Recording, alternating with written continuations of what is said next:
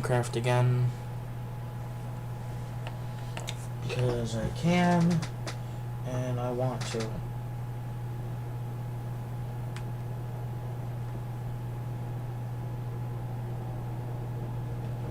And just make sure I have the stream up here as well, so I know it doesn't fall apart.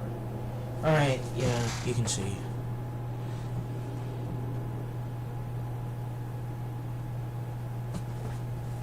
Yep, you can see. Alright. What I'm gonna start is getting lava, because I need lava to make enough tools to make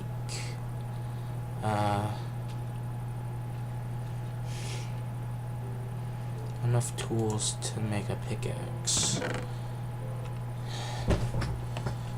Just like any other pickaxe. Of course, I gotta wait for the world to load before I get started on just an iron pickaxe. I just want to get an iron pickaxe with a fortifier on it.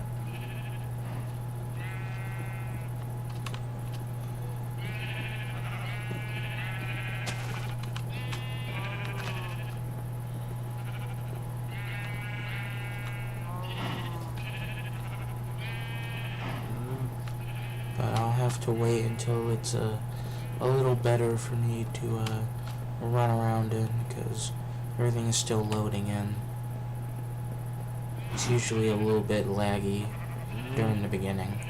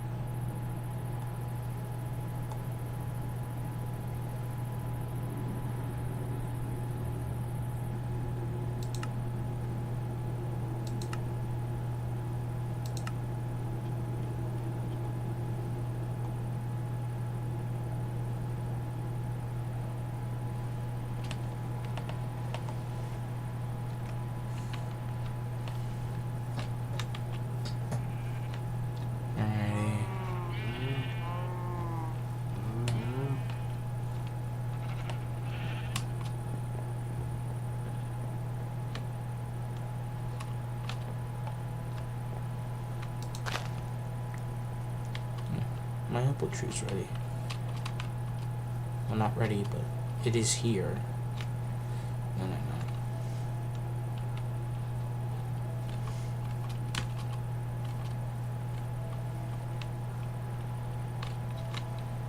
Alright, that's somewhat looking good. This mountain is kind of in the way of this shot.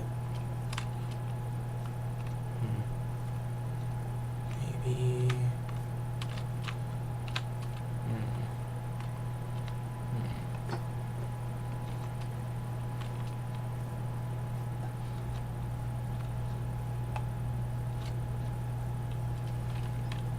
Just taking a peek around my place.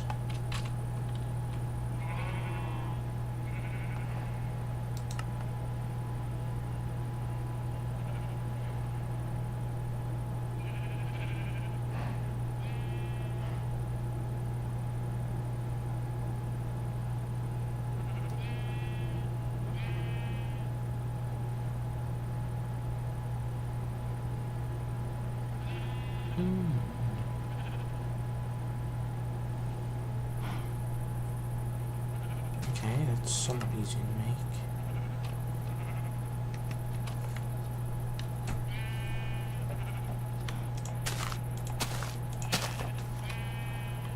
Hopefully one of these times I'll get a magic bean. Though it may, I don't know. I should probably put it above, like, a thing of water. Like, here, maybe. Goes all the way up. And, yeah. Alright. Alright, lava. I gotta get lava. And figure out how to get an infinite amount of lava. I'm sure that's a thing somewhere in here. Because I can make a cobblestone generator. And then I could put that in the thing. Again, I kind of need to. Yeah, I got pickaxes, I got sharpening kits. I got everything I really need.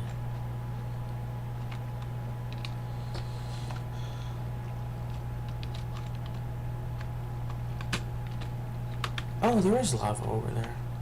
Just right over there? Alright, I guess that's a thing of lava. Is it a pool? No, it's just one. I need a pool of lava, though. That's what the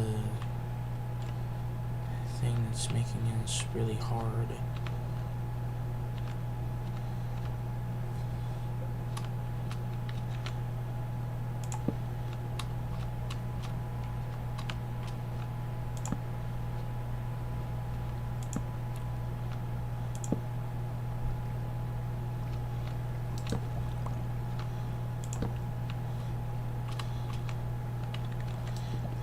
Damn these things.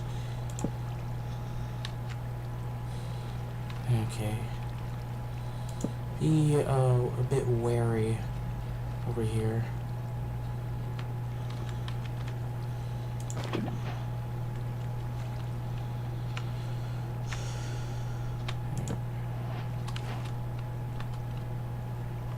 Right, a lot of things just happened.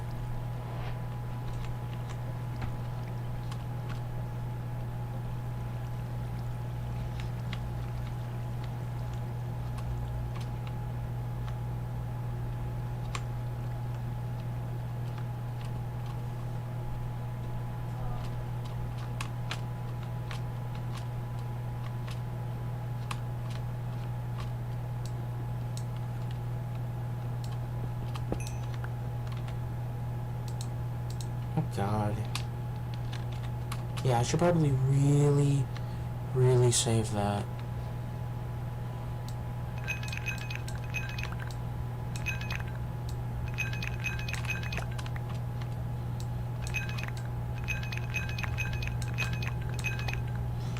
I should probably have this on.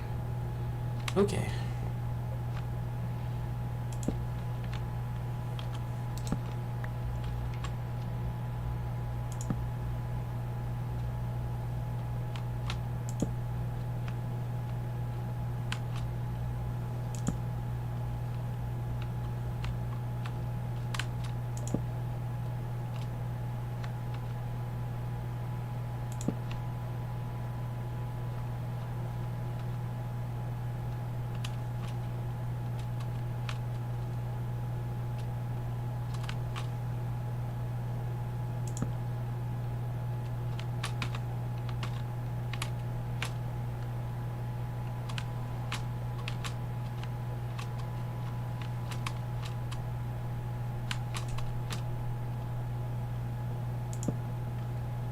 Alright, there we go. Oh, wait.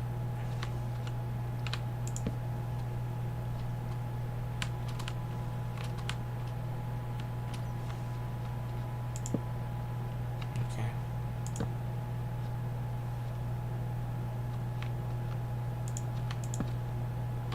Okay, I could just be there, I guess.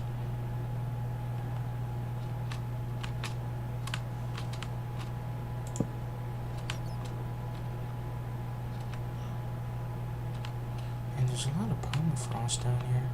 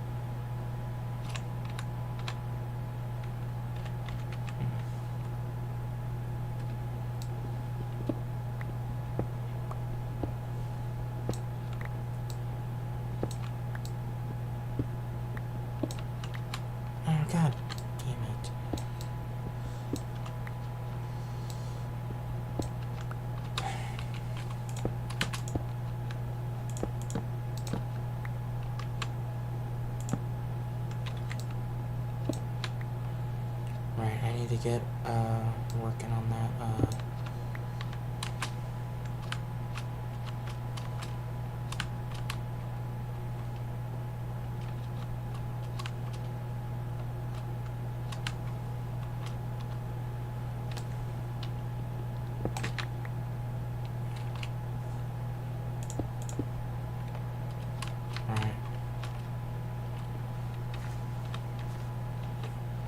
Alright, that's 1 of 4 I need.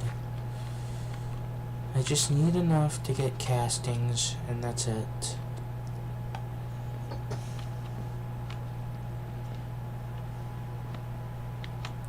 That wouldn't have been good.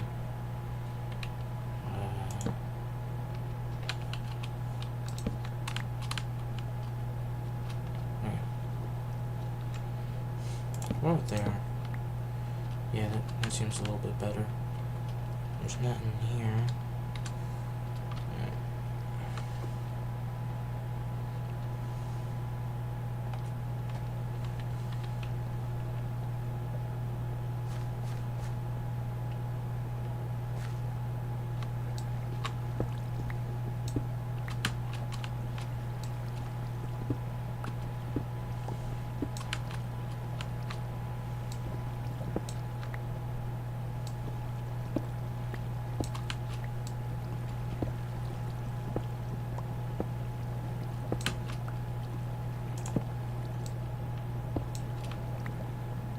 God damn it.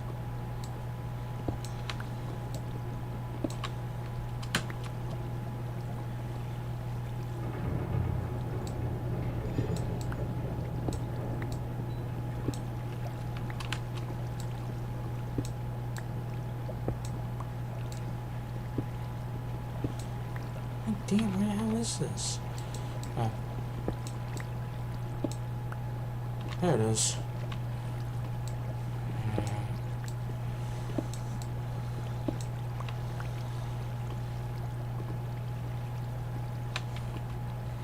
I kind of don't need that to be right there, though.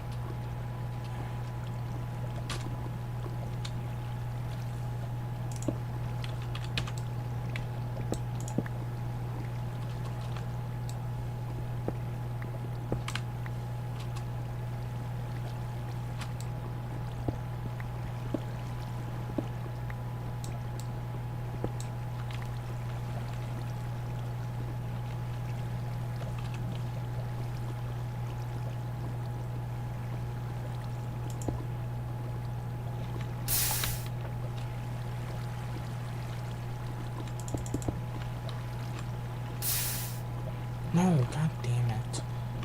God damn this piece of shit water.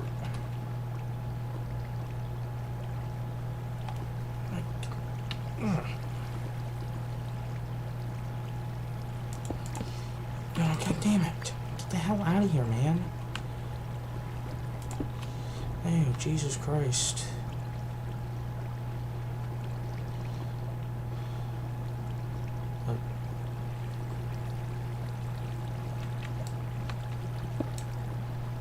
What the hell? Okay.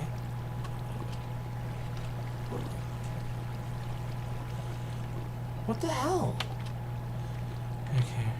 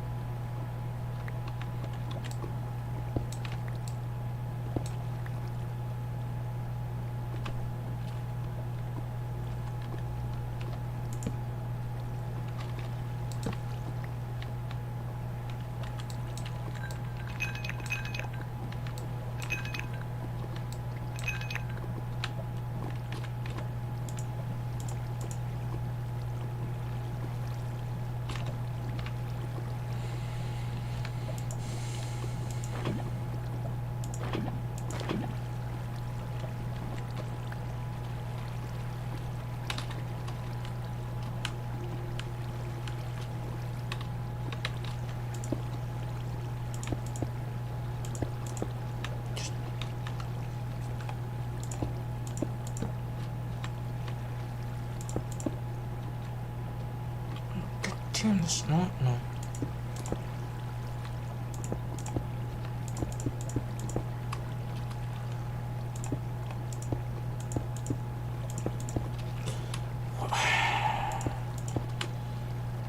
Jesus Christ.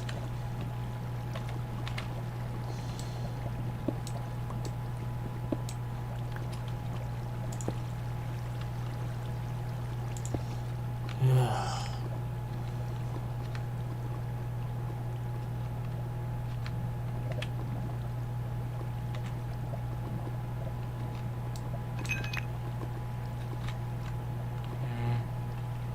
Everything there is kind of out of reach for the moment. Righty. Well, I got what I need.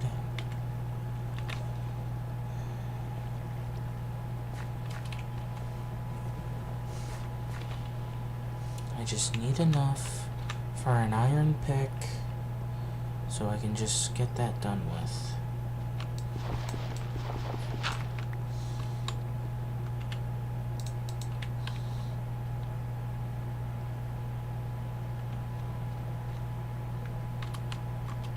I think I covered it. I'm not too sure.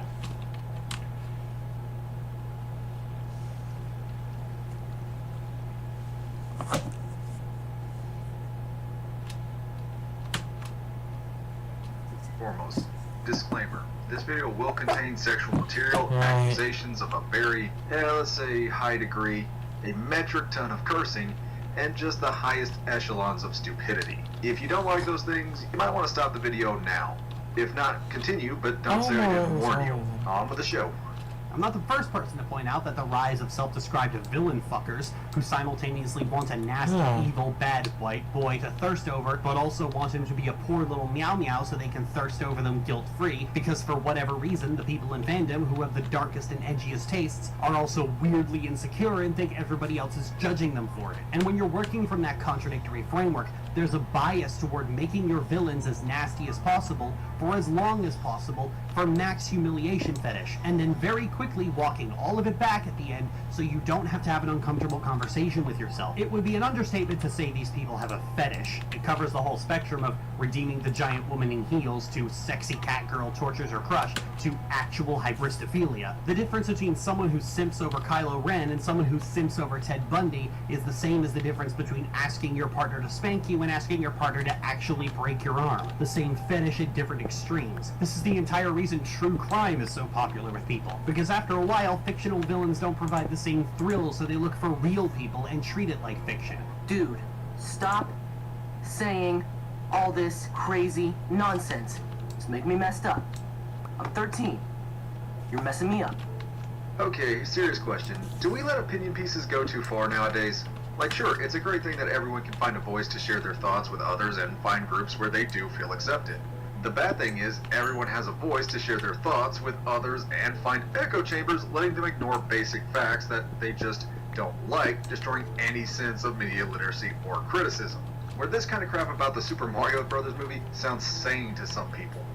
Here's why. Because what they are doing is they're trying to brainwash society to think that that's how women are supposed to be. And this is dangerous because then we have women who go out there who think they're men and they wind up getting hurt, they wind up getting raped, they wind up getting... Because this is... Who's going to consume this content? Well, young kids, right? It's a cartoon. Adults, unless you're a loser, you're probably not going to want to watch that, right? So, unless you're watching with your kids. But the reality is, this has actual ramifications on society. Young women see stuff like this. This like badass bitch make her... Probably not the dumbest thing you're going to hear in this video. Yeah, that is like a pretty good chunk of dumb. people online aren't trying to share their opinions for works of art, but make works of art try to fit their opinions. Possibly worse, they're just making edgelord clickbait with some conspiracy angle for low-effort crap just for the views with little to no research. It was just a little while back the New York Times was drawing controversy for writing an article concluding that Taylor Swift was in the closet based on clues hidden in her songs and other vague assumptions about her life. Or how about the recent ass of Rogue from the X-Men having disappeared during the X-Men 97 trailer? This was in response to a 2-second clip of Rogue not having a wedgie in the new trailer for the X-Men 97 show. Not this clip I'm showing you, because that's actually from the 90 show. It's actually this one, except no it's not. I got this from a video from Pillar of Garbage. It's actually this one. That's the real actual shot people got offended by. A bunch of people on the internet just gaslit people into thinking every shot of Rogue was a money shot just so they could say something was taken from them. This is why media literacy matters, as just saying something and getting a reaction from people isn't the same thing as justified anger or honest reporting on something. That's why today I want to talk about somebody who's maintained a large following despite making every group they've ever come into contact with angry for all the wrong reasons. This being Lily Orchard. Let's get into some of their backstories and controversies they started.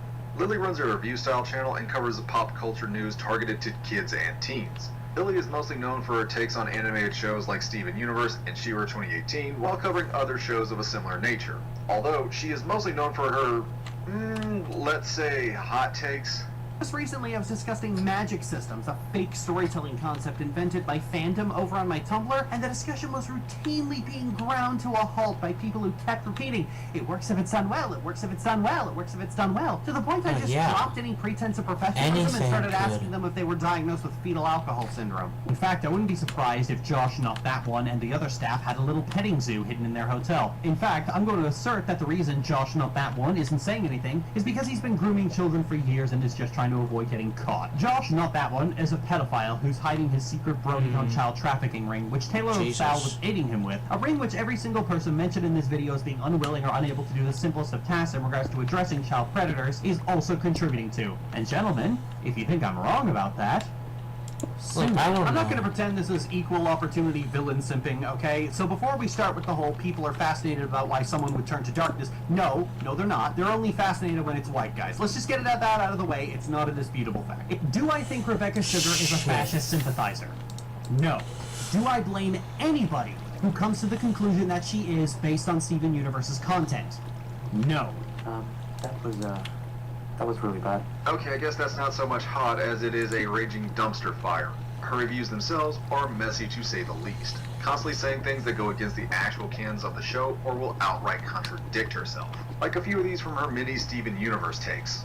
Lily saying Steven has mind control powers. Magically gets all of his powers back and fights Spinel while singing a youth pastor song about faith. And of all of his powers he's gotten back, one of them is his mother's ability to implant unconscious suggestion in people. If you've wondered how Steven can have so much success with talking the monster down, one of his mother's powers is literally mind control. And the mind control works. As Spinel breaks down into tears, the space penis explodes, Steven declares that there's no such thing as a happily ever after. Steven doesn't have mind control powers. In the clip she uses, Steven himself seems to be surprised they stopped. And they had been fighting for a while until that point. And he never once used any kind of mind control powers. At most, he has some Freddy Krueger dream powers, but he must be asleep to use them, based on a few episodes where he actually goes into people's dreams and sometimes switches bodies with them. But again, he has to be asleep to do this. Lily says Steven is a personality of Pink Diamond, who is his mother. Jump the gun. Spinelli used to be a playmate for Pink Diamond until Pink got bored of her and ordered her to stay there and not move a muscle while she ran off to go play with her new slave. And Pink Diamond has done some fucked up shit throughout her 3 identities in this show, but I think this one's the most brazenly sadistic. He isn't, and he actually yells this at the camera as the big payoff of the finale for the original series. These worthless gems weren't enough, were they? See how you surround yourself with lower life forms? You've smothered yourself in them. It feels good, doesn't it, Pink? Dulling your power, hiding your face, blaming everything on someone else.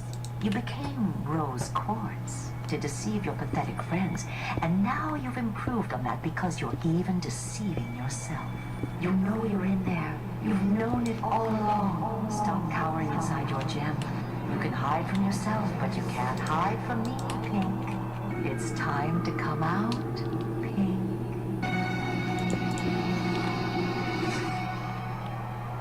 What is this? Where is Pink? She's gone. What did you say? Answer me! She's gone!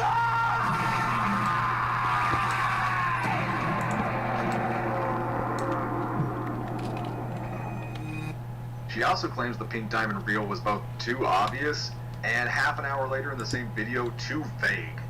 Not seeing the contradiction of something being both too obvious to everyone, but at the same time too vague to have been planned by the writers. The big twist of the show is that Rose is Pink Diamond, but that twist was guessed by the fandom the moment Pink Diamond's name was first mentioned. And I said at the time that the Rose is Pink Diamond theory was without a doubt the worst possible way to end that entire arc, which meant Sugar was definitely going to do it. So, the Pink Diamond arc. No. This has got to be the most erratically written story arc in the entire series, and seemingly came right out of nowhere as a bomb to drop onto everything. Sugar clearly imagined this being a shocking twist that completely blindsided everyone and changed the entire dynamic of the series. And it did, but not in the way Sugar intended. Okay, so was she obviously going to do it, or did it just come out of nowhere and strike everybody as surprising? Because it can't be both of those things at the same time, unless you're just throwing words around, which Lily does have a tendency to do. She also has a bad tendency to take things extremely personally with creators and writers of stories she doesn't like. Lily has a weird hate boner for Rebecca Sugar, the creator of Steven Universe. Lily accuses her of some pretty outrageous things over basically nothing, saying Sugar was a pedophile or sympathizing with him for characters like Kevin. Your whole 2 kids in a beautiful trench coat routine won't fool me this time, so don't even try it. I know you want to be close, but this is a little clingy. Kevin is literally hitting on 2 kids, and is aware of that fact. The episode portrays him as a bog-standard creep that literally every woman on the planet has met at least once in their lives. Oh my Kevin's God, disturbing I'm behavior so was a lot fucking deeper than dumb. that, and none of the writers notice or seem to Oh my care. God, And I'm not surprised that's the case. Okay, so the clip she just used is from an episode called Beach City Drift. And you might notice during the middle of this, they seem to be in 2 different cars. That's because they're in the middle of a race where he is actually repeatedly insulting the character Stefani. I get it. I have that effect on people. It's cute. But aren't I a little old for you? You know, this mountain pass has some really beautiful views. Shame you'll only be seeing my taillights the whole time. You wish. Feel like giving up yet? Ugh! Why do you have to be such a jerk all the time? The truth is, I don't mean to be this way. I just lash out because of my little brother. He's sick. About that. Been sick all our lives. Sometimes Yeah, you don't just say that to someone. The truth is, unless no, it's just I like, act real yep, cool. that's Never let it, anyone that's see the my thingy. pain. Then maybe the pain will go away. Maybe I can take his pain away too. Hey, who left this bowl of onions here? Kevin, I had no idea. Dude, I don't even have a brother. I'm like this because I think it's funny. Wow. What a hole. Okay, so he's clearly not trying to flirt with her, he's just actually saying mean things to get into her head and mess her up on purpose so that he can win. This is actually the lesson of the episode, because at the end of it, when Stefani actually starts to ignore him, he's the one now getting upset, showing that, hey, maybe if people are trying to antagonize you, you should just ignore them. If you think that was kind of a stretch or bad, she also said it would be okay if people want to call Rebecca Sugar, the Jewish cartoon creator, was a fascist sympathizer. Or I guess she didn't think that she was a fascist sympathizer. She just said it would be okay if other people called her a fascist sympathizer. Which is kind of a distinction with no difference. Let's get down to the bare bones of this, since I know this is what everyone is going to be quote mining. Do I think Rebecca Sugar is a fascist sympathizer? No. Do I blame anybody who comes to the conclusion that she is based on Steven Universe's content? No. Now she would kind of walk this back in the video from 2023 called Was I Wrong About Steven Universe?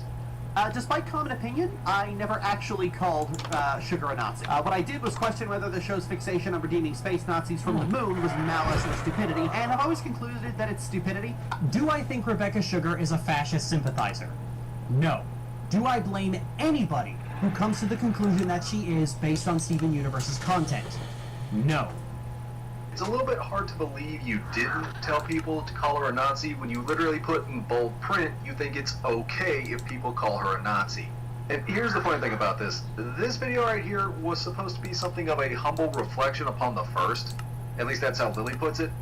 I still think the show is pretty bad. but it's bad in fascinating ways that I could spend so much time going through. But I am going to take this segment to talk about things from the old video that I would gouge out with a rusty spoon if I could. For one, the tone. The video is very aggressive and personal, and some get the indication I think sugar killed my family or something. Funnily enough, people blame this on like some kind of Machiavellian agenda. This actually wasn't unique to this video. Most of the videos I made in 2017 and 2018 were quite angry. This is just the only one most of you have seen. I was being severely abused by my partner at the time, and it made me an unpleasant person to be around. No excuse for that. I wasn't in a good place mentally, and I'm in a better place mentally now, and I'm with someone else who makes me very happy. While I don't think Sugar is a talented creator, I would apologize for the sheer barrage of personal attacks if I could. I was taking out my anger at many other things onto this project that I'd been working on for a while, and like I said, every video was like this. I was just taking out my anger on everything else, and that was obscenely wrong of me. Not gonna sugarcoat it, obscenely wrong. For two, Stevonnie. I was way too harsh on Stevonnie. At the time, Steven Universe was the only place you could get NB rep in animation, and the fact that it sucked certainly didn't help. The problem here was she had made multiple videos claiming the same thing spread out over the years, including this one where Rebecca is still a pedo, a racist. The Diamonds beg him not to go, in a scene I'm sure was shot directly from Rebecca Sugar's own fantasies. I feel it's worth pointing this out whenever, like, harem anime shit is happening, but Rebecca Sugar is, boring. It's just a mess. Oh, that guy's racist. That guy's stupid. Okay. Welcome back to more absolutely messy Reddit stories. These ones are, as usual, pretty wild. And today my guests are Courtney and Trevor from the Mythical Kitchen. Hello, hi. So glad you're here, dude. Us three have done Am I the Asshole before, but on Twitch. Oh shit, Yeah. way back, the OG. I just like walked in. It wasn't like planned or That's anything. right. I think I was actually probably supposed to be working, and then I joined your chat, and I was like, "Hi guys," and you're like, "Come over." You're probably supposed to be working right now. Over Yeah, there, whatever. well, you were great then. I think it's gonna be great now. I'm excited. You're a Redditor. Whoa, pause. You're a Redditor. I'm a Redditor, so it's fine. It's okay. Do you scroll? Do you ever visit Am I the Asshole in these types of subreddits? I actually don't go on Reddit. You don't go on Reddit. I really am not, like, I never scroll on Reddit. I tried to, like, really get off of the internet. That's awesome. Other than, like, a professional standpoint, like... That's awesome. Yeah, so Reddit definitely, like, I was just reading it and I was like, this is not doing anything good to me. Like, my brain is just melting my brain I to feel a like puddle. most Redditors would be like, yeah, for sure. I Yeah. agree. Awesome. All right, well, let's hop into our first story here. This comes from the subreddit Petty Revenge, which is always solid. Those are always fun. I, 26-year-old male, unionize with my dogs against my boyfriend, a 30-year-old man. Okay. I was told to post here There we from go. Am I the Asshole? Background, Six. my boyfriend, E, and I have been together for 4 years. Whenever I would come over when we were dating, Can I his just apartment throw was this in messy, there? but it was blamed on his roommates. I'm very cognizant that I am particular in cleanliness, so I thought it just wasn't clean enough to my standards. So I moved in with him 3 years ago and adopted 2 dogs together. I quickly realized we do not have the same view on what clean is. No. We have communicated about it and he has made a lot of progress. But he consistently How does much one is thing. just Stuffs his raw colored gold? striped socks into the couch. I have told him that I have had to chase the dogs around because they find them in the couch. He thought it was funny. Over the last few weeks, I have bought multiple cloth dog toys resembling the socks and trained my dogs to play tug of war with them. They will now dive for them whenever he's laying on the couch and places them on the ground to pick up okay. later. I also So, cannot stop him alright, from yeah. playing with the socks. Each whole block He came home is yesterday and just found his favorite pair of his socks two. decimated all over the living room and was furious that I didn't stop them. I told him they were the socks he stuffed in the couch yesterday and he should have put them in the hamper. He stormed off to his office and is not talking to me. Am I the asshole? Edit, my dogs do not ingest the socks. They use it as a tug of war object. Using this example, when the pair individually ripped in half, they were no longer interested in it. Uses. Pretty clever. Okay, so it does all of its stuff. Hilarious. It's definitely funny. That's so silly too. Does gold and also to expect do your anything? partner to Okay, no, support gold your doesn't. bad habit. by like, so say I I'm don't think stuffing they- socks in the couch, and then my No, partner they do. doesn't stop the Gold dog and from ripping silver up make the socks. electron. Like that's not their fault. That's not. Right. Yeah, that's what's interesting. I love how Oh, they redstone and glowstone. I know. Alright, so I it know doesn't what's matter. happening here. Yeah, I'm probably having do a it really after. hard time wrapping my head around someone who stuffs socks in a couch and won't pick them up. Yeah, where do they go? It seems like- like a lot of effort. Like, Yeah. like I get like you just put them on the ground, Yeah. or even threw them under the couch, but Yeah. but even that, I don't know. Like, and it was his favorite pair of socks. I'm like, when do you wash them and rewear them? Yeah. Like, does he stuff them and then maybe picks them back up? And he's Yeah. Like, he's like Yeah. ready for work, socks, Yeah. and then like Yeah. And so OP trained the dogs to rip up the socks. yes, Genius. which is Yeah. pretty genius. Oh, I got you the should red just stuff. never tell the boyfriend that I you mean, did that. under. Yeah. Sounds like Keep maybe. that a secret from him. Yeah. Yeah. So I can I make think the this is rifts funny. now. You know, I'm curious what people. Let's see what the comments are. Until it actually inconveniences him, he will not learn. Good for you on working on training him. I just need Not the 4 asshole. Your golden boyfriend is a baby. ingots. Why the F would you stuff your socks into the couch?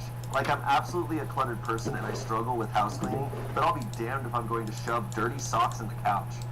Someone else said, just remember, OP, give him a small treat and use a clicker every time he puts them up. After a few weeks, he won't even need a treat anymore and will be happy just hearing the noise. Dude, better be solid gold other than this one quirk though, darling. You really don't want to spend the next 50 years of your life having the same argument in different flavors. That's a good point. Yeah. If that's the one thing, it's kind of like, but I feel like that's pretty reflective on probably. It's also a weird hill to die on. Let me socks into the couch. Yeah. Let me do this. I don't, like, I get it, like, you're watching TV on the couch, you're chilling, you're like, ooh, I kind of want to take my socks off, but I don't want to, like, get up and go all the way to the bedroom. You Yeah. take them off, you throw them on the ground, I don't know, you stuff them in between the cushions, but, like, what person doesn't just, like, oh, okay, time to go to my bedroom, get ready for bed, pick the Gotta get socks to up, this. and then take them there, or, like, Yeah, I totally get throwing stuff on the Whole ground and if thing. you're busy, like not picking that up for a day or two. Yeah. Like people, I feel like a lot of people do that, but it's the effort. There's Yeah, effort in it's a that. very childish It's not thing. lazy. Yeah. He's doing more work. And he's lucky that the dogs don't ingest the socks. Growing up, I had a dog that if they found socks, they would eat the sock, and God. they would pass the sock. I And don't there wanna would get be a too movie close. block in the backyard. Oh my god. It's Holy crazy. crap. So they're lucky that could put a dog's health in jeopardy, and they're lucky that it hasn't yet. Yeah, I'm Yeah, also there's a a whole believer bunch of of like these in a things. relationship, like I'm just having go- similar I'm trying to find it. I is, can't like, find it. Like if two people who are like Oh, both love to you're stuff socks in the there. couch, then it's great. Like that'll work out. But if people have very differing views on cleanliness, I'm a personal believer of just like that's gonna come to a head at some point. Yeah, OP already made compromise when they moved in because they already knew like, oh, my standard of cleaning is different, and they compromised living with this person. It's such a small boundary to set. Yeah, because he could stuff socks maybe if he had his own personal space. Like, but it's the living room couch. That's like a Yeah. nuisance. I don't want to get too close. I don't want to end up funny, in like Very nonetheless. funny. The Unionize with your Thunderdome. dogs. Yeah. Guys, unionize with your dogs. Okay, this one's gonna be interesting. okay. Am I the asshole for telling my wife she shouldn't attend a family wedding if I'm not invited? Last weekend, my wife received an invitation to her eldest Shit. sister's wedding. The invitation states that she and our 3 children are invited with no mention of me. 4 seats have been reserved in honor of wife, child, and child. I was insulted and thought my wife would agree that that is rude, but after she spoke to her mother to clarify if I really wasn't invited, she said she is still planning to attend. I said it wouldn't be fair for her to go without me and that I don't give consent for my children to go without their father. She said I'm being unreasonable as her nieces and nephews will be there and it's a big family event. My argument is that if it's so important the whole family attends, then I should be invited. If not, then it can't be that important and she shouldn't go. Who's the asshole here? Okay, there. So the verdict is Wait, okay. So why wasn't he invited? we don't know. He just wasn't invited. Okay. That's all we know that the wife and 3 children were invited, but not the dad, and he's pissed about it. And he's saying none of you should go if I'm not invited. The verdict, though, is asshole. There's an edit here. Okay, I get it. I'm in the wrong. I'll let my kids go. Everyone can stop hounding me about old mistakes that I've already thoroughly repented for. Whoa! Repented. I have repented. I have gone to hell and back. What? Okay, so hold on. I guess OP. I'm just making sure I don't end up in the fucking We Thunderdome. got all the context we need from it. So, a commenter, info. So why weren't you invited? OP. My friendship with my in-laws has been strained over the years, and they don't make an effort to include me or visit us anymore. Commenter. Why is it strained? OP. They felt they had a say in the future of my marriage when me and my wife hit a rough patch almost 10 years ago. I thought we put it all behind us. Then in 2020, they all cut me out after a disagreement. Commenter, what sort of rough patch? Were they supporting her in an unsafe or unhealthy situation? OP, nothing like that. There was an issue of chronic infidelity on my part that we have dealt with as a couple and moved forward from. Around that time, they also decided they didn't like an arrangement my wife and I had, which is that she worked for my company off the books. My business now makes enough to pay her a salary, so that's not an issue anymore, but things were difficult when trying to get the business off the ground. Edited to add, since everyone is grabbing at straws, the infidelity was almost 10 years ago, and my wife and I got past it and went on to have our youngest 2 children. And until recently, the family had been fine to keep things amicable. Commenter. Info, what was the disagreement? Was it related to your past unfaithfulness? OP, no it wasn't. It was related to me calling out my wife's younger sister for causing drama in the family. Admittedly, it got out of hand on both sides, but before I had a chance to apologize, the whole family had blocked my number and told my wife to keep things separate going forward. They forced her to act like a single mother, having to split holidays and Christmases with the kids between me and her family, rather than just swallow their pride and choose unity. Look, I'm firmly a believer that almost every Reddit story is missing a lot of information. And it's still missing it, because I'm expecting the commenter to be like, info, what was the drama that the game stirred up? So I lit their house on fire. Okay, I just feel like it's this guy. I don't like off the bat that he went and he posted this, leaving out so much information just on purpose, just try to make his wife look bad and just get a bunch of people on the internet to be like, yeah, man, you got f***ed over, when he absolutely knew the reasons.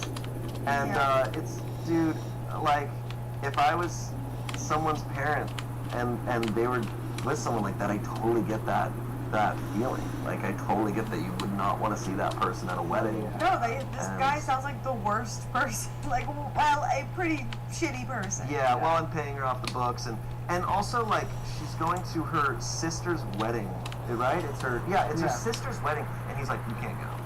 Yeah. I declare that you and the children can't go. It's like, dude, like, why? Because of some things that I did. because of some random stuff. Yeah, okay. Chronic infidelity is Not a new chronic. term. Chronic. He's got the chronic. He's chronic infidelity. He can't control it. It just happens. It's an invisible illness. He used the word chronic, which is the funniest thing. He could have just said infidelity. He did say chronic infidelity, and he said, no, it was in the past, it's done. But I have chronic infidelity. Also, making his wife work free labor. Yeah, no, he's lucky the government doesn't find out about that shit. No, it's just like, I got chronic back pain and infidelity. God damn. Yeah. I've made many errors in my life, but my wife is now making this one thing that isn't even an error, it's just I don't like it. Yeah, it's almost, this is going to be an interesting thing to just be here now. But reveals in the comments that they left out tons of super important information. I'm like, you're the asshole. Yeah. Like, I'm sorry. God, it's so windy up here, Here though. on Reddit, we're doing that. Like, if you're gonna go on Reddit and do the Reddit thing, then you need to. Yeah, man, it's anonymous. Like, he's doing this for self-therapy. Yeah. To make himself feel justified. I mean, yeah, he knows why he's not invited. but he wants to live in a fantasy and in denial and have a bunch. He wants to have thousands of people tell him, "No, man, you're good." But Reddit's pretty good at sussing stuff out a lot of times. This might be not as popular of an opinion, but even aside from all the stuff that got revealed in the comments, if you just take the first story, I still think he's the asshole. Yeah. Because, like, I don't know, for me, even if someone, for whatever reason, even if I didn't do anything, but, like, my partner was like, hey, I got invited to this wedding, this family wedding, you weren't invited, like, that's not my choice. Right. Like, that's their day, that's their It's just wedding, their for day. whatever 100%. reason it is, like, that's okay. Like, I'm fine. If that's important to you, you should go. Like, obviously, like, I might want to know why I wasn't invited, but it's not my choice. And Yeah, so, clearly like, this guy knew. Also, if he's talking about unity, like, he hasn't. He probably most likely has not genuinely apologized and, like, done the No, work to yeah. fix this. Her family does not think so. Yeah. But if he really is like, they should choose unity, he's actively choosing to have the divide split further. Yeah, But no. we'll get the kids involved and they can't see your family. Chronic infidelity, chronic asshole. Yeah. All right, let's move on. Am I the asshole for taking the longer route to spend more time with her? Okay. Interesting. I hate, okay, so pause. It's funny, in these stories, I feel like the ones that have the most innocent titles ever always have the most messed up shit in them. It's like, am I the asshole for taking the longer ride? It's like, that sounds so innocent, and it's just going to be the most sociopathic, like, activity. Yeah, let's go. All right, let's see it. All right, so you already think this person's an asshole. Am I the asshole for taking the longer route? Absolutely. No, you need to say some fucked up shit in the title. Okay, here we go. I, a 19-year-old male, work a full-time job in the tech industry. My role is 100% remote, so I rarely have a reason to go outside. However, after recording data on my personal life, I concluded that my social life was in a poor state. As a result, I decided to pursue hobbies that would allow me to befriend people my age and meet women. One such hobby led me to connect with a group of physically active young adults. I was instantly taken by a woman, 22 female, Amira, in the group.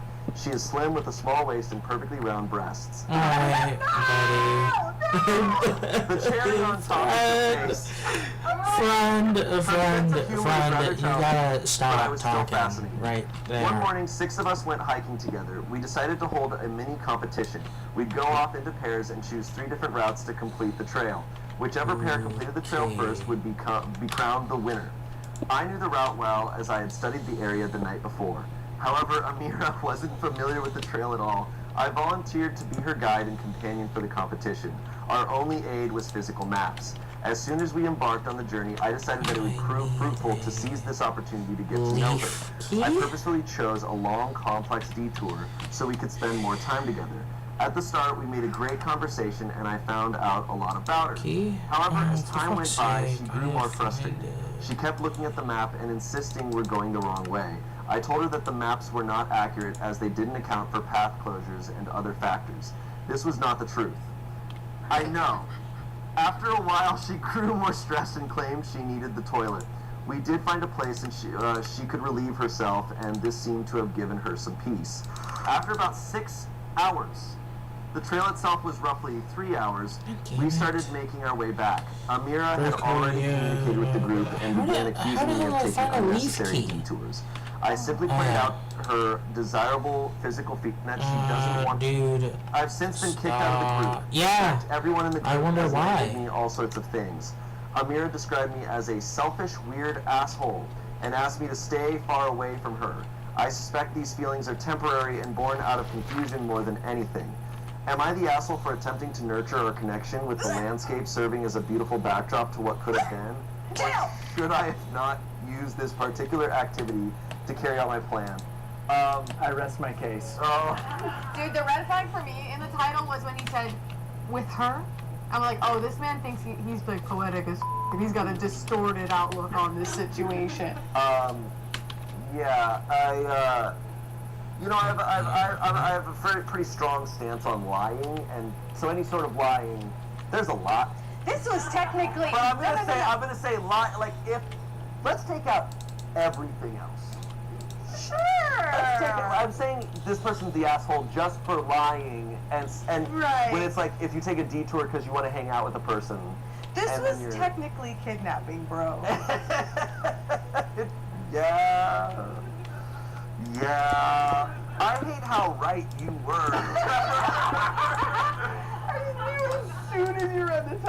like, this is about to be insane. Weird, Yeah, that was insane. sadistic. The descriptions in here. So he got out into the middle of the woods and then described what he liked about her physical features. And how his body His responded body to that. responds. Do you? Oh, so Oh yeah. my god. I do not want to Really has to think be about polished how iron he already. described her to her face, because his descriptions on Reddit are pretty rough. Oh my god. And it's always like you say, when the OP is always trying to tell a story in their best light possible. So we don't really, like, imagine how even worse and even weirder and creepier it was. Like, because the fact that she was right off the bat, like, started accusing him, like, eventually started accusing him of detours and stuff. And, like... And then he lied and was like, no, it's this, and he made her feel, he was trying to gaslight her, and it's like, no, dude, like, oh my god, like, So bad. the verdict is asshole. Here's some comments. You're the asshole, a massive one. You tricked a woman into spending 6+ hours alone in the woods with you while you make her uncomfortable with weird and unwanted advances. In what universe is that a good flirting strategy? Someone else said, you're the asshole so far out of line, you placed your interests above her comfort and enjoyment of the day. You're the asshole. Good God. Just the way you describe her. She is slim with a small waist and perfectly round breasts. Stop right there, bro. I would have felt totally creeped out and probably would have punched you in the throat, LOL. Never do this again. OP responded, I struggle to see the issue with that description. Oh, man. Hello? You struggle to see everything. She's got some You struggle to see yourself in the mirror. I don't know what to tell you. Something I want to add, I don't know, this is also a personal, because I understand, because I've... There are times when you just go out, but there are other times when the Shut up. I've not been in There's other times where you shut the fuck remember up my early and 20s, leave me alone. out in LA, feeling very alone and being like, I was like, meeting friends and dating is really hard in this world. I think if you're going into these dating groups and stuff with the purpose Well, of yeah, like, I I do want to agree with find a person to go on a date with, I think you're off to a bad start. And I'm saying this as, frankly, weirdly as dating advice. If you are feeling alone and wanting to find like a partner, make your top priority meeting friends and go to these and try to meet friends and try to form those connections and be patient with this. If you try to force this, I mean, this is the absolute worst thing that can happen, but like on much more small everyday ways, this can happen. If you're going into these types of things with it is a predatory mindset. It is. I am going in there, I'm trying to find a woman. Well, That's yeah. a bad mindset to be in, and it's going to make you feel more alone because it's not going to work. Try to go in and just form connections. Well, yeah. What's unfortunate is he didn't even realize that he was going in the right direction. He joined these groups. He already was describing all of these young, fit people.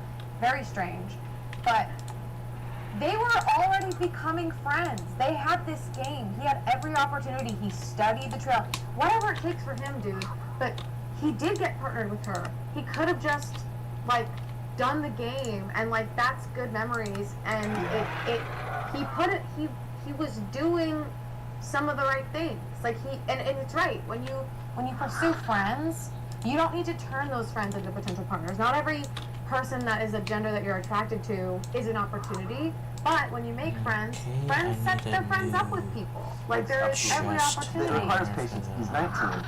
I wish I could go back to when I was 19 and reach out more and go to more groups and try more experiences with the mindset of like, I just want to meet people and just connect with people and trust that it will happen. Like, it will happen.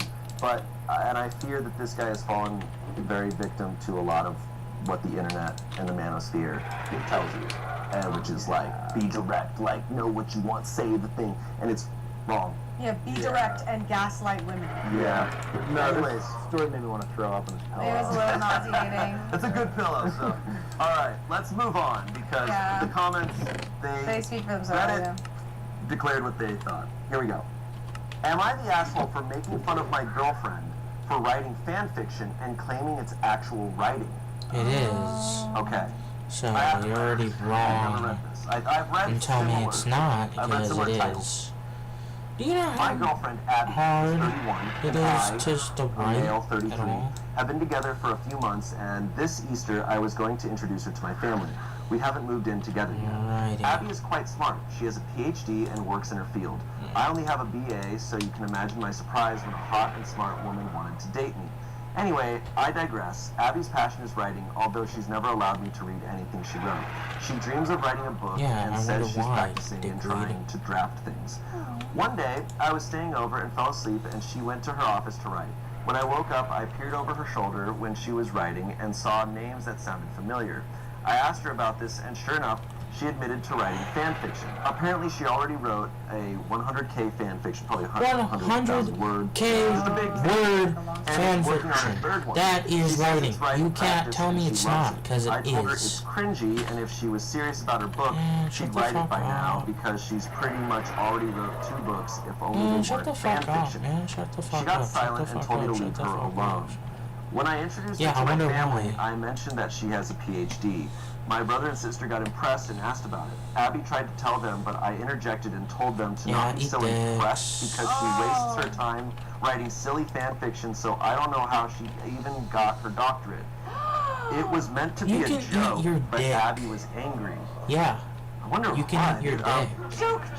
She called me an asshole. She wouldn't talk to me for the rest of the day and asked me to Yeah. drive her home. I tried to come in, but she told me she wanted to be alone and write her fan fiction. I told her she was childish, but left anyway. I haven't heard back from her since then, and I told my sister, and my sister agreed with Abby. I tried to call Yeah, Abby, you're but she texted me dickhead. with asshole and nothing else. Yeah. My sister thinks I owe Abby an apology, but I don't think I did anything wrong, and yet Abby is annoyed. Was I really the asshole here? So I guess this was also posted on Am I the Ex, which is a place for stories where people don't realize they've already been broken up with. Let's see what Yeah. I would, use. if I was around when this guy said this shit, I would point out the true fact that 50 Shades of Grey started off as a Twilight fan fiction. Yeah. And that woman made a bajillion dollars.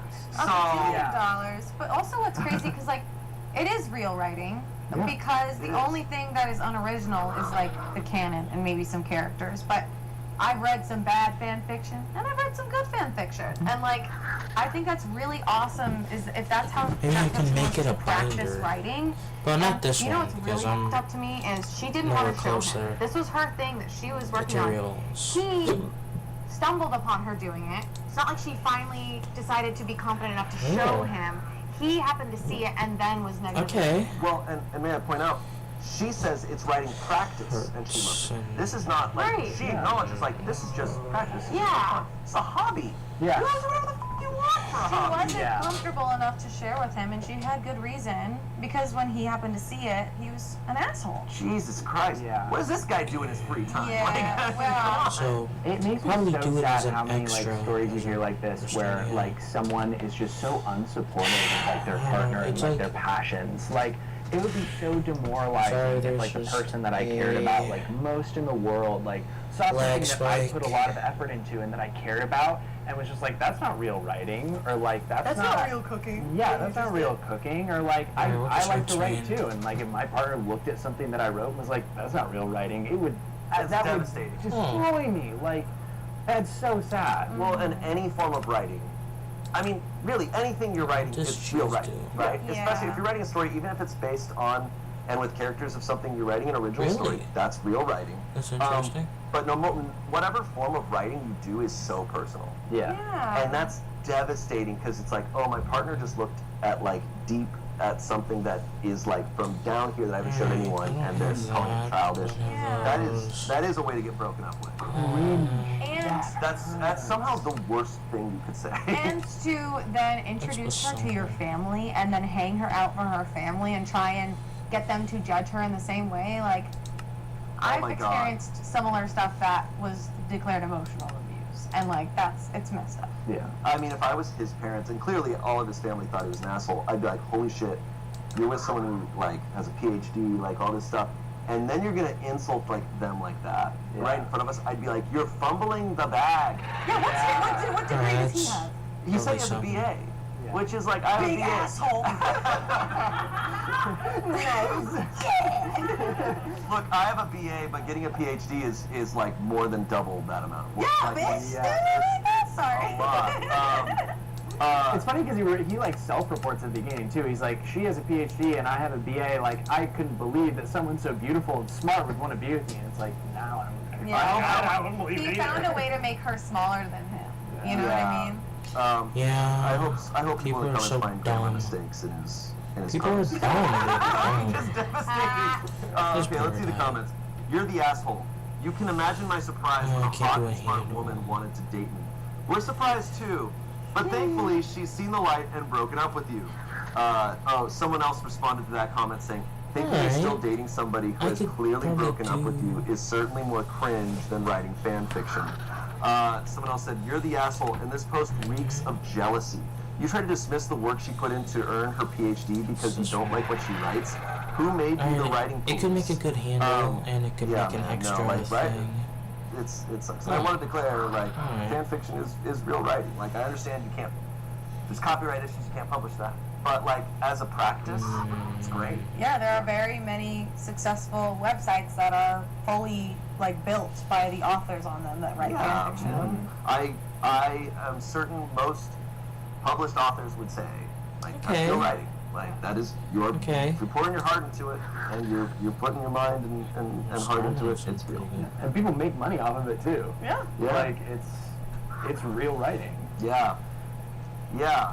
I don't think I No, have that's almost like saying like fan art isn't real art. Like it's just like it's Yeah. no, it's like if you're doing the thing, you're doing the thing. Yeah. Anyways, all right. Next story. Apparently, this story is a fun little flip on the last one. Oh, a little different. Okay, see the other side. So, am I the asshole for telling my boyfriend that his dreams of becoming a successful streamer / content creator isn't going to work out the way he thinks? I'm posting this on a throwaway account because I don't want this drama stuff on my main body mod Hell is centered account. this? If it's not allowed, I Lightning understand. rod. I'm a tattoo artist and piercer. I co-own and run a tattoo / piercing business with a Finally friend, and I have many employees under me. We are Yeah, open shit, 6 yeah. days a week from 1 p.m. to midnight. 4 days are a regular appointment schedule, while the final 2 days of the work week are walk-in days for people who want something faster than usual without having to set up a time. On top of setting up and closing the shop every day, I drive 45 minutes to work and then 45 minutes home each day. I get home past 3 a.m. almost Yeah, I every think, night, like, eat, and then sleep a few would hours. We are help with busy that. constantly throughout the week. I only have 1 day off, and I usually end up spending it cleaning the house, cooking, or doing anything else needed done.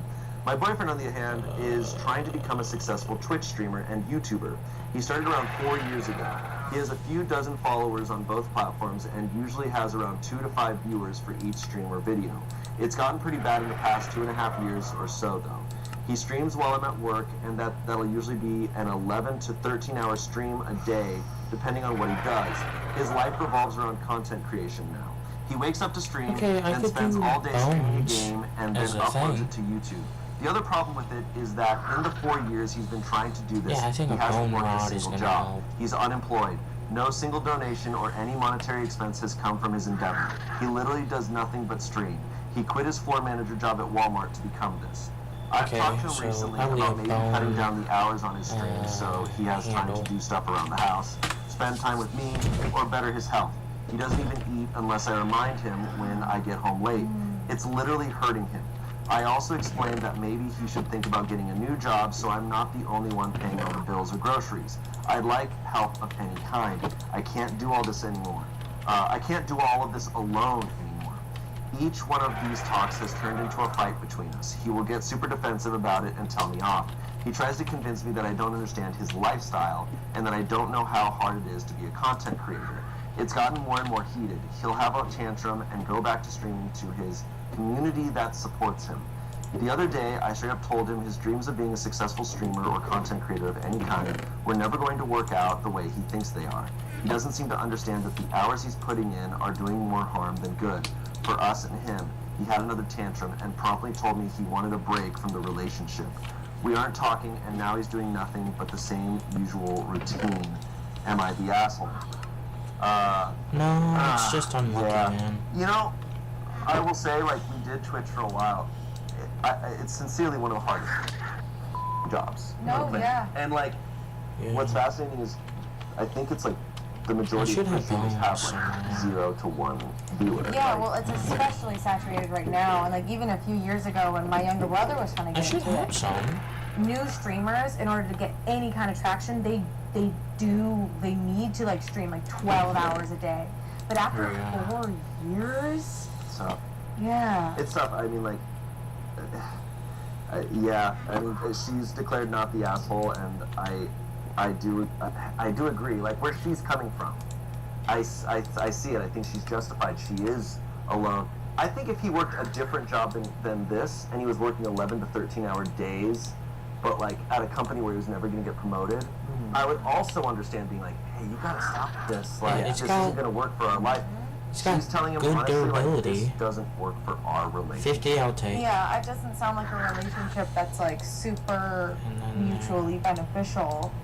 She's 100% binder. supporting him in his dream, and has been for a long time. Yeah. Paying Also for known him, as just helping other. him literally feed himself. Like, I've known people that they forget Could to be eat, 65. to shower, they forget to take care of themselves Maybe do because wood, it's gaming. because and like, I want to make it I like think yes, somewhat gaming is a big element easy to it, but like to sometimes people just are addicted to gaming, restore. and it can be like Yeah, that I think too. wood Yeah, you know, there's not even an probably offer. be And I best. mean, we're not there for their conversation fight, but there's not even an offer of a compromise of like, Oh, I you're wish right, I I'll get a could part-time silent job, wood. I'll stream on these days, and try to like, But I'm and you know, not too sure how it is to a profession, do it. and it's not just sitting there and playing games. Like, you have to think strategy to this. You have to think like, what's Yeah. he doing as far as like trying to market himself and build this out, as opposed Where to just do I filming and uploading. find It's not this? just that. Like, I feel like most people know that now with It's YouTube. so much more than that. Like, you have to put in so much other work, and there's so many different, like, you have to have a There's social a lot- presence, it's you a whole have to have a dimension, whole yeah. backlog of content, and I don't know like, how to get that. yeah, I mean, I know a lot of, like, I have a lot of friends that are Right. Twitch streamers, and they'll have, you know, Probably when I upwards of 400 to am down the 500 average line, viewers, and they still wood work is regular jobs. probably Like, they still, like, the best I like, could will do go for, do, like, a they binder. have a day job that they go and they stream a few Yeah. times a week, It's like, really- after they finish their job, because, like, it's really hard to have your entire income be from that, like to fully Yeah. support yourself. Yeah. Even for streamers that have bigger audiences, it is really hard, and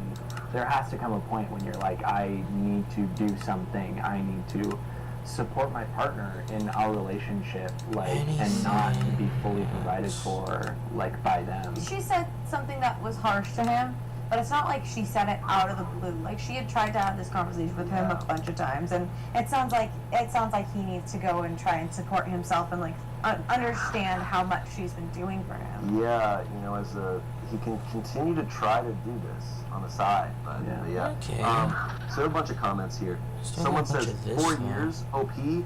Okay, you've been pretty patient. He's had time to lay the groundwork for his streaming career, and it hasn't taken off. So you've been more than understanding. At the minimum, he needs to be taking care of himself and cleaning up the house if he's not going to be able to contribute to the household. Most streamers, until they hit bigger numbers, still have normal jobs and normal daytime routines. In Maybe I fact, could I do just a watched a void video one. from CC Suarez where she explicitly says, do not quit your day job until you can support the lifestyle. Gaming streamers have created a massively diluted market, and unless they have some kind of hook or incredibly entertaining streaming style / personality, it's going to be very hard to break through and find monetary success. Who's the owner of the home? If he wants a relationship break, then he needs to go there do should be his own thing something. elsewhere. Otherwise, I'd start charging him rent, and if he can't pay because of no cash flow, then the hard truth is he'll have to leave. He's acting very selfish, expecting you to carry you both indefinitely. Not the asshole OP. If you guys are doing this relationship break thing, time to set some firm and hard boundaries and expectations. Yeah. She responds, he's not taking care of himself. He seems to think he needs to do this without expecting some sort of toll on himself. He thought he could instantly become successful at it.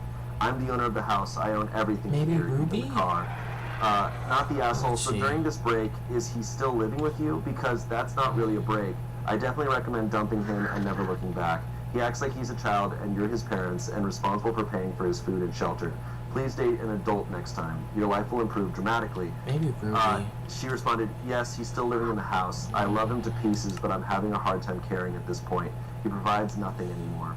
not the asshole. 4 years and still not being able to gain any monetary value from it sounds like a hobby to me. Hobbies don't pay the bills. OP, it's been 4 years of paying bill after bill.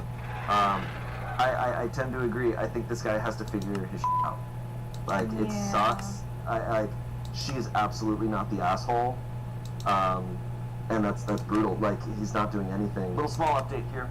Hello, everyone. I have another opportunity to read all the comments. I am astounded at the attention the post has gotten in the past few hours. I feel like I should give some sort of update. I took the general advice that I was given by many of you. I sat my boyfriend down and told him I also wanted a break. We've broken up on mutual agreement. He's going to go his way and I'm going to go mine. He's moving out by the middle of June. So by the time this is out, then I guess they're broken up. It sounds like it's right. It sucks. It sucks. Like, that was his dream, but he has to realize that's not everything. It's also not everything.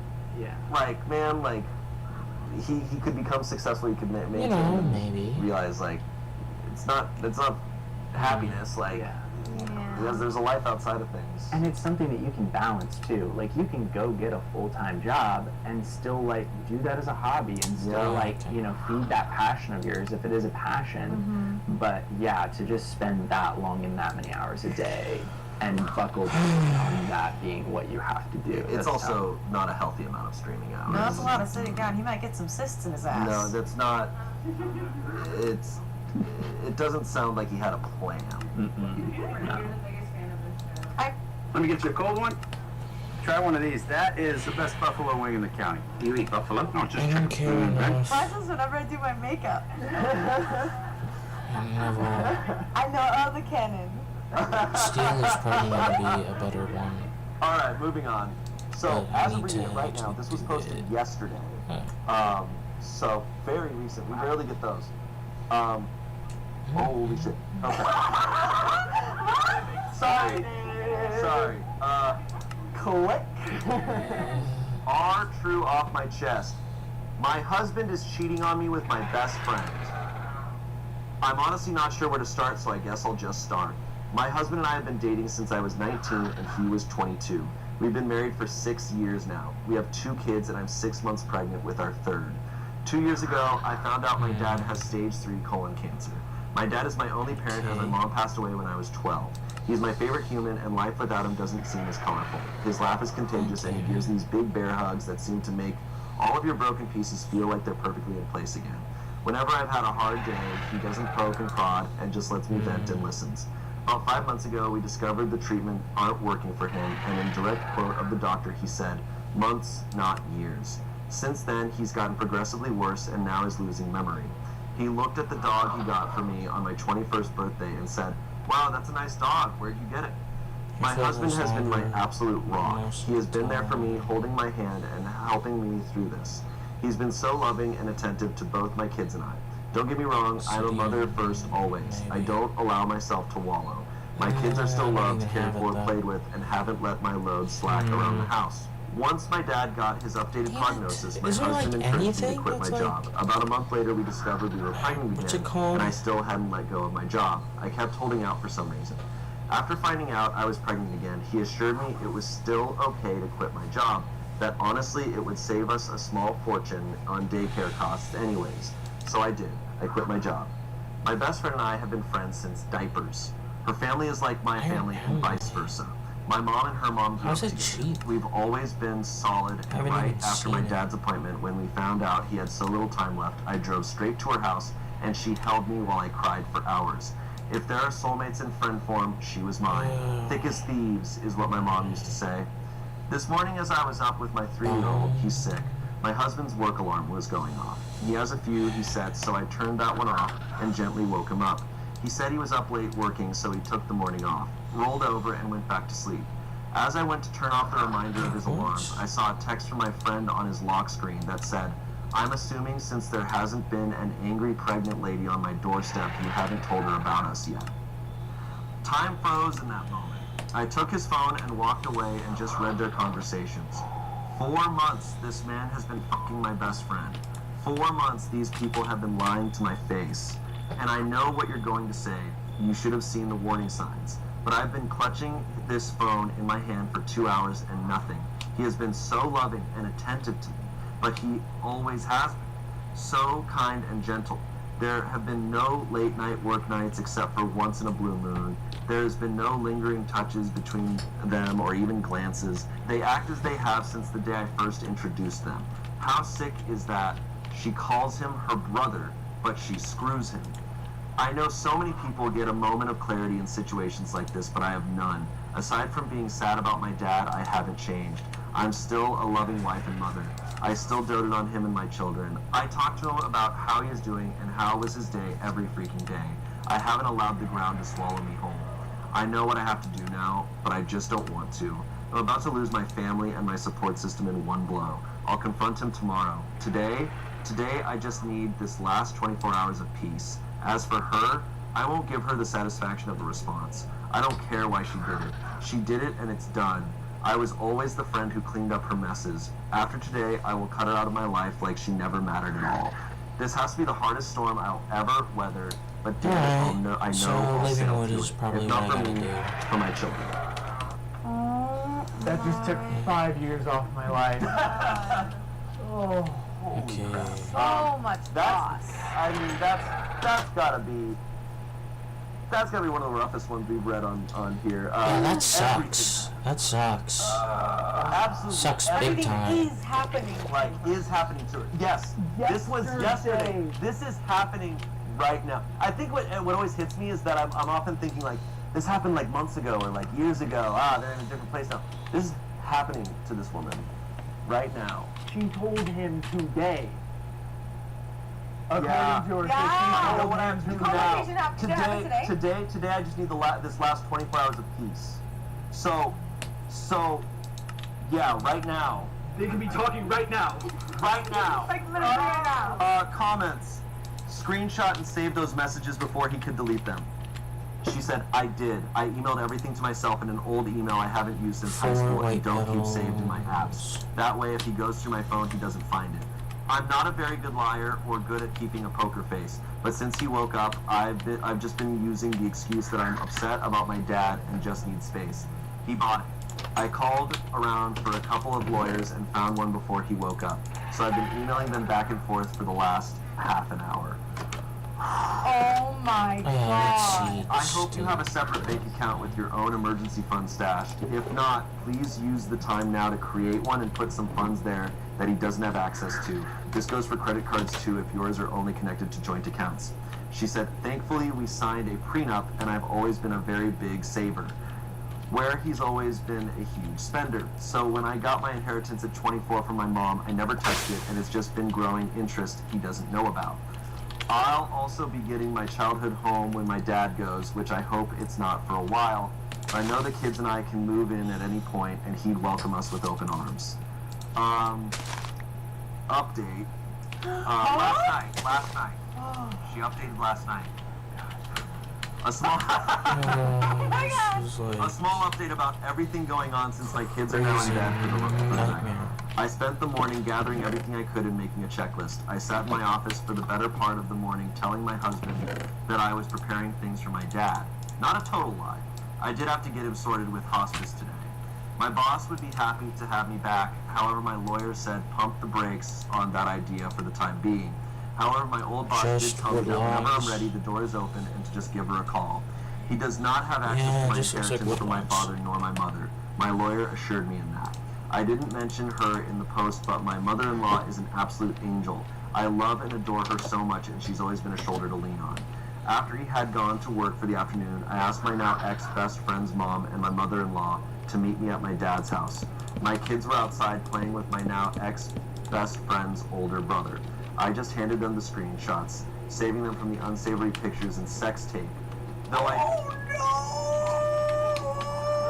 Though I did tell them it existed.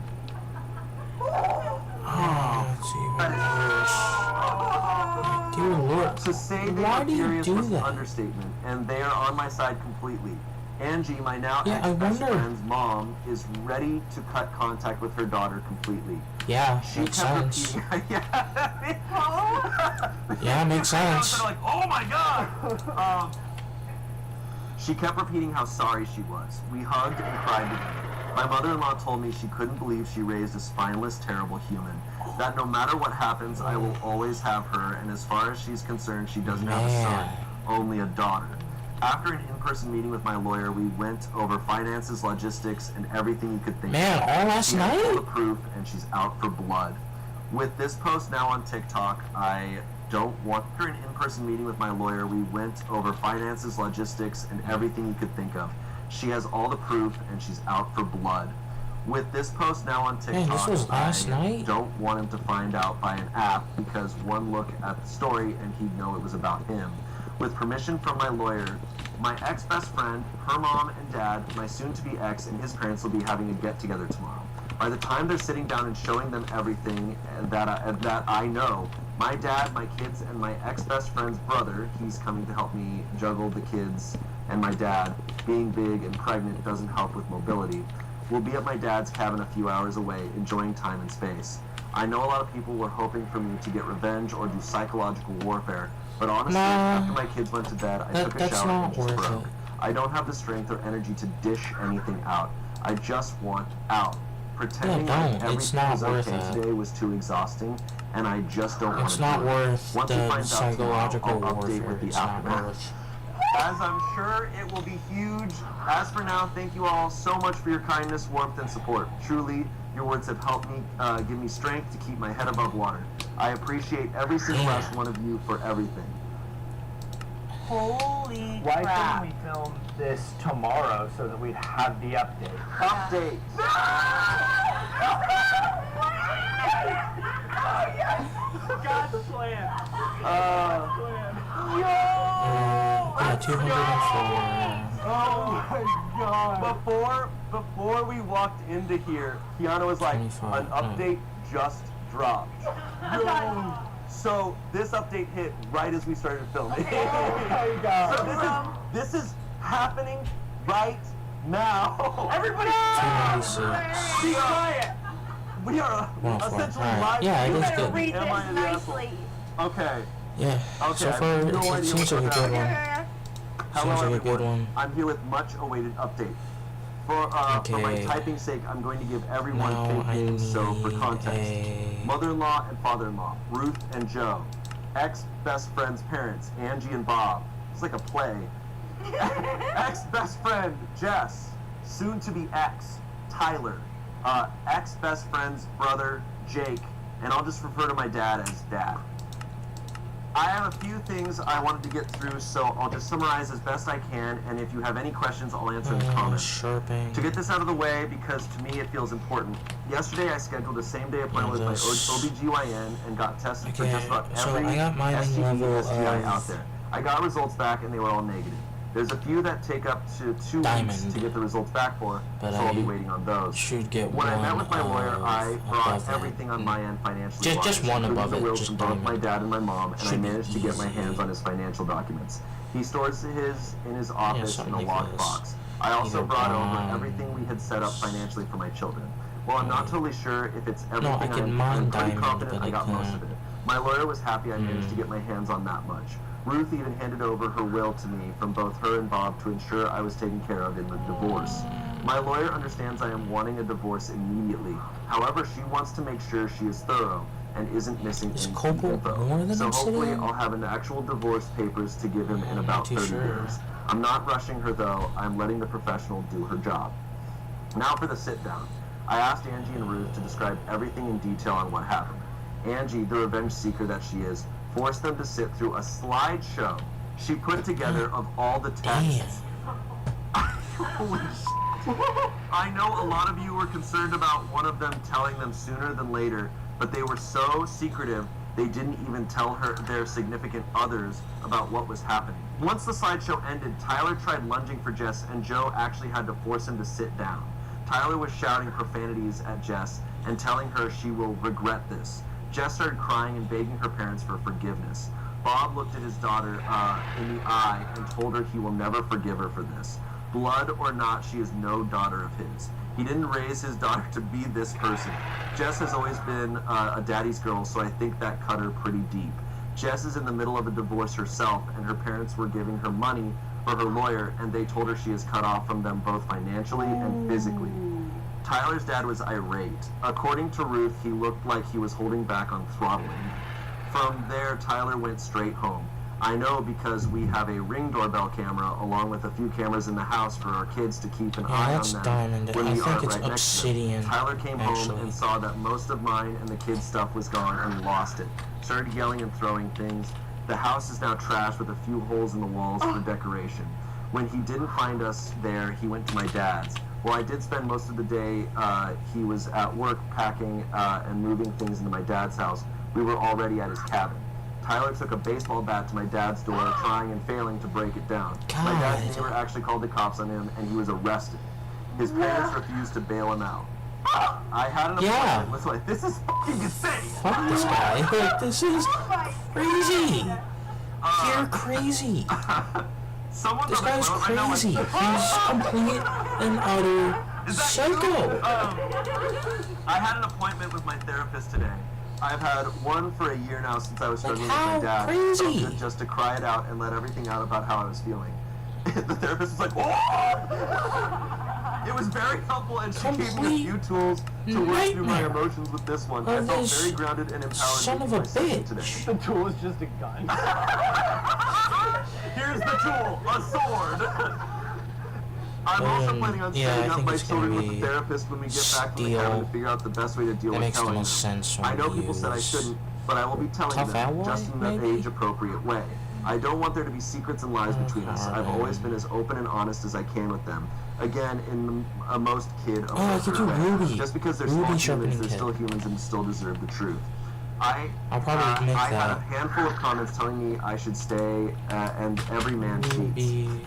I should work things out because most of our marriage was good. I refuse to believe anyone cheated. My parents were married for 20 years, and after my mom passed, my dad never moved on. I watched my dad love my mom for 12 of those years and cherish her. I will not accept anything less than that kind of love. He never cheated, nor did she. Well, I'm not sure when I'll be ready to move on. Falling in love is absolutely the last thing on my mind at the moment. I refuse to let Tyler win and destroy love for me completely. I will move on from this. Jess started blowing up my phone, demanding I fix this situation, and immediately You can fix your own situation. My lawyer told me to not block texts just in case they spill out additional info I was missing. She was playing the poor me card very hard. The thing is, though, I never influenced Angie and Bob to cut contact with their daughter. They made that choice on their own. She actually started blaming me for stealing the love of her life. I introduced them when Tyler and I started dating, so not sure where that came from, and that Tyler is only with me for the kids. Honestly, I knew she was just trying to hurt me at that point.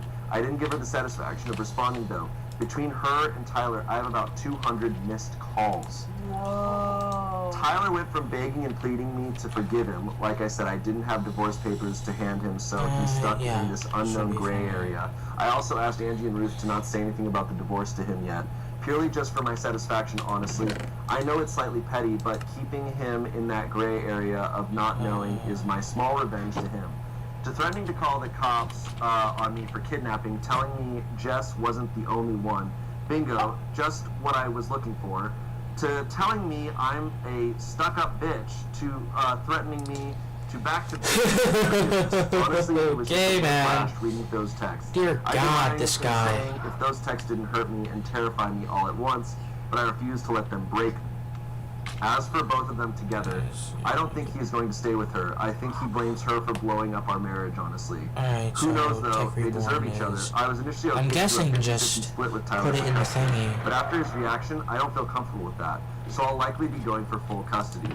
Jake has about 30 days to leave. He's going to be using them to help Vince and I get started at my dad's house. And honestly, to be there in case Tyler tries showing up, going crazy again. He's been such a big help to the kids and I lately, and I'm forever in his debt for this. Last night after the kids went to bed, he hooked up his Xbox and we played a game called Diablo 4 together. It's so funny. Have you ever played Diablo 4? To play Diablo 4 to help me take my mind off of things. It was fun. However, he did sort of confess that he's always had feelings for me somewhere in the midst of things, but also told me to not say or do anything back. He understands a relationship or anything like that isn't on my mind and won't be for a while. He isn't wrong, 3. but just that he's felt that way since we were teenagers and just wanted to get it off his chest. Fucking Thank you a again. love Seriously, story of a your comments, your lifetime support, this your is. messages, all of it has been one giant breath of fresh air. Just knowing I had a Why is it whole 3? online community willing to go to bat for me Should be 2. has kept me treading water these last couple days. Your comments have popped in my head when I felt like just giving up on leaving him because it's so hard, and gave me so many great points and helpful advice. I know I deserve more and I can't accept his actions. And to the people who commented relating to my situation, my heart goes out to all of you. This pain is awful and I hate that so many of you can relate, but your stories have resonated deep within me. You all keep commenting me for my strength, and my personal favorite is telling me how proud of me you are. Every time I see those words, I start to tear up. I'm blaming the pregnancy hormones. Your words have helped put me at ease, so that way I could do what I knew I needed to do. So I'll leave this here for now. If anything of importance happens when I go back home, I'll update further. Thank you all, and I hope you all have a wonderful evening. It should be working. Wow. The amount of goosebumps and chills I've gotten has caused my hair to grow an entire inch. I just lived 4 lives. That's happening right now. This isn't from months ago. This is right now. That is so crazy. Yeah, it's like right now. That's the I am craziest so fucking thing. happy for her, the support that she has gotten. Yeah, combine And, like, with it Flint. is That's what I'm so trying to do. difficult that the It's cheaters, just of one more course, up. weren't expecting any why is it kind so of hard to do? consequences like this. And the OP literally discovered all this by such like an insensitive text. There's not an angry pregnant woman at my doorstep, so I'm assuming you haven't told her. What did they think was going to happen? Yeah, combine What did with they Flint. think was going? That's What what are I you always doing wonder wrong? in affairs. I'm like, Yeah, I'm they doing don't the same. understand cause and effect. They don't understand the impact that they have because they're selfish people. And it's so sad that so many people are like, well, you should just stay. All men cheat. But like, I feel so bad for those people And because that's they are like really deserve better. All of bullshit. those people deserve better. And she's gotten like the best case scenario out of all of this. And she's Oh, no, and I she's put so in the wrong strong. thing. dude, so strong. she is strong as hell. Because holy shit, in the midst Okay, there we of her go. also losing her dad. Like, Yeah, oh that my was- God, yeah. that alone is like, you're strong for holding yourself together. And this, Yeah. dude, Biological, she's gonna be made of titanium magnetic. for the rest of her life. That She's a is- superhero. Like, Alright, I got a good pickaxe here. How much just stuff right there? It should be Let me show you a Reddit totally good It makes pickaxe. me really happy, like, the way that both her exes and her ex-best friend's parents acted. Because, like, you hear some of these stories, and, like, then the parents of the people who did the shitty thing side with their shitty child. And it's, like, because they just can't get it through their head that their child would ever do And then anything he wrong. lunged at And them? it makes me very, like, happy to hear that Like, both you sets of should just be parents in jail already. What the fuck is wrong with our kids? This was, honestly, this is kind of rare as far as the Reddit stories we've read here. Usually whenever someone, like, has, like, an asshole sibling or, like, an asshole, like, partner, parents, a lot of times in these stories, side with the person. Yeah. And try to defend it and deny and just go, oh, it's okay, it's gonna be okay. This is a very unique response, and it's very cool to see. I mean, I'm so glad she does have a network of people who are supporting her, and damn, she got everything in line quick. Yeah. Yeah, I can't. That's so crazy to me. That just like from the moment she saw the text, she was like, "This, like, I am getting everything ready." So Yeah. that, like in 24 hours, it all blew up, and she was completely set and sorted. She's Like gone. a She was lawyer, also gone. she was Yeah. so smart. She's handled it so wisely. Yeah, And just the in friend 24 is- hours, which is by texting her a bunch of crazy. shit that she can then use for the lawyers. Yeah. Like, Well, and dude, now her 24 her ex hours was is like, crazy. Jess wasn't the only one. They complete crazy. Like, and also like, and then going and taking a baseball bat to a door and getting arrested. It's like you guys just completely. Also, Jess was getting divorced from her husband. So, like, they were planning to end, like, were they planning to go and be that's together? interesting. Like, I don't and then blaming OP for ruining her marriage is hilarious. Oh, dude, that's so funny. Blaming everyone else but themselves. They did the wrong thing. It scares me. I'm like almost sweating from that I one. did Yeah, sweat. I I Totally sweat. get the gems. It scares out me, of but here. like, I don't know. It scares me because she said, like, and I believe her, like, that her husband was a genuine, like, loving and caring person and seemed like an amazing guy and that there were no signs. And that's what scares me, that, like, someone who presents as such a good person could be capable of something so incredibly shitty. Asshole. Yeah. Do we have, like a cool down story? Like, something kind of silly? I mean, For all you listening, I'm sure that was a lot. That was a lot for us. It's a lot for you. Let's read one more. And let's. I think this one's not going to be like that. I'm hearing I will relate to this one. Okay. All right. But so I'll take a breath. All right. If we get updates on that one, we will read them in coming episodes. Okay? We will try to do that. All right. Am I the asshole for not hosting a party my wife planned earlier this week when I had planned long ago to only play video games this weekend? Okay. Yeah. I want to man. preface That's this. real. I don't know what is going to be in the story. I do want to preface. I did take the day off of work here when Zelda came out. I did call off of work. I was like, I'm not going in, and I played Zelda for an unhealthy amount of time. Yeah. I felt awful. Good. That's good that you did that. But I have all 5 stages now. Good. Okay, shut up. Good. Okay, go. So Zelda Tears of the Kingdom came out today. And I have been looking forward to and planning for this game for years. Zelda has always held a place in my heart where I can escape the mundane of daily life, especially as an adult who works a full-time job, pays the bills, etc. I hear ya. Get it? Word. Oh my goodness. Reba. Now. Okay. No kids in the household, it's just me and my wife. Starting 6 or so months ago, I told my wife that when this game comes out, I would essentially become a hermit and go into a hole for the entire weekend of its release. I would eat, sleep, breathe Zelda. I continued to reiterate to her my plans every time the topic came up, and even more so as the game got closer to release. I took time off of work as I put this on my work calendar as soon as I knew the launch date. Yeah, that's what you do. Smart plan. Fast forward to earlier this week, I reminded her again that I would essentially disappear this weekend to do what I want to do, which is to play the new game all weekend. She then plans a movie night with a bunch of neighbors for tonight on launch day. I made sure to clean up the house, do the dishes, and even did like 4 loads of laundry and reorganize the linen closet in preparation for this weekend. The time for the party rolled around and I took a break from playing, made all the popcorn and set everything up in our home theater for her and then went back to playing my game.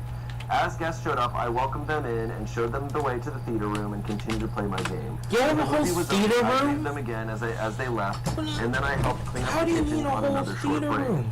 Fast forward to now, my wife is mad at me for playing my game downstairs while she hosted the movie night alone. She said it was weird and stupid that I couldn't carve out a couple hours for this movie night. It's just a stupid video game, she is saying. I reminded her that I made my plans for this weekend months ago, and that what I did doesn't contradict what I've been telling her I would do for months now. So am I the asshole for playing my new game while she hosted the movie night? Wow. I mean, It's not a stupid game. Don't you think it's a... It's not a stupid game. You see, Ganondorf. Ganondorf literally quitting all of his other Gotta understand, the spirit of Rauru is in his arm, and it's attached to Link, and he's got to say Okay. Okay. You gotta build an airplane. You have to build war machines. It's very interesting that this partner had been hearing for months that this guy was gonna do this, and then conveniently planned a night at their house. Yeah. The night of the opening. Honey, why can't you go to this movie night? Meanwhile, he's building a catapult to launch a Korok across the space. Sorry, I'm torturing Koroks. He did tell her for months. Yeah. She had many opportunities to say, if she had said months ago, like, hey, okay, I understand you're gonna play it all weekend. Can we at least do something on like, can we do one thing that weekend? Like, can we do like, what if I plan one thing? Is it okay if we do one thing? Yeah. But he wasn't absent. No. He did a lot of Did far more than the minimum. This guy is, I can relate to that too because I feel a lot of guilt playing video games. Even if completely by myself, if I play for like an hour or two, I definitely have to like get up and kind of like do something. Yeah. To just kind of be like, all right, I'm doing some table break, and then it's like, all right, now I've earned myself more time. Yeah. But he's doing tons of stuff, and he's greeting them, and he's saying goodbye. He just was like, hey. I'm sure a bunch of the guests were like, yeah, dude, I totally get it. There's probably one guy in the movie theater that's like. This is like the inverse of what I said earlier, where the title sounds like so tame, and then it's just a sociopath. And this one, I was expecting something a lot worse. Like, this is a party that she'd been planning for a long time, and it was a very big event that they had, and he just like sequestered himself away for like days. Didn't communicate Like, it. he was doing so much, and he was like, hey, this is really important to me. This is something that I've been waiting for. I just want to really have this time. And then he's cleaning. He's preparing for it. He's popping popcorn. He's greeting people. Like, I was expecting him to truly not acknowledge anyone. Yeah. He did a ton of stuff. He did, yeah. Technically hosted. He borderline hosted. He did what hosts do in restaurants. Brings them in and says, Cyan and blue. It's a movie night. You turn the movie on. you didn't giggle with me at the movie parties. He could just have pretended. He could have just sat up at the top of or back. He was like, I'm gonna sit in the back. And then laugh. Or just have your switch there. Like, it's like, comments, not the asshole. 6 months of repeatedly warning her should have really gotten the message over. ETA, after some thought, I'm beginning to wonder if this was premeditated. Did she do this just to mess up your Zelda weekend with malice? If so, why? Is this some kind of power play? I don't care about your Zelda weekend. You're going to do what I want. Yeah, that's what I thought. I thought that too. Yeah. Well, yeah, he did a lot. Malice all over the place. For nothing. Yeah. Well, Calamity Ganon is Breath of the Wild. Okay, so but Ganondorf is the Gerudo form of Ganon from ancient times that was sealed away. Oh, he's Gerudo? Okay, he's Gerudo. So this one is Mario and Luigi. Another comment says, you're not the asshole. You had important plans for you that you were clear about for a long time and which were dictated by the date of release. You didn't stop her having a movie night, even assisted in elements of it, despite having these prearranged important plans being disrupted to do so. You were more than reasonable, and she was actually pretty disrespectful to you and is still being disrespectful. She's not acknowledging video games because she thinks they're silly, which is not the point. They're important to you, and it isn't as though they are controlling your life. This was a particular event for which you planned. I don't like video games. My husband does. When a new game is released that he's excited about, he sets aside time to play it, and that's fine with me. I'm even happy for him to tell me about the game. Why? Because this is his thing, and it means something to him. I've even found a couple of games I am okay with to play with him. That's what you do in a relationship. Yeah, I think this even harkens back to the fan fiction thing of like, if your partner loves something, it's like it doesn't matter what the thing is. Right. It's their importance to them, and as long as it's not out of hand and like, spilling over into other parts of life that's making things hard, then that's okay, and you should like cherish that they have this hobby. Like, he seems like he has a very healthy understanding of it. Yeah. He's a better man than I. If I had been planning this for months and then out of nowhere she's like, oh, we're gonna do a movie night, I'd have been like, good luck. Good luck. I told you about it. You knew I wanted to do it. You knew it was important to me. Yeah. Look, I told you. In the other room. I told you. Yeah, if you give someone 6 months notice and they don't say anything, I don't know what to tell you. Yeah, it feels a little weird and premeditated. And things should be taken seriously. It doesn't matter what it is. If the partner's passionate about it, that's all that matters. You're an asshole for I think that there is doing the thing that you were saying that you were going to do for months on end. Or because I didn't know you were going to do that. Like, are you stupid? Are you dumb? Like, which one are you? We aren't just f***ing around. He even clarifies in the comments that the only games he ever does this for is Zelda. So the last time he did this was Breath of the Wild, which was 6 years ago. So it's not something he does regularly. Yeah. He's like, hey, this is a special event for me. I just feel like it would be treated, I do think video games get a bad rap, and it would be treated differently if it was like a basketball game or a football game. He's like, oh, the game is on. Well, it's like, oh, the it's game's not on. a real People would be like, game. oh, the You're game not is on. doing stuff. But it's because it's video games, they go, oh, well, that's unhealthy and bad. It's like, this is really similar, kind of a similar thing happened Come on, when you I pansy. skipped my brother's wedding to play RuneScape for 15 hours straight. Okay, it was like the thing, everybody was so mad at me, and I was like, look, like, I really needed to do You should have Reddit with that. Maybe you should put that on Reddit. Yeah, I think I'm gonna do it. Yeah. Wow. The Falador Massacre, right? Exactly. Well, I'm glad we ended on that one. That was a much lighter note. Yeah. Silly. Ending on Zelda. Yeah, that was great. What a Great. guy. I want to meet him. I know, I want to meet Let's this get a guy. beer with Get a this beer. guy. Let's get a brewski. What if it's Tim? What if Tim is married and we didn't know? Because Tim is dead serious about Zelda. Yep. It's Rhett McLaughlin. Yeah. I'm a Love big it. man. Love Zelda. I'm a big Zelda. All right, well, thank you guys for being here. Thank you for being on this Sadly, roller this one coaster. has just been Holy a nut and burger. crap. You guys get a stick of deodorant when I leave? Yeah, we have Irish Spring right over there. And thank you all for watching. As per usual, you know, let us know in the comments what type of themes or I don't know, what type of stories you want to see. We're gonna do them all, man. I saw a great one that I'm working on, that we're working on. Which You're is writing a Reddit story? not writing a Reddit story. A theme that I want to, but it's going to take time because it's hard to find these stories, is posts where the person they posted about found the post. Yeah. Where they're taught in 4K. But that's going to take so time. There's good. not many of those. Yeah. So, but that's a great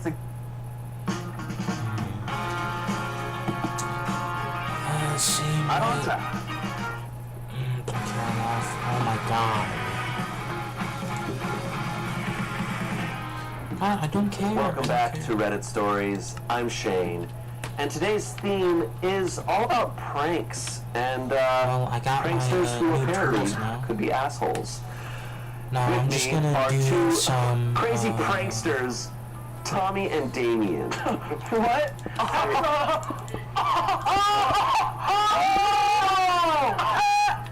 Let me do a modern YouTube prank. Okay, does that not work with this? Prank! Oh my gosh, you got me! But you're my dad! How do you guys feel about pranks? I don't really like to be. I can be pranked in like a light way, but I don't like to be need pranked if it's like a scare. a Like don't scare me, sponge especially in my own home. Oh, God, Something yeah. silk touch. I'm I a need very silk like touch. I like some gentle pranks, like a little bit of like ha ha ha. And the modern day stuff is too crazy. I think a prank, it's the too whole point fake. to me of a prank is to make the person you're pranking laugh. Yes. Like if they don't enjoy it by the end of it, then it wasn't not a prank. That's not a prank. That's being mean. Yes. That's just all that like- is. Just being Like, yeah. yeah. Well, I think we have some pranks probably that have gone wrong. Pranks that went a little too far. Poor taste. Probably a range of them. So let's just hop into it. Let's dive in. You want to? I'd love to. Okay. First story here is from Am I the Asshole? Am I the asshole for reading my coworker's fan fiction in front of everyone at work? Let's hear them out. Okay. Was it How do funny? you put it on the mic? Like on the far side of the mic. I just love when they write the title out, and if the title sounds crazy, it's like, you know what? I'm gonna stop here. And like, they got through the whole title and were like, I need an opinion. The shit people write out in full, thinking they're justified, is It's mind-blowing crazy. to me. Yeah. It's usually like when you journal or write things out, it's like, okay, I'm processing it, I now see it on paper, it's different. Am I the asshole for reading my coworker's fan fiction in front of everyone at work? I guess the title sounds bad, but please hear me out. I, a 27-year-old man, am a general manager at a fast food restaurant. Not gonna Oh, say you're a which, I don't wanna manager get in and you're trouble doing this shit? with I'll my kill you. assistant manager, Sophie. Sorry, that's this is how it's gonna be. Me and Sophie get along pretty well. We joke, fight about stuff all the time, and like to prank each other a lot. Like prank calls, or making the other do fake orders, or writing fake surveys about the other, or splashing soda on the other. We end up working together a lot since we get a bunch of call-outs, especially at night, and Sophie likes to pick up extra hours. We both climbed up in the couple of years that we've worked there and have a good relationship. When it's dead, Sophie likes to write fan fiction on her phone, which I sometimes tease her about. A while back, I made Sophie read me a line that should she was probably writing, start and we were with making jokes that about as it. well. Last week, I suddenly remembered the fan fiction again and decided to try and find it. I remembered the line she had read to me and was able to search for it online using quotation marks. I'm not going to say which show it's from because I don't want anyone to find it, but it was shocking to read. Supernatural. Pretty much the two characters in it worked at a fast food chain and ended up falling in love. It got pretty graphic in some parts too. The main character was essentially a representation of Sophie, and the love interest was basically me. I mean, right down to copying conversations that we've had at work. He even had a wife that he was cheating on to be with her. I'm married, but I would never do such a thing. Anyway, a few nights ago, Sophie and the rest of the team threw a party to celebrate a couple of wins. And of course, Sophie pranked me by shoving a cupcake in my face. I remember her fan fiction, and I thought it would be a good prank, so I pulled up the fan fiction on my phone and started to read it. When she realized what I was reading, Sophie's eyes started to tear up, which I was not expecting. The rest of the team was joking around with her, but she ran out of the party. Now she's not showing up to her shifts or answering my calls or texts. It's weird that Sophie's acting like this since she usually loves pranks and stuff, so now I'm wondering if I took it too far, but I also feel like she shouldn't have been writing those things about me and her too. Am I the asshole? God, wow. Who's cleaning that up? I guess my initial thought is I'm like, I don't view, that's not a prank to me. No, that's not a prank. That's not, but all like shaming. Also, a lot of the stuff they're doing. It's more unlucky. Splashing soda, we looked at each other, I know, it was like, oh yeah, we like splashing soda on each other. I'm like, what? Got you. Like, what? These are pranks. Now I'm wet. Oh, Sprite. No. Yeah. That's so dumb. I mean, look, this is a classic case of people sort of like putting two issues that are completely unrelated on the same level. Right. I would say he's an asshole for publicly shaming this person about their Yeah, if you didn't just do public shaming, the then potential for her having a crush on him is also something that should be addressed later over there and doesn't justify the thing.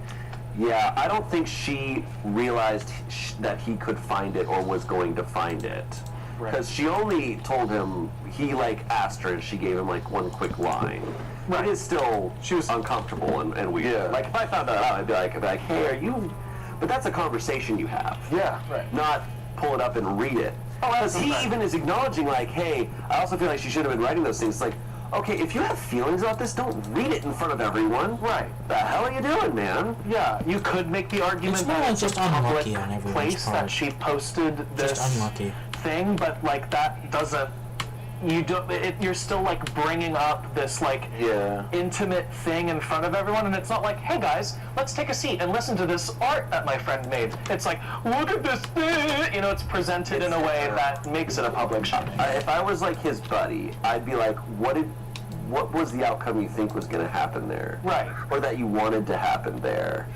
I would argue that this person, I mean, I might be grasping at straws here, but like, I would argue that this person is kind of aware of what they were doing. Like, Hand-battered North Atlantic cod with savory tartar sauce. I don't care enough. Butterfly jumbo shrimp. I don't care. I don't care. They're clearly I'm not sorry. mature enough to just talk it over with this person. Right. So if they're like, oh, my coworker likes me, and I'm married, and I don't know if there's enough there to even bring it up, but yada, yada, yada, I know, I'll make it very publicly known that this is a thing, because that's what a normal person would do who didn't know they had a crush on them, and then I'm fine. That's how we deal with it.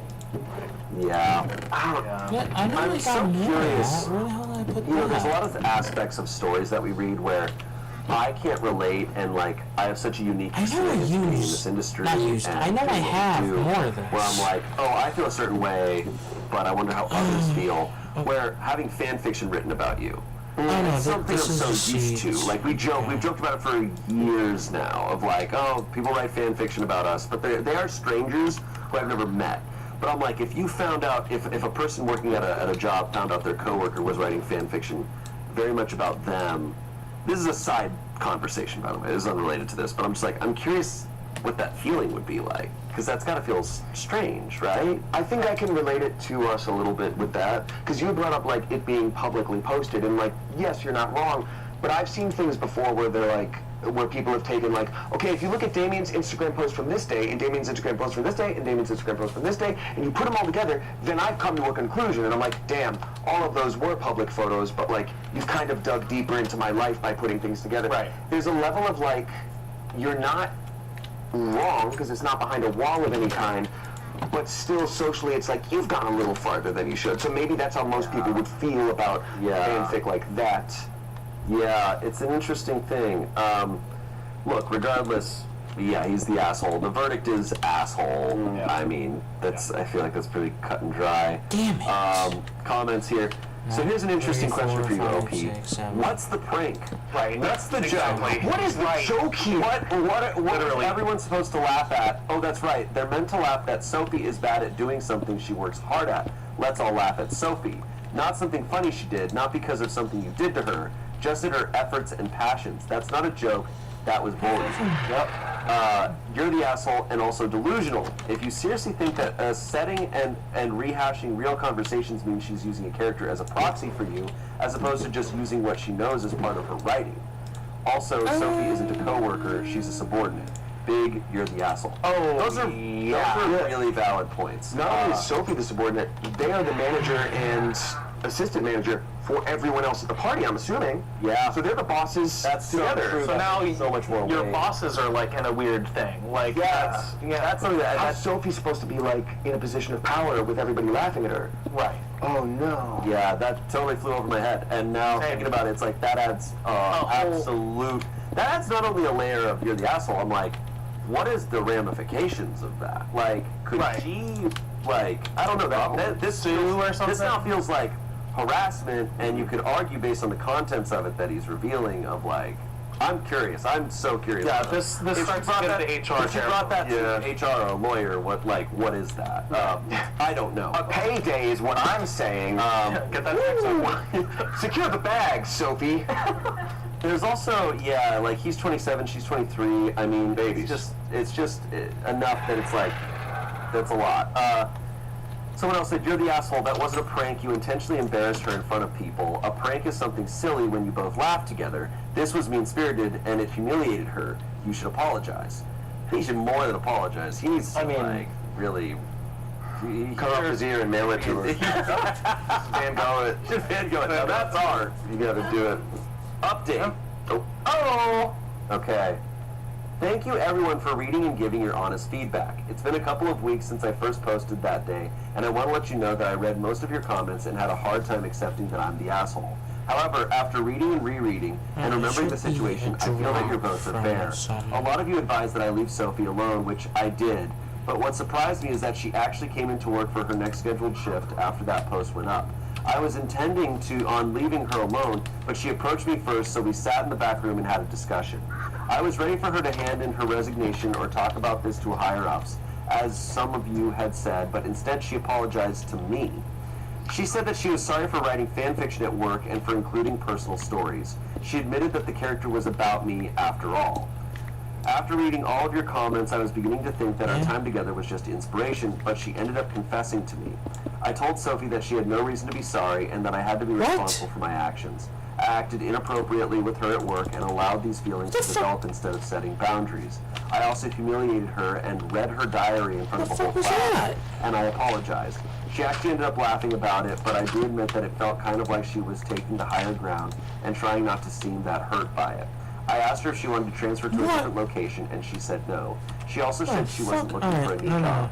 I had a separate talk with the rest of the team about what happened, and she jumped in with them. Taking that Sophie's maturity taught me a lot about myself and things I need to work on. I'm just gonna reload So that's what I've been quick. doing. She and the rest of the team Because still like that to do is pranks, but I pure stay out of donkey it dick. now. As a manager, I've got to be in control and focus on the success of the restaurant. Sophie and I are on And I good don't terms believe it. again, but we've established clear boundaries, and it seems that she's starting to move on. Thank you all again for helping me realize that I'm the asshole. Okay, take it. I mean, good for Sophie, you know, obviously being like the more mature person, but like also like, why are you? I don't know. That's. Yeah, she didn't have to apologize. Right.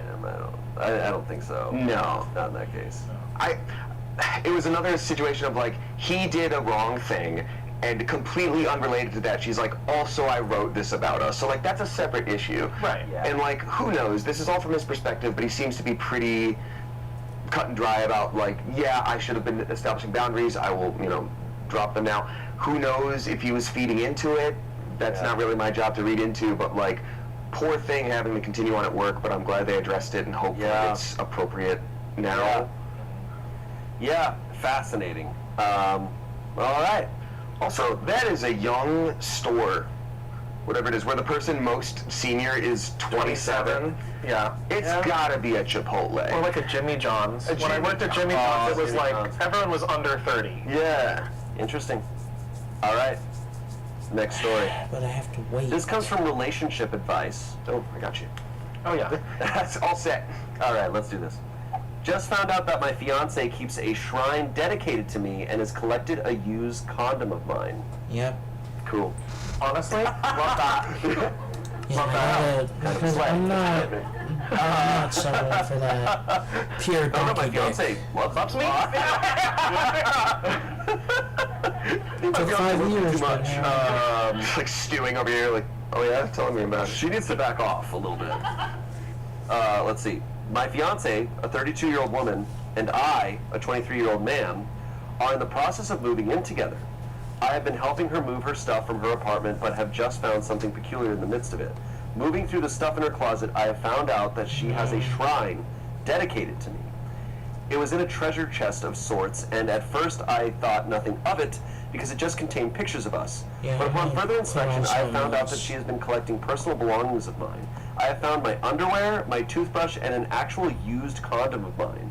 The other belongings didn't disturb me as much, but I think the condom takes the cake. I would like to talk about this with my fiance, but I have no idea how to bring it up. Update, 4 days later. Yeah, going right into the update, okay. Damn. Yeah, that's just it. This one's a little different. This morning, my fiance surprised me for Valentine's Day. She brought over a cookie cake, and the icing read, "Nice reaction, sucker, XOXO." She then started to laugh profusely and get red like a spawn of Satan before telling me the truth. Basically, the whole shrine and condom thing was a prank she had been planning ever since we decided to move. She even put a hidden camera phone charger in her room to get my reaction. I've just seen the footage, and I look like a buffoon in headlights. I told her that I even posted on Reddit to get advice on the matter, and she started to laugh like a maniac again. She sounds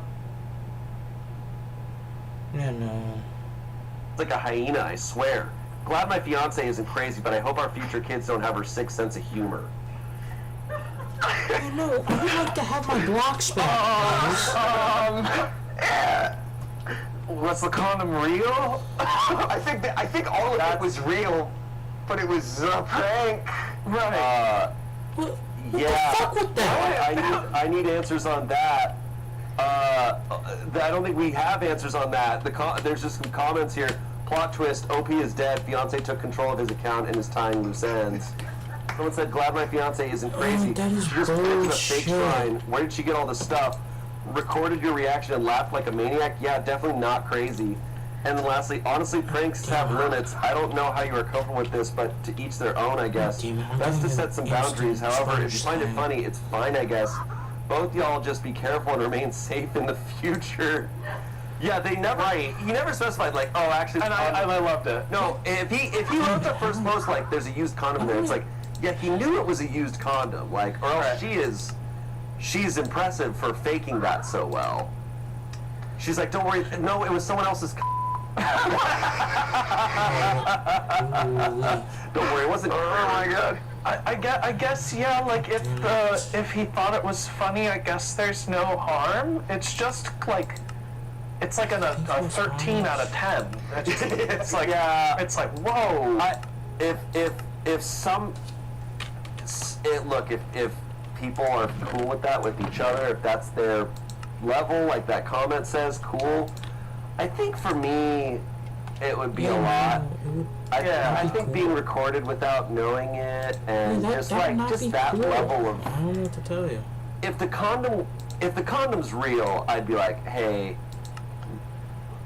either version of this is the same now. Like, right, regardless, you have a used condom in here. It's the same thing where it's like, I punched you as a joke. It's like, no, you punched me, and your reasoning doesn't matter. It's like, you still had a thing. I will say, if it's in the treasure chest, not really a shrine. You're going to need like an altar, some candles. Right. I'm talking Helga Pataki situation. And this is a memory box. There's a memory box. Thank you. And it is also evidence. I will also say, like, yes, if he's fine with it, sure. And like theoretically, if you think about like where you get all these things, you print out photos and like a condom and some underwear, frankly, could be gotten in the same night if she had the idea in that moment to be like, oh, I'm gonna snag his underwear, whatever. Point is, like, he went on Reddit to ask for advice. This doesn't seem like it's par for the course.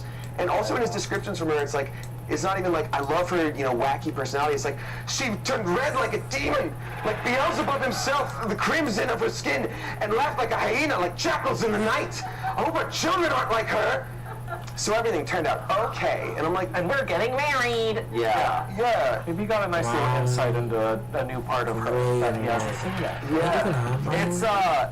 It's just a lot.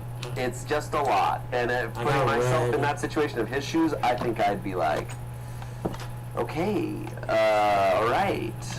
But no other updates, so I have no idea what occurred. I like all the advice that he's put it on relationship, but all the advice is just like, what? I got you with the old condom box, huh? Yeah. Okay. I remember my first relationship.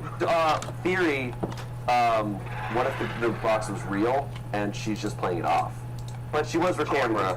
She was recording him. And she showed him his reaction. So she filmed it just to show him his reaction.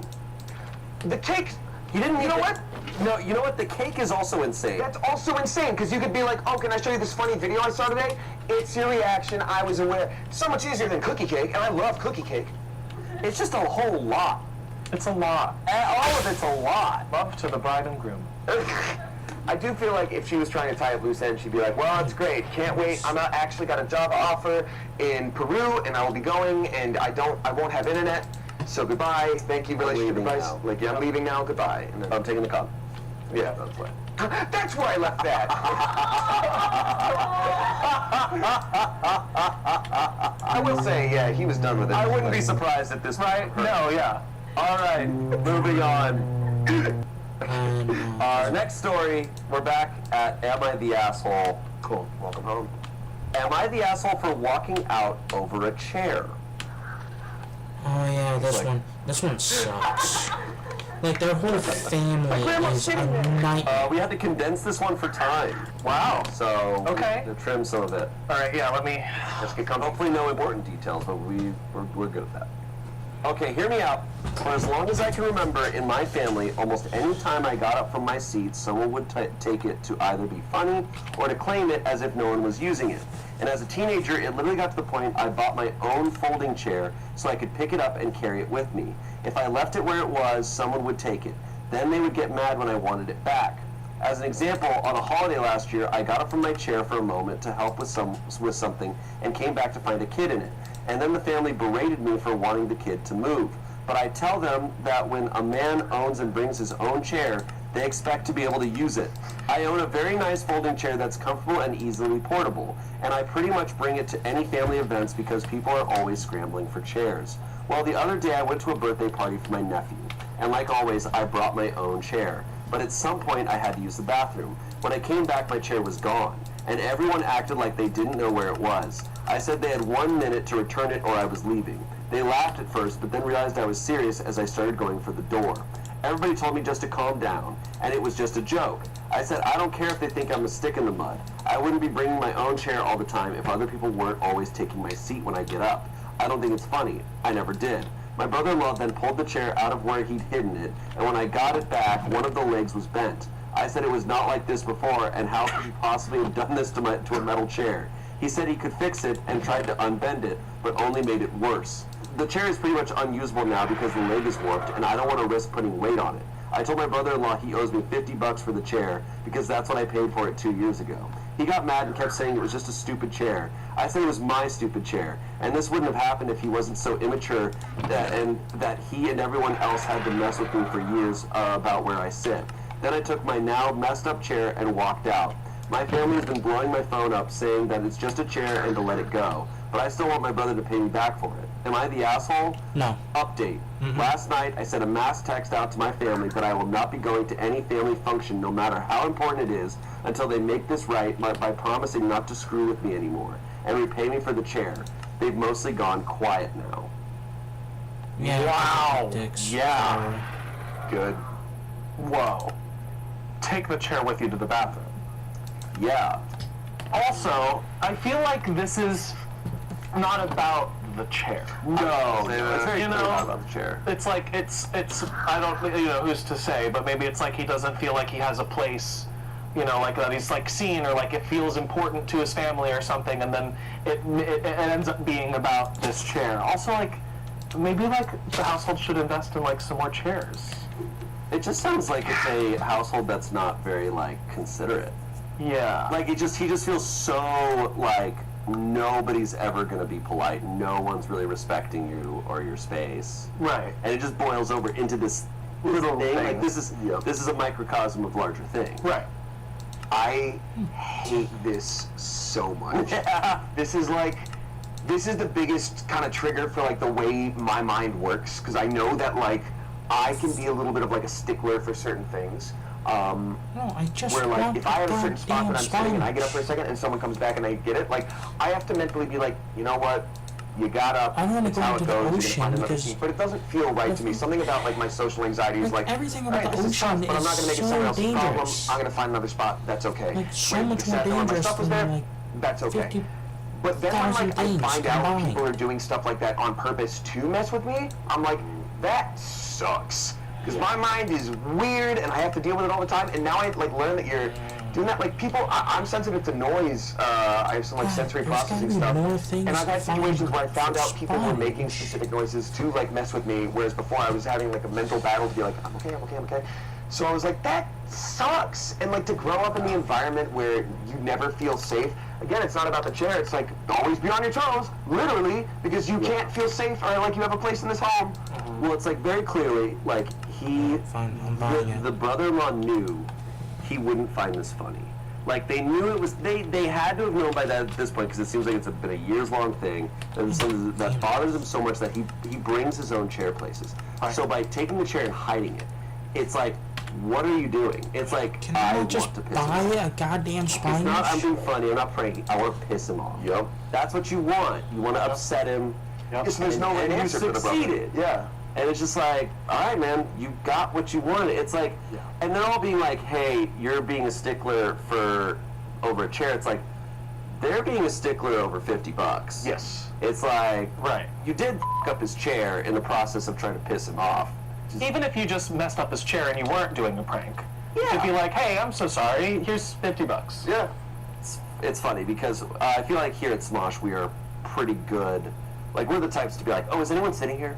Right. I want to make sure I'm not taking someone's chair. Like we're very considerate over that. We have chairs in spades. Oh yeah, we have a lot of chairs.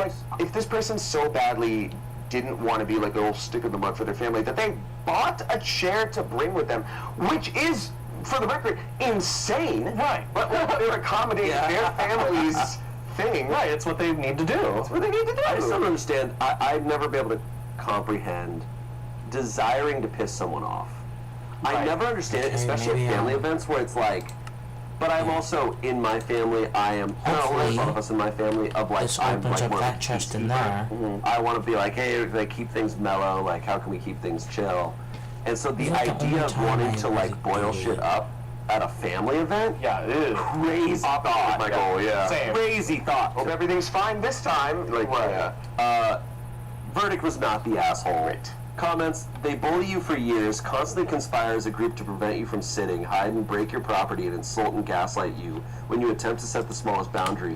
Am I missing anything? I would suggest not attending these get-togethers anymore. They can play musical chairs without you. Seriously, what do you actually get out of going to these things that are worth putting up with the bullying, not the asshole? Someone else said, definitely not the asshole. What your brother did is rude, and he ruined your chair. That you have to bring because of how inconsiderate and rude everyone is all the time. I'd see these people as little as possible. Someone said, not the asshole, your family has zero respect for you. I would go low/no contact. If there are other issues with your family, please get counseling to work through it. Update. Oh, I wasn't going to come back here again. To be honest, I'd completely forgotten I made this account. I was listening to Reddit videos on YouTube a couple weeks ago when I suddenly heard my old Am I the Asshole post, so I thought I'd give an update. I wonder whose Reddit videos. Dude, I don't think other people do that. No, we're the only ones. We're the first and the only. Well, things escalated a lot after It's I made that post uncommon, because I sent it to my parents and other family members after a little while. They were furious with me at first. Some even mocked me, saying things like, oh, watch what you say or do around OP. He might just post about it on Reddit. But when they actually read the comments on my post when I made them, they became mortified. My brother-in-law did agree to pay for a new chair and gave me the money I asked for. Yeah, I bought a better folding dickheads. chair than my last one and resumed going to family functions. My parents had stopped thinking the chair thing was funny and even scolded a kid for taking my seat when I got up to use the bathroom. The only problem is that this kid was my nephew, and he started crying when they made him get up. My brother-in-law came to his rescue, and my nephew ended up blurting out that his dad told him he could do it. When I was out of the bathroom, there was a big fight about it going on. Several family members, including my sister and brother-in-law, were all yelling that it was just a damn chair, and I shouldn't be so butthurt about it. My parents demanded to know why they were so butthurt about not being allowed to screw with me anymore. Like, what was their motivation after doing it for so long? It made no sense and wasn't funny anymore. That's when I intervened. I told them none of this crap would have ever happened if they hadn't been so intent on messing with me when there really was no point to it. And if they still thought they were in the right about the situation, then they were just bullies, plain and simple. My brother-in-law raged, grabbed my new chair, and hurled it through the living room bay window.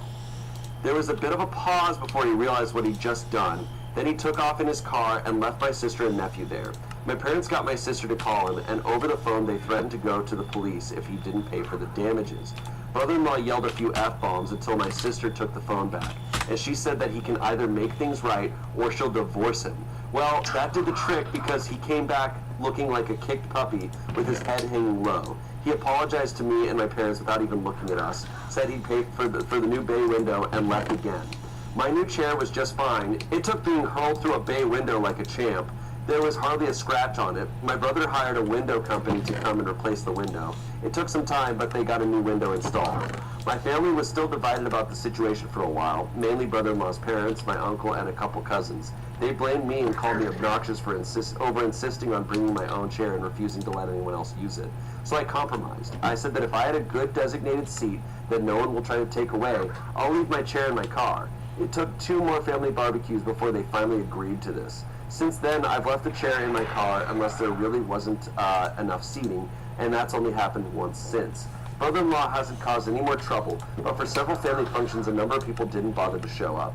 My mother was broken up about it because she loves hosting parties. It took months, but everything was more or less normalized. They really just Now stopped parents are just showing going, up because they don't can't want fuck with you I'm fine anymore? with that. But the last few family functions have been a Fuck bit with dull. I think they were so used to how things were that now they're trying to find other ways to amuse themselves. Wow. So their favorite activity at every gathering was just bullying this one kid. Because it doesn't sound like the pranks happen to anybody Stealing his chairs. Yeah, because he, again, to your point, he was pissed off. Like, this is sick. I don't know anything about this guy. I don't know his age. I don't know, like, where, like, in relation to all the family, what like, part he plays in the whole family, you know? But it just, this family's nuts. Yeah. And the start of it, I was kind of like, this is all weird. Yeah. The brother-in-law then throwing a chair through a window took it to a whole new level. It's like, that's how angry you're getting about it? Like, good God, okay. Yeah. Good chair, though. Yeah, it sounds like a good chair. It also sounds like it's a lot of family functions. Yeah, a lot of mom's addicted. Yeah. To throwing these parties. But if their main activity is messing with this kid, it's like... Yeah, you would be bringing your own chair. You would be going crazy. Well, that's it. Moving on. I'm excited to hear about a prank at some point. I know. These have so far been just bullying. Like, people hit me with a bat in my knees, but I think it was goofing. Like, hi, jerk. Hobbling to the hospital. This next story comes from a subreddit we've never covered before. Beyond the Bump. Okay. So I'm assuming this is a subreddit related to What do you mean pregnancy. breakable? No. But it's I am is seriously it breakable? contemplating divorcing my husband over a prank. He threw the baby through a window. Oh, no. She didn't throw a window through a baby. Oh, no. No. I'm sorry it's a long event, but I honestly feel so much rage. My husband and I are both 32 years old with a 6-week-old baby. We have been together for 7 years. Pranking each other has been something we do, especially early in our relationship as a bit of fun. He has been known to take them too far at times, and I don't know what to think. Since I've been home with the baby, he has continued playing pranks, and my tolerance is very low between sleepless nights and all the hormones. I find myself absolutely raging at him for these pranks. He tells me I'm being too serious, I'm no fun, and I am, and I quote, a chronic overreactor, whatever that is. Sorry, that just came out. 3 pranks in particular have angered me to the point of tears, raging out, and now I am contemplating divorce. Prank 1 was making coffees for our guests with my breast milk. Oh my god! I love looking at the room. Marcus is on the far other corner at a table, and I look at him, he's just like this, he just... Ian just enters from, whoa, you can do that? Ian's like, not the asshole, whoa. Dude, that's incredible person. Yeah. Okay, hold on. Prank 1 was making coffees for our guests with my breast milk. I am having trouble pumping, so I don't have much stored away. I was so angry and embarrassed. I'm sorry, we need to, I have more of that, because that's, several people were not consenting to that prank. Prank 2 was pretending to have cut his fingers off in the garden. He dragged it out for ages and splattered fake blood around, not just a quick little joke. And lastly, prank 3, which happened today and I feel is my final straw. Last night I was hinting about breakfast in bed, so this morning he brought me coffee, toast, and some chocolates. What I assumed was peanut butter on my toast was in fact our baby's poop. And as I have severe sinus issues, I didn't realize and took a small bite, and I spat it out straight away. He laughed hysterically, and I told him to get out. He later messaged me and said all his workmates thought it was hilarious, which is just embarrassing on top of it all. I am just so angry, hurt, and sad, but also I don't feel like myself yet after having my baby, so I don't know. Am I overreacting? Would you consider these pranks way too far? They aren't the only ones, the ones that have caused massive fights. He also has set off alarms while I'm sleeping when I'm sleep deprived as it is, etc. This fits so into the meme that I say where it's like women posting about their partners being like, am I overreacting? He lit our house on fire while I was inside. That's crazy! This is literally like, oh my god. I don't even know what to say. I'm still, okay, look, it somehow got worse, but I want to know, he used her breast milk and gave her breast milk to other guests. How is this not the first Reddit story that you've had on this show that was about feeding someone else your breast milk? Why do people do that? You can't do that. You can't. No, that's unbelievable. All of that is unbelievable. And she didn't have a lot of breast milk either. She was running low. I am having a hard time pumping. I'm also sleep deprived, and he's waking me up. It's like, who is this guy? What is he doing? Okay, I think the lesson here is don't have a baby with Mr. Bean. Hey, Rowan Atkinson is a troll. No, even Mr. Bean would be like, whoa, what are you doing? This is sadistic. I'm like, what I'm also fascinated by is like, I obviously don't have a kid. I don't, but I've only heard stories. Yeah, they have a 6-week-old baby, and this guy has the energy to be doing this crazy shit. Well, he's not helping out. No, he's not doing shit. Yeah. But I'm like, why are you pranking a new mom? Like, there's a lot to do. This is the last person in the world, like, yes, I'd prank. A prank would be, actually, that's not our kid's shit. It is peanut butter, but I told you it was shit, and it's like, oh. Maybe, you know what I mean? But it's like, I know, but it's just like, it's actual shit. That's crazy. You poisoned your wife. She's sleep deprived. Like this is a prison. When you torture is yes. Oh. I'm assuming what baby isn't like. Hey, you've had some rough nights, and I know he's been waking you up. I'm gonna go. I'm gonna chill out. No. Well, I'm in baby screen. I'm squirting too hard. Yeah. The comments here are as we'd expect. These aren't pranks, these are abuse. And giving your guests breast milk? What on earth made him think they'd be okay with it? And shit on toast? What the actual That is not okay, ever. I'd be divorcing him if I were you. That is beyond messed up. And then telling his coworkers? God, if I had a coworker say they did that to their wife, I'd be absolutely disgusted and horrified for their wife.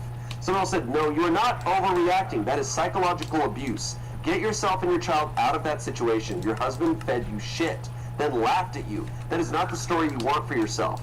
Someone else said, what the f***? Is this real? This can't be real. No grown-ass 32-year-old man would think that's funny and appropriate. Why are you with him? Jesus, that's not a prank, that's assault. Tricking someone into eating something, especially human secretions and waste, is a felony.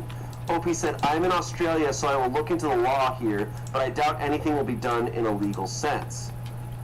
This isn't, she doesn't, there's no overreacting. It's reacting. She is reacting to this stuff. If someone's saying constantly that you are overreacting, something's not being addressed. No, I almost think she's underreacting. The fact that she's not 50 miles away in a car and like calling for help, like the fact that she was able to write like, yeah, he gave our guests my breast milk, and then like moved on to other parts of the story. I'm like, what? Update. Oh wow, yeah. I had a very brief chat with him. He came home, I was in the master bedroom with the baby, and told him to go away, so he sat in the living room, ordered himself KFC delivery, and gamed. I went down and flatly said, on what planet was what you did this morning appropriate? He straight out said, you should have seen the look on your face, and began hysterically laughing again. I kept my cool and said he wasn't welcome in the bedroom tonight. I am going to go to my sister's for a stay. I don't know any further plans at this time. It has been a long 6 weeks, and if anything, for the next week, I want to catch up on some sleep and be able to enjoy my baby. Update number 2. Oh, please be safe. My husband is now giving me the silent treatment and acting annoyed at me, which I've come to realize is what he does if things don't go his way. He will sulk about things until I give in. I've had a lot of time to read replies, and I really look back on a lot of things and realize that he uses pranks and jokes as a way to be horrible to people and gain attention. His parents think it's funny and that he is a hilarious goofball, when in reality he isn't. I look back and so many pranks have been so awful and mean. Even in 2018, he gave a friend a marijuana gummy before a flight from San Francisco to Australia, and his friend had a panic attack in the bathroom on the plane, and he still laughs about it and thinks it is one of his greatest tricks. He has accidentally let my pet Budgie out that I had prior to when we met, but now I look back and it was most certainly on purpose, as he doesn't like animals and always said birds were dirty animals. What I have really noticed looking back is not just the pranks, but he has zero care if someone is worried or upset about a prank. It in fact eggs him on more and more, and he goes to great lengths to trick people into a state of upset, then will laugh and brag about it, which just leads me to think he has no empathy for another human being. Ultimately, I have lost trust in him. Even if he says no pranks again, I will not believe him, as he has said that before, then planned an elaborate month-long prank. I don't want him pranking my baby. He constantly tags me in pranks on Facebook involving kids, and he will 100% do it, as some I've said are not cool, and he said it's character building.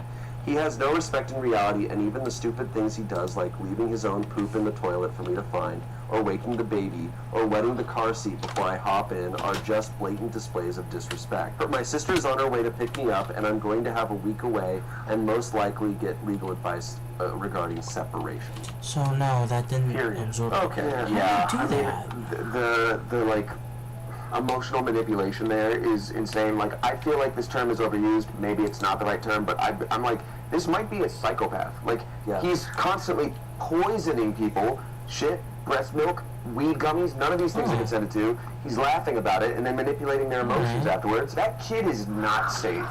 And I pray that, like, she has full custody. Yeah. Well, it's certainly a trait, because he cleared, like, the severe lack of empathy that he finds, It says breakable people's but negative green. emotions funny.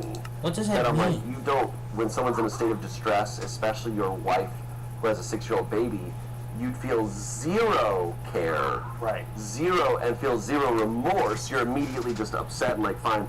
The like nonchalant was just like, well, I'm gonna order KFC and game then, if you're upset. It's like, so you don't care at all? No, it seems true. It seems like the pranks are as we were saying earlier, it's like, this is sadistic. Like, these are a guise for him to kind of like have fun with people and like get his enjoyment out of hurting people. Yeah, scary stuff. Very scary.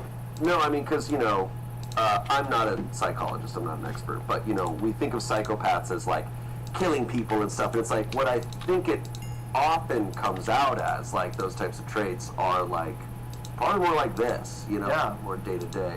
But I'm not an expert on that. I mean, look, there's no diagnosis that's necessary. This guy's awful. Right. It's been diagnosed as awful. I know I grabbed my shit. I kind of relate to this in a way, because I think you'll be able to guess it. I worked with an actor who, on set, was like, it was often in the guise of like, oh, I'm being silly, I'm being goofy, and I'm like saying jokes and stuff. But it's like, Or are you kind of abusing the crew and abusing your castmates and like making shit so hard for others and you think it's funny, but it's really a power trip. Yeah. And it's really just a way of kind of like putting people down. Right. Yeah, this is crazy.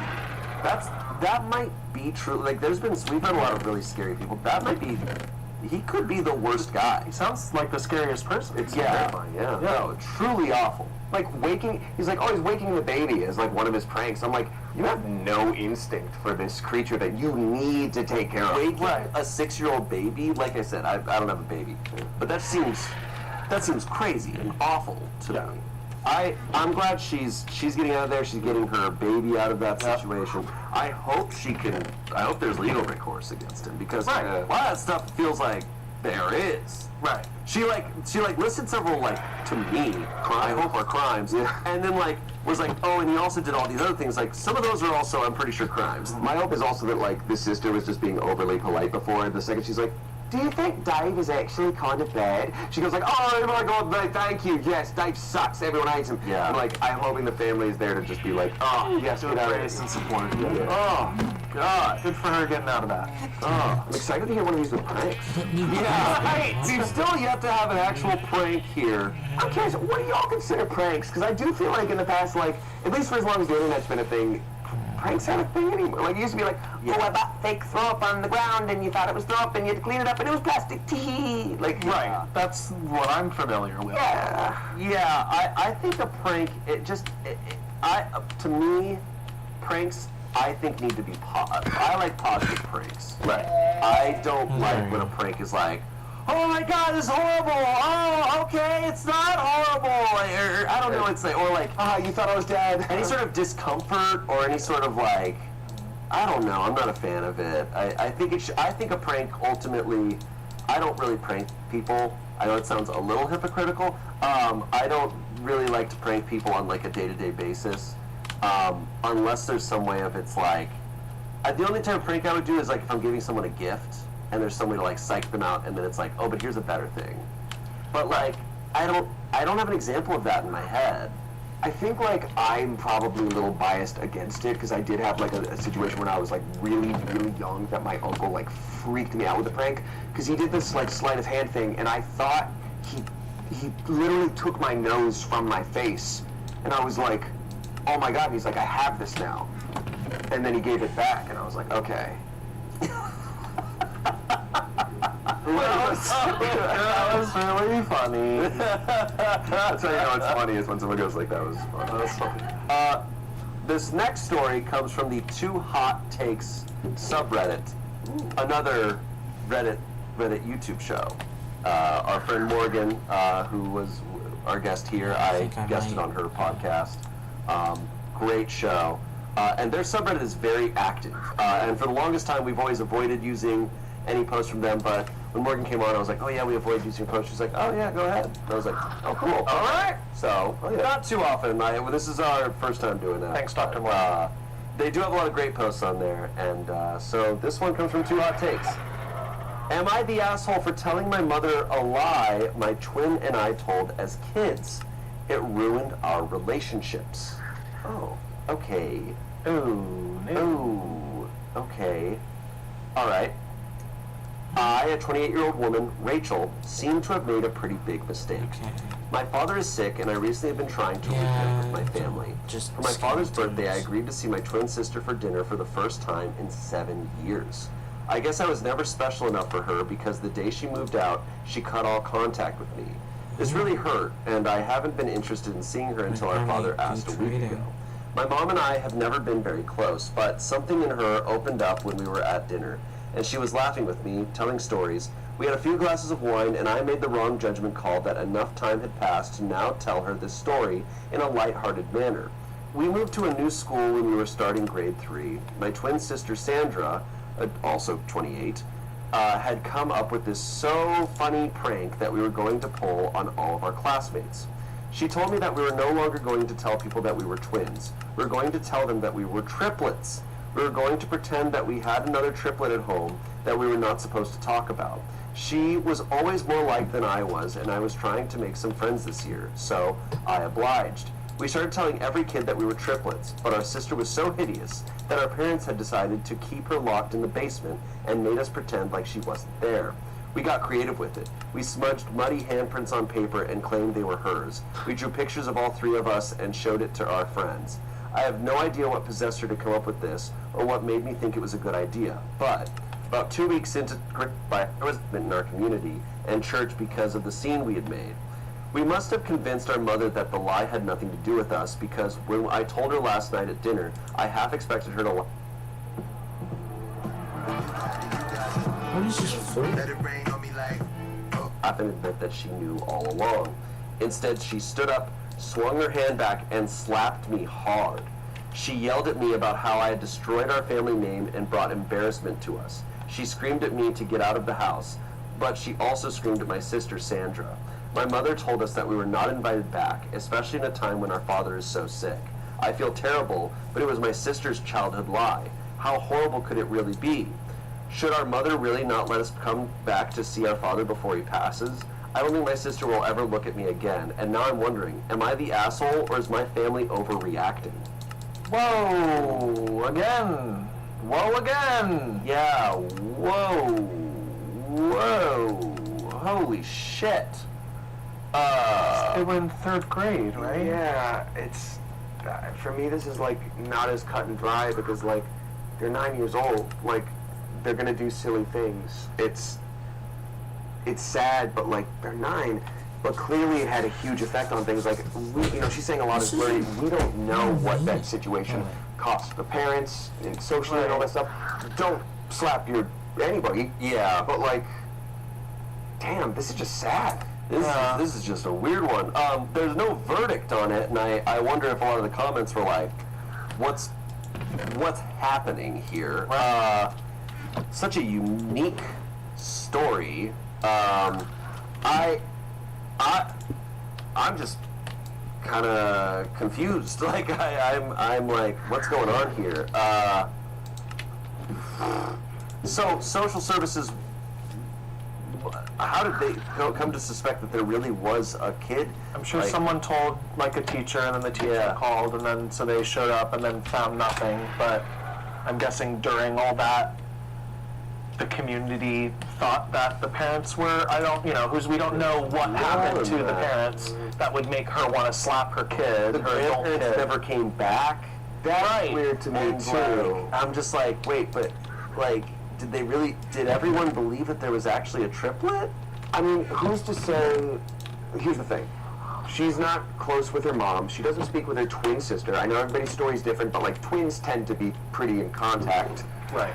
So just from who I've known and what I've seen. So like, there could have been something that was an issue. Social services could have found a problem or made something known that was embarrassing to the parents, even if it wasn't a crime. Like, again, we don't know what this cost the family, but you can't really blame these 9-year-old kids. Right. Yeah, they were 9. I do think she is. It is interesting because she's sitting here being like, well, it was my sister's lie. It's like, well, you both did it. Like, she came up with it, but you both did it, right? I mean, I don't.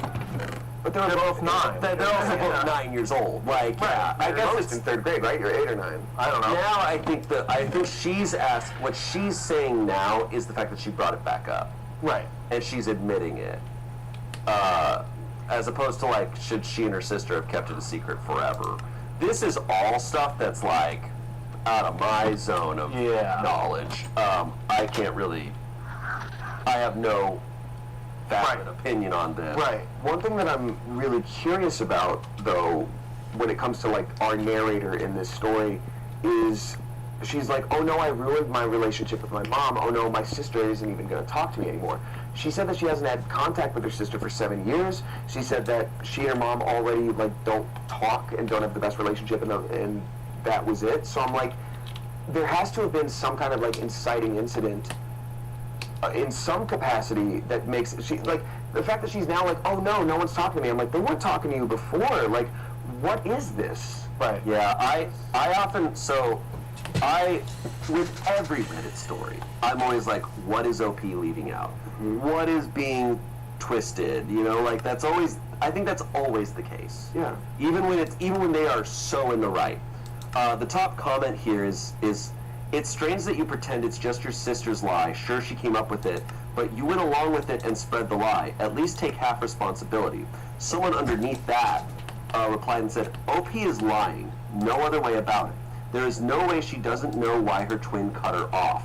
7 years estranged from her twin who moved out at 21, it is a lot for a 21-year-old to make a decision like that. At least it seems like it would be to me.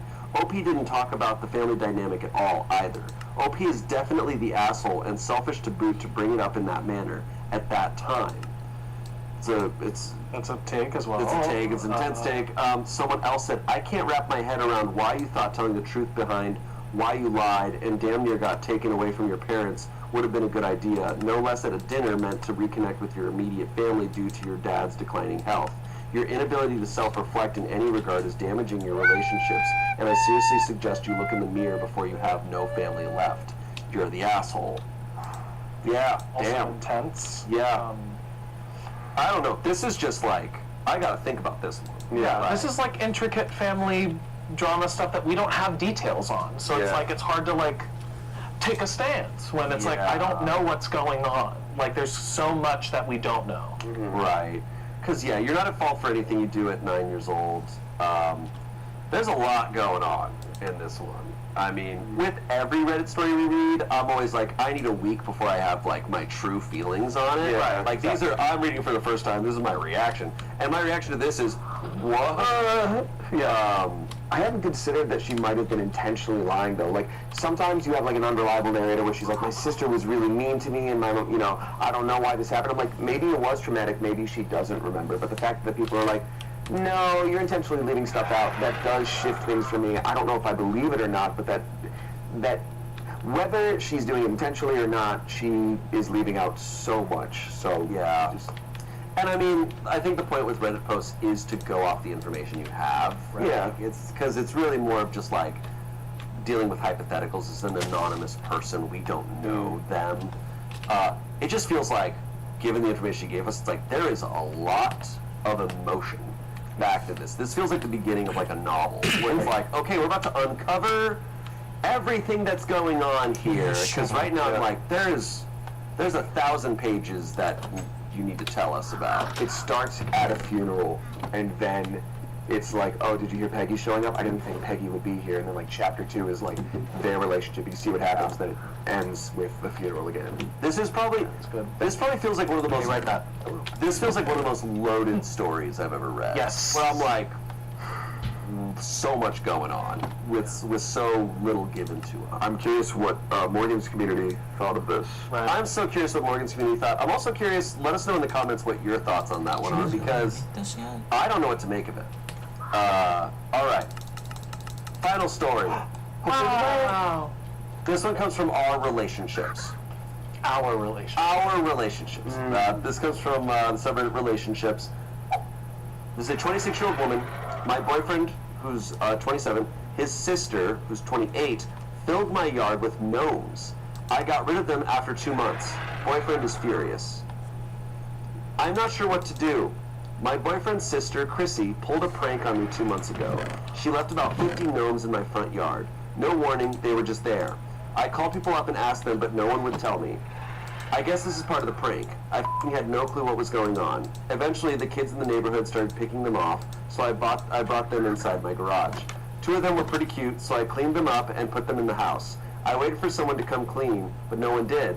After 3 weeks, I decided I was going to just donate them. A few friends asked if they could have some, and I let them. I started giving them to people who commented on one being interested or cute. I told my boyfriend about my army, and he laughed. I thought he might have done it, but he said he honestly didn't, so I believed him. Well, he went on a 4-week trip with his family to Europe. I got a few emails from him, but we were both busy. I went on a trip myself for work and for pleasure. So when he got back, he asked how the gnomes were treating me, and I let him know most of them had found new homes. He got really silent and asked how many I had left. I told him 10. He asked who took them and said we needed to get them back. I was confused. It had been 2 months, and the gnomes were kind of a funny story, but I don't remember everyone who took one, let alone the kids who picked about 10 off the lawn. He then told me they belonged to Chrissy, who thought I had just stored them in my garage. which is why she didn't pick them up before the trip. Chrissy is his sister. Apparently Chrissy has been pulling the gnome army pranks for years, and I am the bitch who gave away her army. My boyfriend was furious with me and asked why I would do that. I told him he should have come clean and I would have just kept them in my garage for her to pick up later. He said it wasn't how the prank worked. Damn, Sure. Don't know the gnome rules! 5,000 years ago, the gnomes began. The gnome wars. First age. He said he needs to rethink the relationship. He wants me to get them back as they are dear to Chrissy. Chrissy doesn't know yet. I am not sure what to do about this. I had a few people offer to return their gnomes, but the rest of the people said they gave them away to so-and-so and didn't know where they were now. This is such a surreal situation, I have no f***ing clue what to do about it. I don't see how I was wrong, but I feel bad. So, what can I do? Yeah, you won. You can do nothing. What the f***? What? What? Yeah. What? That's not how the prank works? You left your 50 gnomes with someone for 2 months? Isn't that what she said? That's the prank, 2 months. That was what I was saying about, like, you have to come clean at some point for it to be a prank. She's literally like, did you do this? And that was after some time. He's like, how the gnomes treating you? She's like, good. Did you do this? He's like, no. Yeah, she gets rid of them. Yeah, bro. Where are you going to store 50 gnomes? It's like, if you're going to do that, pick them up the next day. Or like the day after, or like a week later. No, this is how I would do this prank. Okay. How did the prank? Here's how I would have done this prank. 50 gnomes on the yard. It's like, what the f***? Why are there 50 gnomes here? Holy shit. They go to work. I come pick up all the gnomes. Drive away. They come back from work. The gnomes are gone. And then you never address. No one ever. Then you address it a month later and you go, I left the gnomes there. Like, that's pretty good. Because then it's zero responsibility. But also, a prank is definitely not fun if you give them responsibility. Give them a chore to do. Now you have to raise a puppy. Right. Like, I live in an apartment. Like, yeah, what the hell, man? That's hilarious. Like, it's kind of the equivalent of the advice of, like, don't lend money unless you expect not to get it back. Right. Don't prank someone with 50 gnomes on their lawn unless you expect to not get those gnomes back. Like, what? Because, yeah, like, teenagers in a neighborhood are going to steal... Of course. Look, teenagers are going to steal a gnome if they see 50 on a lawn. They're going to... That's too many. They're going to take them. With Chewy, get their mealtime match fuck delivered Chewy. fast. I hate Chewy. George needs a senior for Fuck Chewy. So in my home growing up, there was a concrete gnome disembodied head just sort of chilling in our bonus room, and my teenage rapscallion of a sister had apparently knocked it off and stolen it with her teen friends. Yeah. Wearing their Jenko jeans and blasting their Rob Zombie. Wow. It just happens. It's a generational thing. We all remember our first gnome kill. Yeah. You mount it up on the wall and you Show it off as a trophy. show off as a trophy. Some comments. They have no reason to try and hold you accountable for not following the unreasonable rules of a game you didn't know about.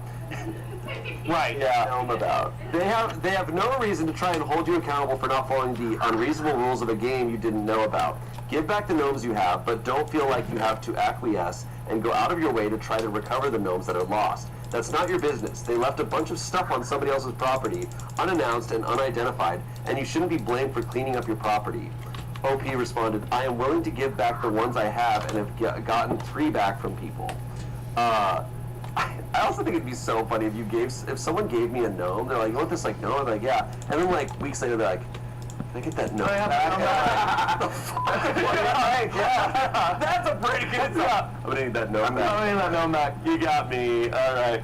I owe some money to some bad people. I'm gonna need that gnome back. The fake court is pissed. Your boyfriend said he needed to rethink the relationship over this, something so ridiculous. Obviously, you two have bigger problems than just this. If he's willing to break up over it, he is completely in the wrong. Who plays a prank with something that's supposed to be so important to them, and then it keeps it a secret for 2 months? Lastly, someone said, I got nothing. This is the funniest damn thing I've seen all day. LOL. OP said, I can see why it would be. It is a funny joke, but what the f*** do I do with that many gnomes? Right. Also, like, don't leave a bunch of gnomes and then, like, be like, all right, we're going on a 4-week trip and we're just getting out of the country. I'm like, what the f*** are you doing? Also, like, I don't know, we all hear tales about dragons and castles in Europe. They have Wi-Fi now. The fact that she was like, oh yeah, I got a couple emails from him. I'm like, from your boyfriend? A couple emails over a month? Relationship. Yeah. Like, yeah, what is this? And also, like, I do imagine that the boyfriend probably saw his sister do this for years, and was like, can I have the gnomes to do something? She's like, yeah, don't screw it up. There's a specific way I do it. And he's like, I know how the gnome thing works. And then he does it, and he forgets a crucial step of picking them up again. Yeah. And he leaves them, and then that's why he's like, that's not how it works, because, like, he's mad at himself. Leather and Stitch. There is an update. So, They're sentient. they're real people. They're known for Those were paid actors. Can I get that paid actor back? You know that actor I let in? Okay. Update. I decided to bite the bullet and talk to Chrissy. I brought the gnomes I had to her house and knocked on the door. Chrissy's mom answered and asked me in. I was tired of the immaturity and mind games. My boyfriend has been sending me threatening, get me more gnomes, bitch, type texts. Sorry! My fucking nose! I could see a lot of red flags or red hats if you were so inclined. I like that. That's good. Red cap is a type of thing. Okay, sorry. I wanted Chrissy to have her gnomes back and just get it over with. When I handed Chrissy's mom the open box, she asked where I got these. She seemed really upset I even had them. I told her the story, pretty much what I said in the last post, but with some more detail. Her reply was, Joe has been telling a totally different story. She seemed really hurt about the whole thing, and while I wanted to make a quick getaway, I was f***ing curious, blah, blah, blah. Chrissy's mom told me a little bit of the background. I am not going to repeat everything she said, because some of it's sad and pathetic and a little too dark for a post about a gnome invasion. The gnome army belonged to Chrissy's late boyfriend, Steve. Steve and Chrissy used to put them in people's yards and then demand another member for their army. So the gnomes came from people Steve and Chrissy knew over a period of about 5 years. Steve passed away. Chrissy stopped the gnome pranks and put them into storage. She has not pulled the prank in almost 2 years now, but freaks out if someone mentions getting rid of the gnomes or even moving the box. I felt like an asshole, but Chrissy's mom thanked me for bringing some of them back. She did say the annoying line, you should have kept them even if you didn't know who they belonged to. Yeah, no, bullshit. She did say she was going to replace the gnomes in the boxes with other ones and hope Yeah, Chrissy no, would that's not notice. how Not sure reality this is a smart works, idea. Grandma. She said she wanted to believe me. I'm sorry but this that shit this is happened, likely the but last at time that she would point, walk he into her says like, house. Gee, no, I'm not thanks. gonna take care I of said shit that was fine. that I I have no have intention of staying in no a family who problem committed with. pranks then blamed the victim. That I have One bridge burned, I mean. billion I things understand she is likely upset because Chrissy apparently doesn't handle any mention of Steve well. She is likely going to be upset and never speak to the person at fault again, which is likely me. How I got them out of a storage unit 3 hours away, the mystery will likely haunt their family for years. As for my now ex-boyfriend, I went to his house and asked him why he pulled the prank. His answer was stupid and telling. He wouldn't answer me and he wouldn't tell me what was going on. He said he just wanted to do something cute. Then it got out of hand and he thought I would keep them. Something about having his own little secret made him happy. I got my things from his room and left. I told him that our mutual friend Jake would bring his stuff by at a later time. Jake agreed to this and said Joe's story was BS. I guess Joe told people I got the gnomes out of the storage unit and put them in the yard to get attention. That totally makes sense. Okay. I guess it was spiteful to do, but I did send Chrissy a message on Facebook. Chrissy, I don't think we will be friends after this. I know you want to believe your brother, but I did not take your gnomes. I did not know why they were in my yard or even that you had them. Please understand I would never aim to hurt, steal, or take from you. Your brother admitted to putting them in my yard, though I have no idea why he did it. I got an okay back. Then she blocked me. Yeah, I blocked Joe and his family. I'm not sure what to do now, but it has been a really interesting few weeks for sure. Wow. That dude's a piece of shit. That dude's a piece of shit. And I'm kind of surprised this family is believing him. Because, like, it's true. It's like, oh, I got these gnomes out of a storage unit 3 hours away that I'm not... Yo, you're committing to the... What the hell? Like, I think sometimes it's easier, even if they, like, deep down know it. Like, the alternative is like, okay, cool, they're cool with her, who probably won't be with him anymore, but, like, for them, it's probably nice that she's a scapegoat, because the alternative is, oh, sorry, Chrissy, your brother betrayed you for this, like, memento of this, you know, partner that you lost, and then they're ruptured forever. Yeah. That's so messy. It's super messy. It's sad. That took a crazy turn. Sad and horrible turn. Yeah, I love that tradition that they had. That's so sweet. That's cool. Yeah. It's like the brother was disrespecting that tradition so hardcore, and then also just seems like a careless douchebag. Favorite song. Because he knew the weight of those gnomes, and he brought them over and then left them for 2 months. It's like, dude, like, and 10, like, the part that I feel like got left out and was not being addressed is like 10 of them were stolen. Yeah. It's like 10 of those gnomes were stolen. If they're there for 2 months, like, a night is a risk where you're like, okay, I left it for a night, someone walked off with a couple, that sucks, but like, okay. 2 months is like free gnomes. Yeah. And it just feels like that got glided by. Like, they would have been all just as upset if 10 were gone. Right. And it's like, I don't know. I understand there's a lot of weight to the grief and stuff, but it's like, the brother is really the asshole here. For sure. And just being a piece of shit. Wow. That was the closest thing. At least that one had a story about a prank in it. There was a prank involved in that. At one point. We've heard through multiple, like, third-party sources that there was a prank. Holy crap. You know, when we started this, it was like pranks. I was like, what kind of silly stories are we going to do? Right. These are were intense. Nuts. Not a good prank in all of them. Let us know in the comments which one was clearly the worst one to you. I think it's not hard. Type it anyway, I guess. Is what we're saying. Yeah, let us know. Let us know, actually. Comment down below if there was a good prank that was ever pulled on you or that you pulled. Yeah. It could be a silly little one, but steady. I have one good one to end on a fun, sweet note. I'd love that. At theater camp, who's surprised, we used to do this thing where, with other camp counselors, if it was someone's birthday, you blow up a bunch of red balloons and like write sweet things on it and fill their room to the brim with it. So when they opened up the door, it's like a deluge of balloons. They're like, "We love you. You're so smart. You're so cool." It's like, "Oh, you got me. My room is ballooned," and it has all sweet things in it. That's great. I did break my toe doing it. Damien, it's supposed to end on a good note. All right. Just kidding. Pranked. I really did. Well, thank you guys for being here. Thanks for having me. I love what y'all do here. Thank you for having me. I love the show. This has been a fun time, and thank you for watching. And let us know what other themes and subreddits, because prank theme, boy, that's some good stuff. So, what are some other types of stories you want to hear? Because I'm sure they're out there on Reddit. We'll see you next time. Get out of here. Bye. I hope your Saturday breakfast was good. Yeah. Waffles. With shit on them.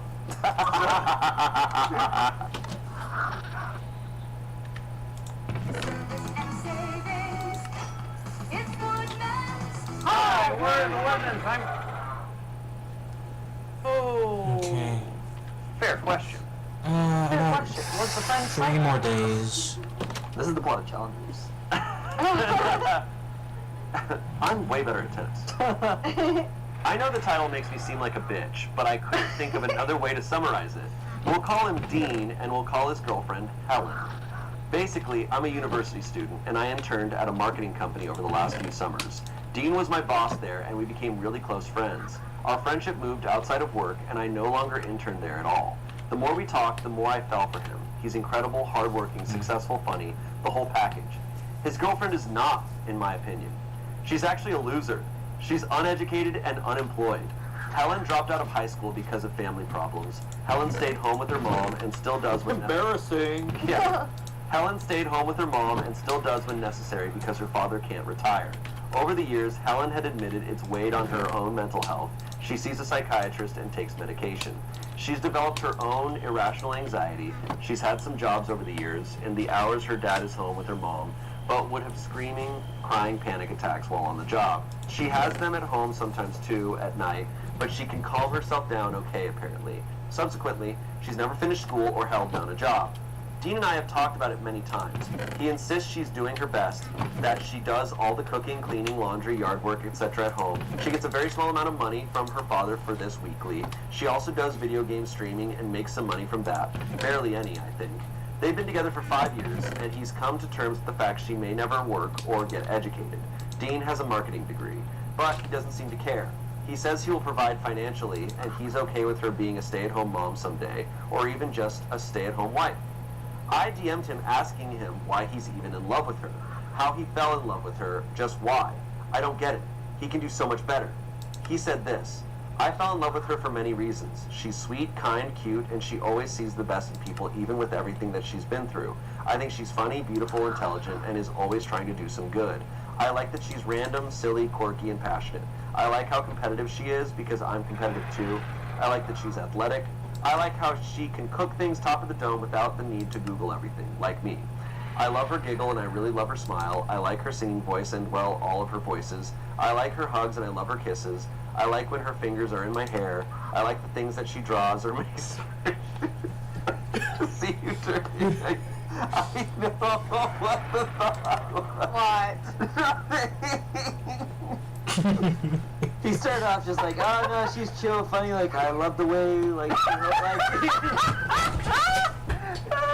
not escalate. No, like, no, I respect you. No, you should feel this way about your partner. I love the way she chokes my I just thought it was going up like she bounced on with no hand. I mean, this OP deserves to No, I hear know. this. My brain went to a million. When I started that sentence, I was like, what did she do with her fingers? Jesus Christ. Like, it catch me so off guard. Your brain. It's so sweet, and then it's like, and I like the way she. It's a. Competitive she is because I'm competitive too. I like that she's athletic. I like how she can cook things top of the dome without the need to Google everything, like me. I love her giggle and I really love her smile. I like her singing voice and, well, all of her voices. I like her hugs and I love her kisses. I like when her fingers are in my hair. I like the things that she draws or makes. See you turning. I know what the thought was. What? This is a funny little guy. He started off just like, oh no, she's chill, funny, like, I love the way, like, like it's not escalate. No, like, no, I respect you. No, you should feel this way about your partner. I love the way she chokes my I just thought it was going up like she bounced on it with no hand. I mean, this OP deserves to hear No, I know. this. My brain went to a million. When I I started that think I sentence, I was like, found what did she do with her fingers?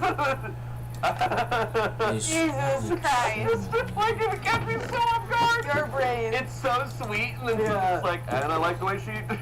It's a sweet, affectionate thing. It's the sweet. No, it's all of this is so sweet. I thought it was about to take a crazy turn. And it still might. Let's go. Keep going, bro. Go a little back. I was getting into it. Yeah. I like her. I like her hugs and I love her kisses. I like when her fingers are in my hair. I like the things that she draws or makes from hand. I like the things that she draws or makes. See you turning. I know what the thought was. What? Crystal's lapis. Man, I didn't He find started off just like, oh no, she's chill, funny, like, I love the way, like, like. It's not escalate. No, like, no, I respect you. No, you should feel this way about your partner. I love the way she chokes my I just thought it was going up like she bounced on it with no hand. I mean, this OP deserves to No, I hear know. this. My brain went to a million. When I started that sentence, I was like, what did she do with her fingers? Jesus Christ. Like, it catch me so off guard. Your brain. It's so sweet, and then it's like, and I like the way she. It's a sweet, affectionate thing. It's the sweet. No, it's all of this is so sweet. I thought it was about to take a crazy turn. And it still might. Let's go. Keep going, bro. Go a little back. I was getting into it. Yeah. I like her. I like her hugs and I love her kisses. I like when her fingers are in my hair. I like the things that she draws or makes from hand. I like it when she holds my hand. I like her taste in memes and I like her taste in music. I like her puns and I like her. I like her. I was like, I like her taste. Oh no. Oh God. I like her puns and her sense of humor. I really like her presence, and I like her dance moves and how good she is at everything. I like that she likes to help people. I genuinely like the person that she is, always have. I admire her a lot and will always want her for myself. I told him how I felt about him. How I'm in... whatever. That sounds like a real loser. Can I just say, I was literally like getting misty-eyed at the beginning of this message. The sweetest message ever. If someone said that about their partner and I was still in it, I would be like, well, like, look, I'll literally never talk to you again. Not in a bad way, but just like a dude, like, this is real. I'd be like, all right. Okay, sorry. Okay. In response to that, she goes, I told him how I felt about him, how I'm in love with him, and that I wish she wasn't around. He said, well, I'm lucky that she is. I don't know what I'd do without her. I told him he's just comfortable and he's staying with her because it's been a long time. That I've been at a place in my life where I thought I couldn't go on without certain people, but I survived. And he would too. He said this, well, I don't want to, so I'd appreciate you not saying things like, I wish she wasn't in the picture. That's awful. If you cared at all about me, then you'd say that I'm lucky to have her and respect that, you know? So he adamantly won't leave her, and I don't understand why. With the little money she earns, she saves up to do some very special things for him. Got him a cameo from his favorite actress, took him to see his favorite sports team in the playoffs, got him a PS4, she's taking him to his favorite band this summer. She also does sweet stuff for him, like give him random cards, drawings, paintings, crap like that. I think maybe that's the real reason he stays with her, but I could do that stuff for him too. She's had years to do it. I'm studying hard. I work as a barista to get through school. I love talking to him. I love spending time with him. He means the world to me. Does anyone have advice on how I can win him over? I just want him for myself. I'm the better choice for him. He just doesn't realize it right now. What can I do here? Edit. Some people think I'm shitposting. I'm not. Here's some of our DMs. Whoa. Dean, how materialistic are you? OOP. You're really going to support some stupid bitch the rest of your life? That's really insane. He responds, it's none of your business. Why do you apologize if you're still going like this? She responds, because I don't think you realize how dumb what you're choosing for yourself is. She's not worth it. You can have someone who is your equal. Oh my god. He responds, listen, I don't have to argue with you about who I'm going to marry, LOL. You want to talk? We can talk about anything you want except my relationship. Otherwise, I won't be replying. She responded, you looked out for me, so I'm just looking out for you. We were fighting here, but we usually have a great relationship. Dora, can you find the pick-me? Jesus That's f***ing crazy.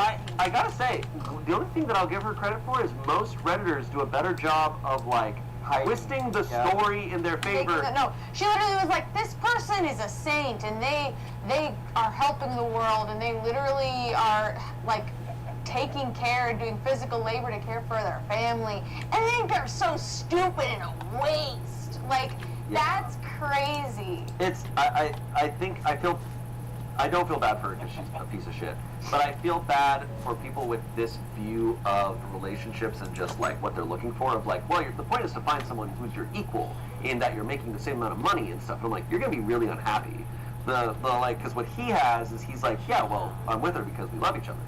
And we like each other and we like hanging out with each other. And it's like, yeah, it doesn't matter what your job is as long as you like hanging out together. Yeah, and like it's kind of you need to define like there's different definitions of like how you see people as your equal. Like because she doesn't OP doesn't see this woman as like hardworking, you know, which is like this like I literally got emotional because it's like this girlfriend is probably the strongest person that this man has ever met. Like she's taking care of her family and running a home and like probably couldn't pursue education, all these things because it just wasn't in the cards for her financially or whatever. And like she's literally, he said it, like, she is literally doing her best. And like it's just this OP is a pick me where it's like she's trying to denounce the value of another woman and be like, no, I'm more valuable to this person just because I'm saying it. It's like it's not about just get into the world of value. You're already Did they say how old any of these people? This is giving like 19. Well, I think that he's out of college. Okay. And she's so they're in their 20s. Studying. I think they're in their early 20s. But she's staying home with her mom. Like it sounds like there's family problems. She has to stay home with her mom and still does when necessary because her father can't retire. It sounds like some really like unfortunate stuff happened to her and her family. Yeah. And she's doing this out of necessity. And so very little, like, but I think she has like this. The OP has a very like traditional view of like education and things like that. Like you're not a person unless you like graduate high school or graduate college. When it's like There's so much more, big ass you know, and I quotes think and all of names. us, to a certain degree, were more or less like brainwashed to have that like opinion where it's like, oh, like yeah, like if you don't graduate, like you know, then it's like, yeah. Yeah, and you have your whole life to quote unquote get educated in any way you see fit. Verdict was you're the asshole. Comments, there's clearly something he sees in her that he doesn't see in you. You can't explain why people like who they like. If he's happy with her and the relationship, then that's that. Your attempts to drive them apart will only drive your friend away from you. OP responded, he hasn't let himself see me in that light though. If he did, he would see I can offer him all she does and more. He just thinks he's happy, love is blind. He has no idea what he's in right now because he's in so deep. If he could just wake up and realize, we could live a very happy life together in the future. Someone responded to that, what do you think about any of this doesn't matter, it's what he thinks, move on. She responded, why can't I change the way he thinks? I'm seeing it as an intervention for his dead-end relationship. I just don't think anyone here is hearing me out. It seems I wonder why. You guys are listening to me. Why is everybody mad at me? I'm not delusional, you are. That's crazy. The other one is, link him to this Reddit post and he'll be able to see where you're coming from in a way that's clearer than text messages. Oh boy. No, if someone like DMs me and was like, oh, like your girlfriend's a bitch, it's like, oh, I'm like, you're blocked. You're done, yeah. Yeah, no, for sure. Pointing you to HR even though you don't even work. Yeah, even though we don't, yeah. No. Go into HR, dude. Someone called my girlfriend, but do they work here? No, but like, can you still fire them? I'm really mad at them. Yeah. Link him to this Reddit post and he'll be able to see where you're coming from in a way that's clearer than text messages, which are short and impersonal. He'll see it with super clear eyes and he'll probably even realize he needs to take the problem person out of his life. Your replies in particular will show him everything he hasn't realized. She responds, so you agree she's a problem? Thank you. People in this post are judging me so hard and I'm trying to stand by myself because I know what I believe in here is what's right for me and him. I'm giving him some time to cool off, but I'll link it to him this weekend. Someone responded, might want to do it sooner than later. There's a decent chance this thread won't be around by the weekend. I'd be a little surprised if it made it to the end of today. She responded, what do you mean? I don't think it'll be deleted. I'll send it to him now, then, and just tell him to open his eyes and have an open heart. Maybe he will come around. Thanks for being understanding, unlike everyone else. Oh my god, they're pranking him so hard. They're pranking her so hard. They're like, you should send him a thread. I think it'll really clear things up. Not to be dramatic, I think I would be legitimately afraid of this person if they were my Oh, absolutely. Absolutely. This is a very delusional person. Yeah. And, Why can't I change how he thinks? Yeah. And controlling and narcissistic. I mean, I think the idea, even in any sort of capacity of like, I am going to get this person out of their relationship so they can be with me, no matter the circumstances, I think is like, you're not being a good person. No, like, no. I mean, why is he talking to her? His like she says she declared she was in love with him and he just totally brushed past that and was like, I like my girlfriend because this. Anyway, moving on. Yeah. Like and just being like, you said sorry, why are you still being mean? It's like he kind of reminds me of my younger brothers that are just like very much like water off a duck's back. Like, you're not gonna bother me, and I don't. True. They just don't even care to put energy toward cutting someone out of their life because they're so comfortable in who they are and where they are that they don't care. He did, in those text messages, he was saying, I will not reply to anything. Still, like, you know, for me, that would be enough to just completely block Yeah, her. I mean, probably the girlfriend might like see this and be like, why are you texting me? It does sound like they're very young, all of them, but Yeah, I still think, I still agree I would be blocking this person. I'd be like, you know what, don't talk to me. Yeah. Update. Oh. Dean responds. Hell yes. He hopped in the thread. He responds, L. You linked me to this post so I could understand you better, and now I do. I love my girlfriend more than life itself. I've been with her for 5 years for a reason. Not because of what she can offer me financially, but because of who she is as a person. That's what matters to me. I'll work 3 jobs if it means keeping her. She once spent 2 hours traveling in the rain to bring my sick mom some homemade soup. Money doesn't buy that kind of heart. I never told you that story because you would get emotional and angry with me for even bringing up my girlfriend. I tried to be your friend because you seemed lonely when we worked together. You said your roommates don't talk to you and your family is back in your home country. We never had a future together. It's not even a possibility. I will protect that woman at all costs, and it really hurts me to see you talking shit about her to strangers on the internet. I hope you'll have the integrity to take this down. Maybe it's best we don't stay friends for now and see where things head. You sent me the link to this thread, and then you immediately blocked me on Instagram. Why? I don't understand what you want from me at this point, but it's no longer worth my energy. If you're ready to grow up and respect my relationship, give me a call. Oh. So I was thinking this post was all fake until this. I actually think this is real. I think she's really kind of a lunatic. Yeah. Why is he saying give I don't me a know. call? Do not say that, man. Like that's Give me a call, and then I would ignore it. I guess that's Yeah, give me a call. But no, he should be saying like, no, I'm never talking to you again for the rest of my life. Yeah, it for me it'd be like, hey, please don't contact me. Yeah. Yeah, and I think it would be fair for the girlfriend, if they were aware of this, to ask their boyfriend not to talk to this person anymore. Yeah. I mean, publicly shitting on both of them, calling him lots of names and her way worse names. It's like, this isn't a friendship worth pursuing. This is a bad person. No, this is truly a messed up person, sadly. Next story. I've read this one. Uh-oh. Am I the asshole for divorcing my wife over getting a massage? My soon-to-be ex-wife and I are both in our...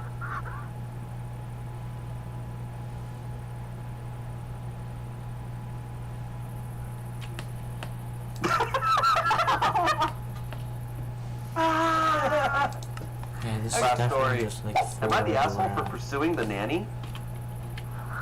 Oh my god. Well, let's hear him out. Yeah. Oh god, the pursuit of the nanny. In pursuit of nanniness. I'm on my way. I'm in pursuit.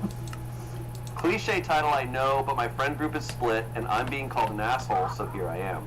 Arsehole. Arsehole. Am I the arsehole? A sort of an Am I the arsehole for pursuing the nanny? He's sort of an arsehole. I, a 43-year-old man, have been pursuing a relationship with my friend's nanny. He's in finance, she's a doctor, so they needed an extra pair of hands to look after their 6-month-old.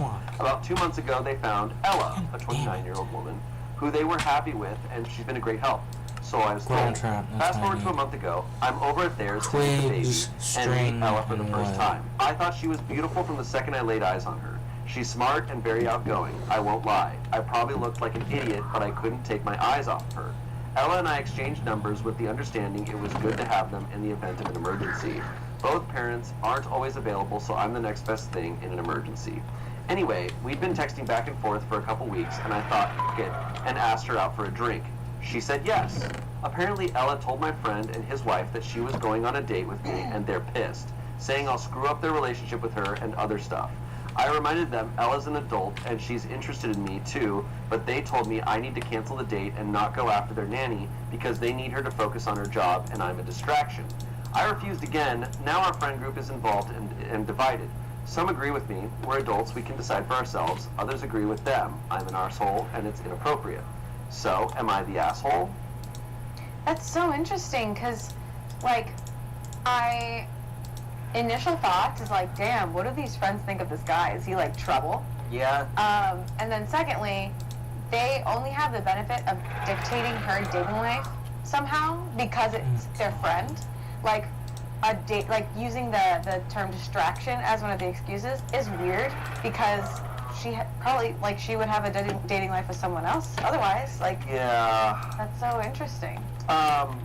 What's your take on this? You know, I mean, people could approach it from, like, the age gap situation, because it's, like, what, 15 years? I didn't hear that part. She's 29. He's 29, he's 43. 29, like, I don't know. Once it gets up to, like, 29. How old is he? 43. Okay. I don't know. 29 and 43, it is an age gap, but it's, like, at a certain point, it's, like, she's fully capable. Yeah. Her frontal lobe is fine there. I think what I'm clocking, though, is I just don't love that, like, immediately he meets her, and it's like, oh, yeah, we're gonna, like, you'll be our emergency contact just in case. And immediately he's like, oh, I'm going to pursue this person. Yeah. Like, it's like, maybe give it a little bit of time. Like, it's kind of an interesting setup. It's almost a little too movie-esque, where it's like, oh, like, we're going to bring you on, like, who meets their friend's nanny? And, like, exchanges numbers, yeah. like, just in case, like... That's what I'm saying. It feels like this guy might be trouble in the friendship. You know? The verdict is you're the asshole, which...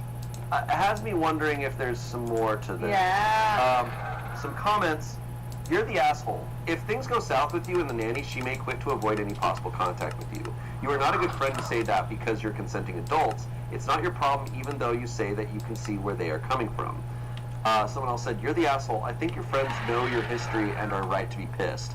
It would be one thing if they said it was fine, but they're not okay with it. Technically, they have no say in what you or the nanny do outside of her watching their kid.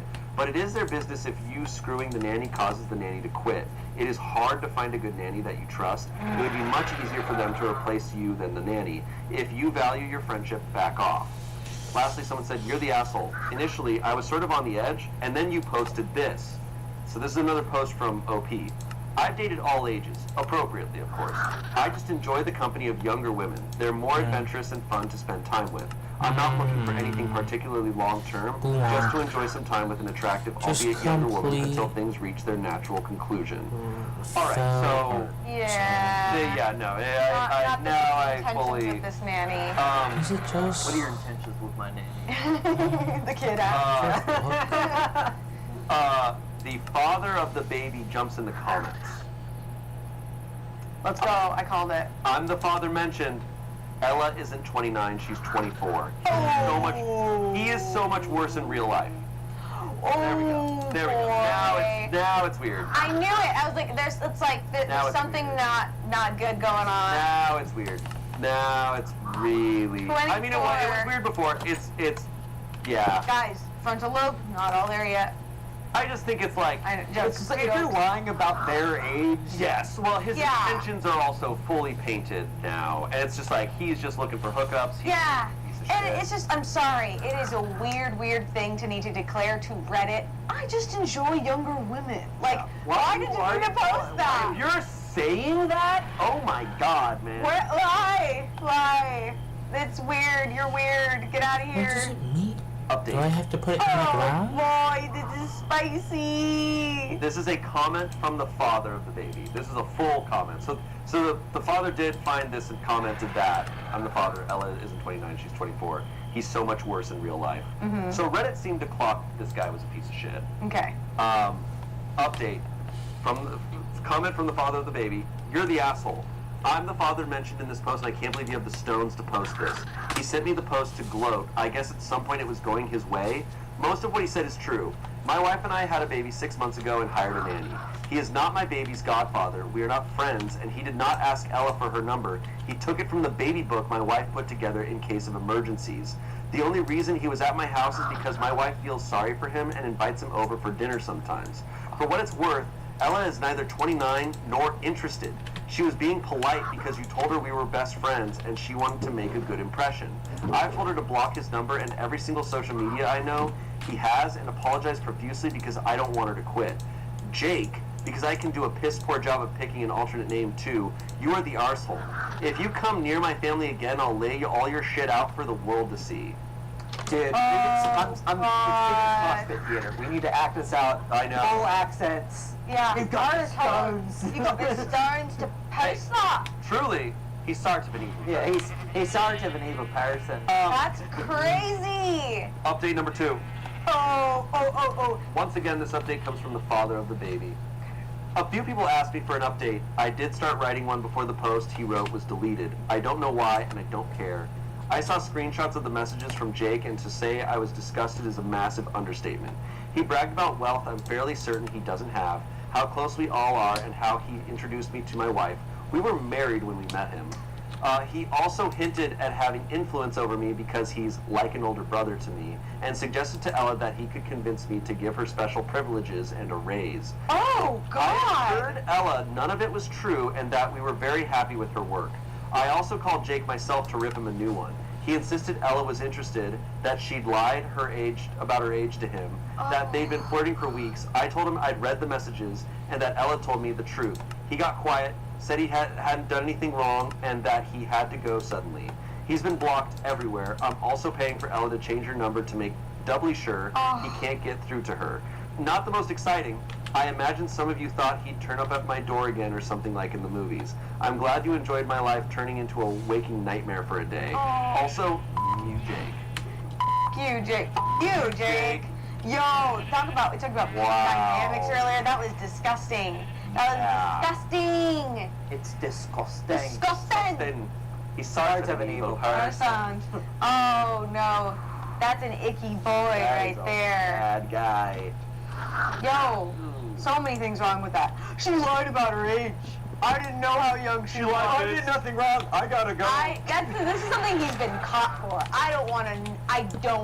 But the world should know, and the police should know what he has done somewhere else. He's sort of an evil person.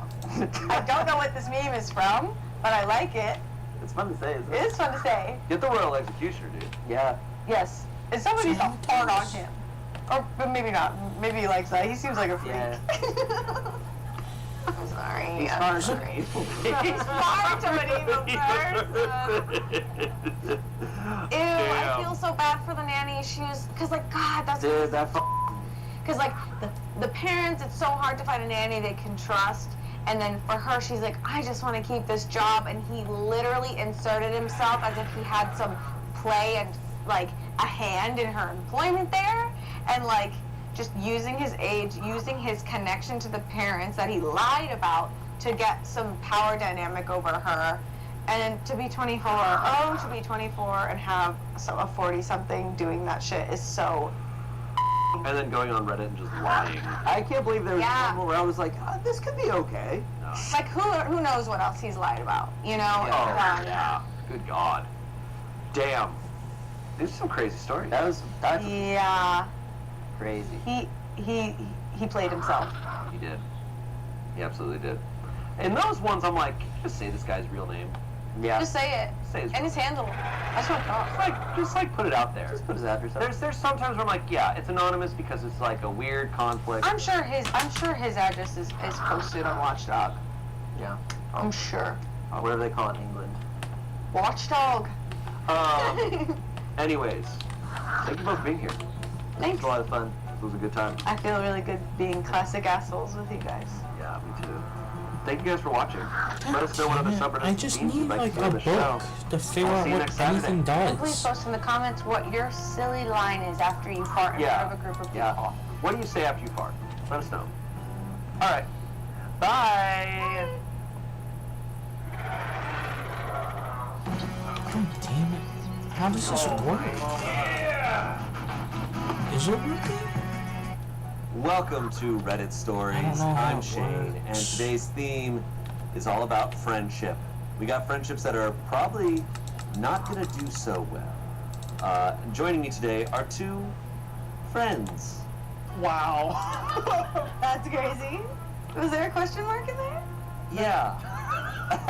Just a healthy hesitation, I guess. I'm running out of like ways to intro my guests. I feel like I've gone through every single, noun. Get nasty with it now. Okay. These motherfuckers Some sauce on it. Yes. Yeah. Some sauce on it. I'm here with Tommy and Courtney. Hi. Hi. I would put you in my MySpace top 8. Same. Really? Yeah, I never had a MySpace though. Oh. Wow. Someone made me one, never gave me the login. Oh. Don't know how that worked. They pretended to be you for years. Oh my god, that's why the FBI's out.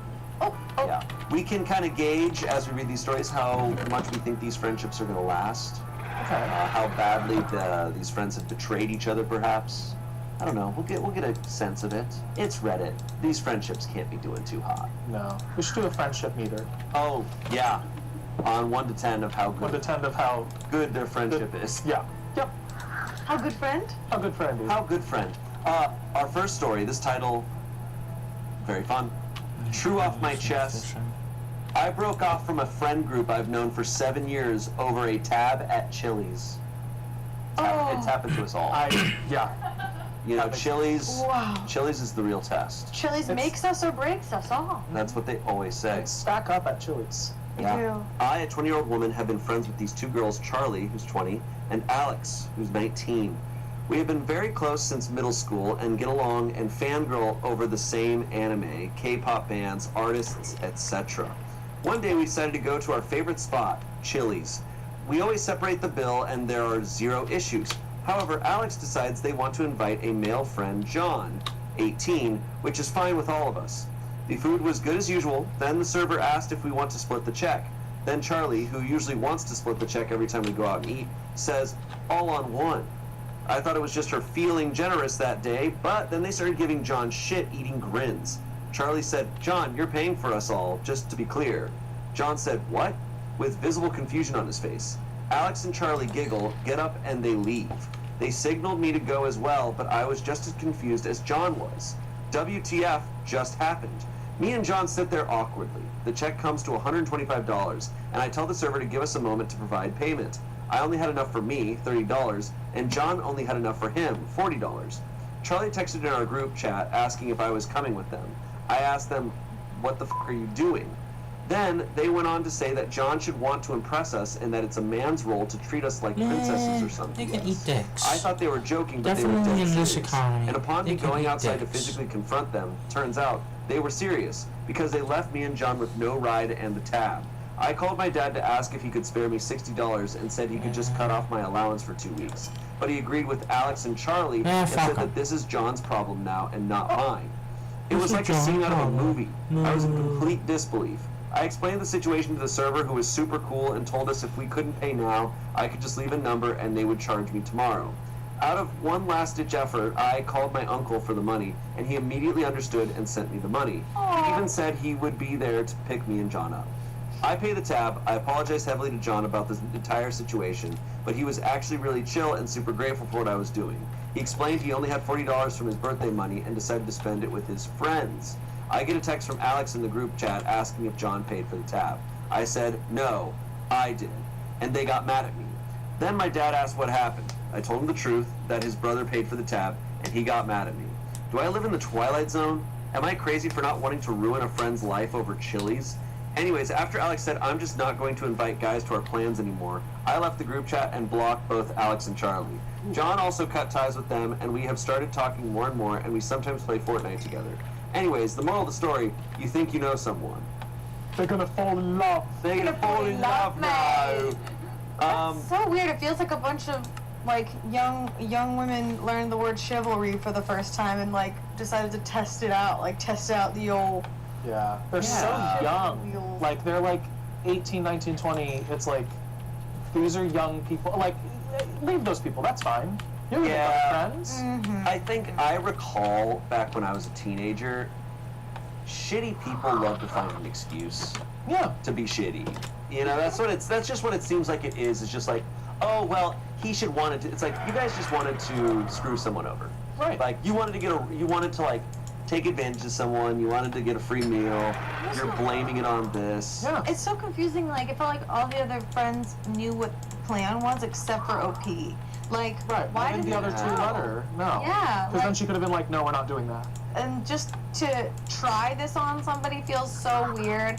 That chivalry exists in terms of like, you know, wanting to extend your hand or kindnesses or things as like a form of politeness, but like there's dynamics at play here. Like not just any guy is gonna have the knowledge or the means to like do these things at such a young age. Like this kid doesn't have a full-time job, but he's like, yeah, I got it, guys. Yeah. Like, hello? This freaking birthday money. They're all this kid is 18. He's the youngest of them all. It sounds like. It's only has a salary. They were literally bullying this boy. Like they're 19 and 20, and he was younger than all of them. They're expecting this kid who's younger than all of them to pay for all of their meals at Chili's. If you're gonna be like if you're gonna test someone's chivalry, which is just like bleh, whatever, have the meal.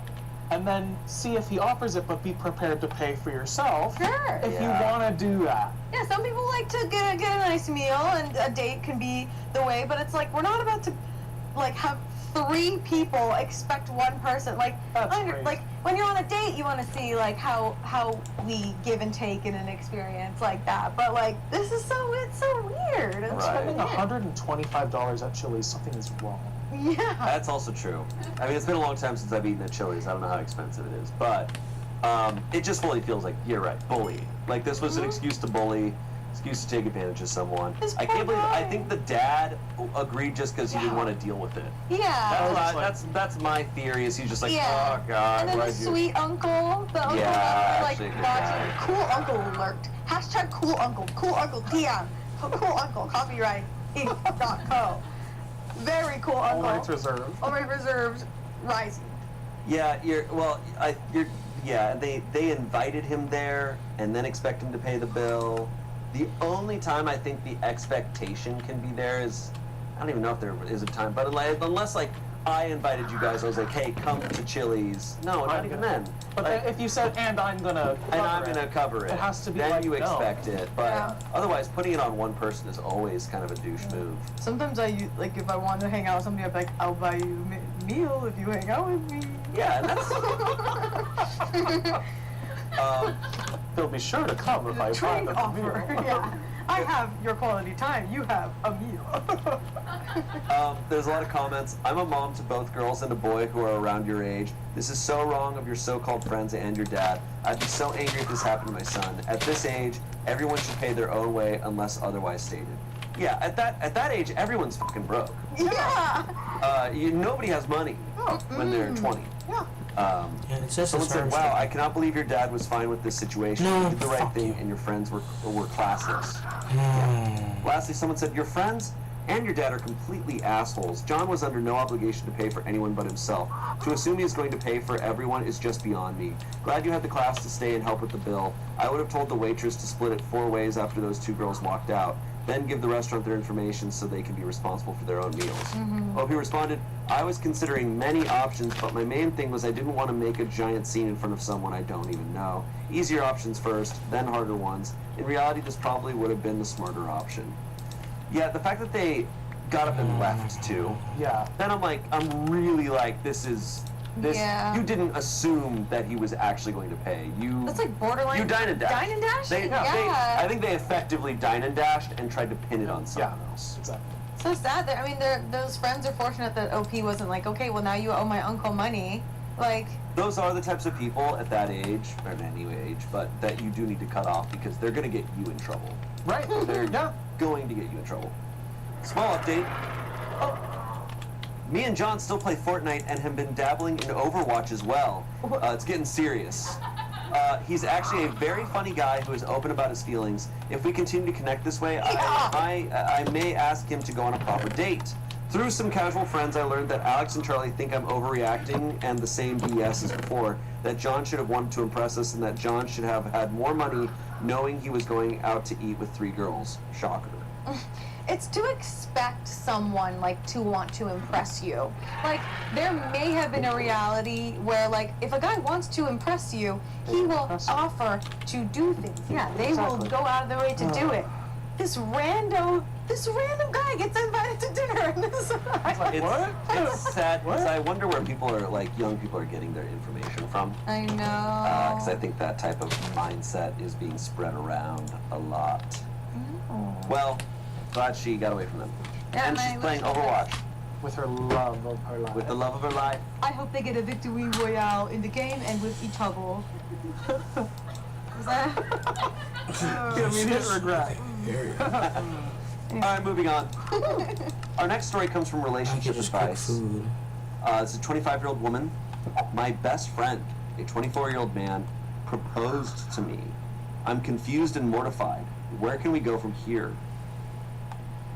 So they're friends. To the altar? Yeah, I was gonna say to the Vegas temple. They could get a victory royale in white. Frankly, I'm still in shock that this happened, so this might be all over the place. Bear with me, all fake names, etc. Jordan and I met in university 2 years ago.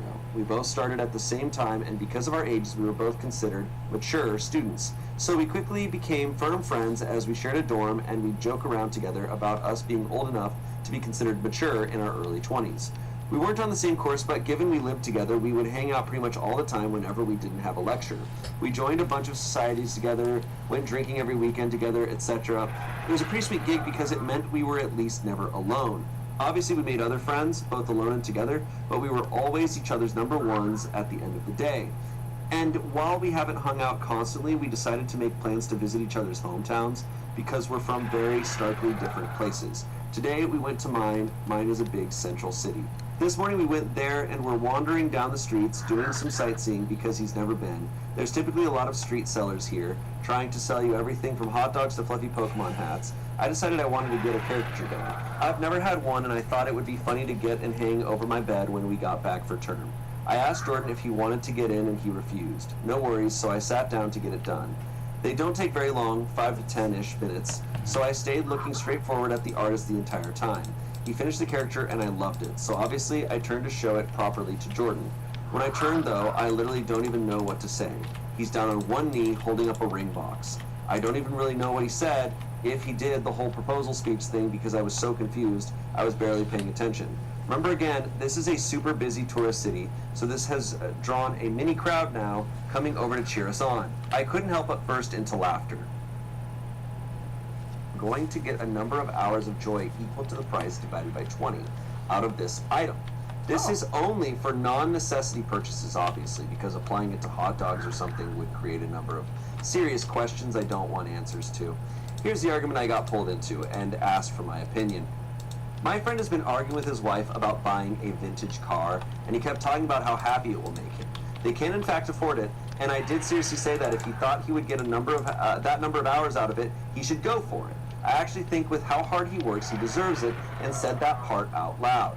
He tried to call me out as being a hypocrite because about a year ago I spent about $1,200 on a Ghostbusters costume, proton pack, boots and all. I had to point out to him that I in fact throw that costume on frequently for a couple of hours at a time.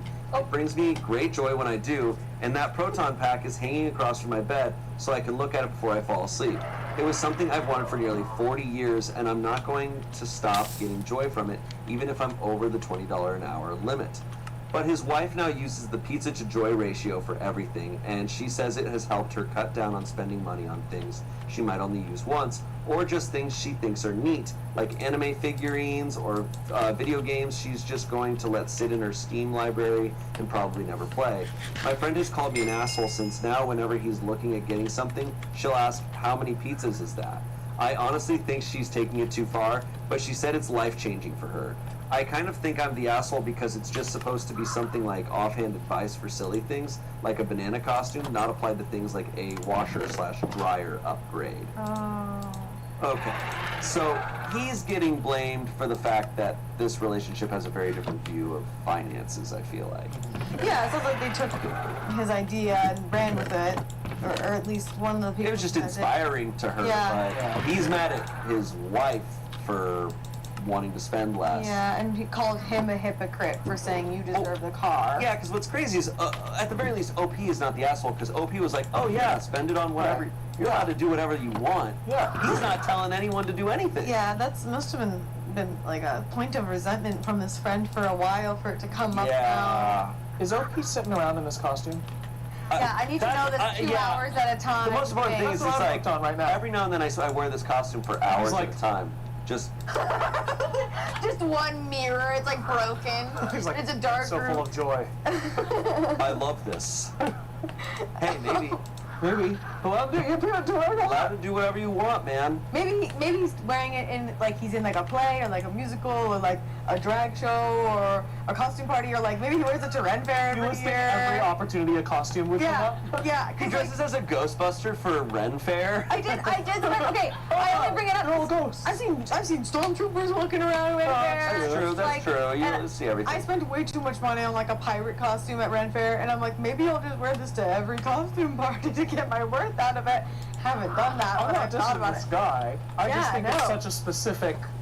It's not a pirate costume, which you could wear. It's not. This is a singular. From one franchise. It was just a funny. It was a funny example he then gave in it. It's like this brings up more questions. I wear it for hours and hours and hours. And very joyful.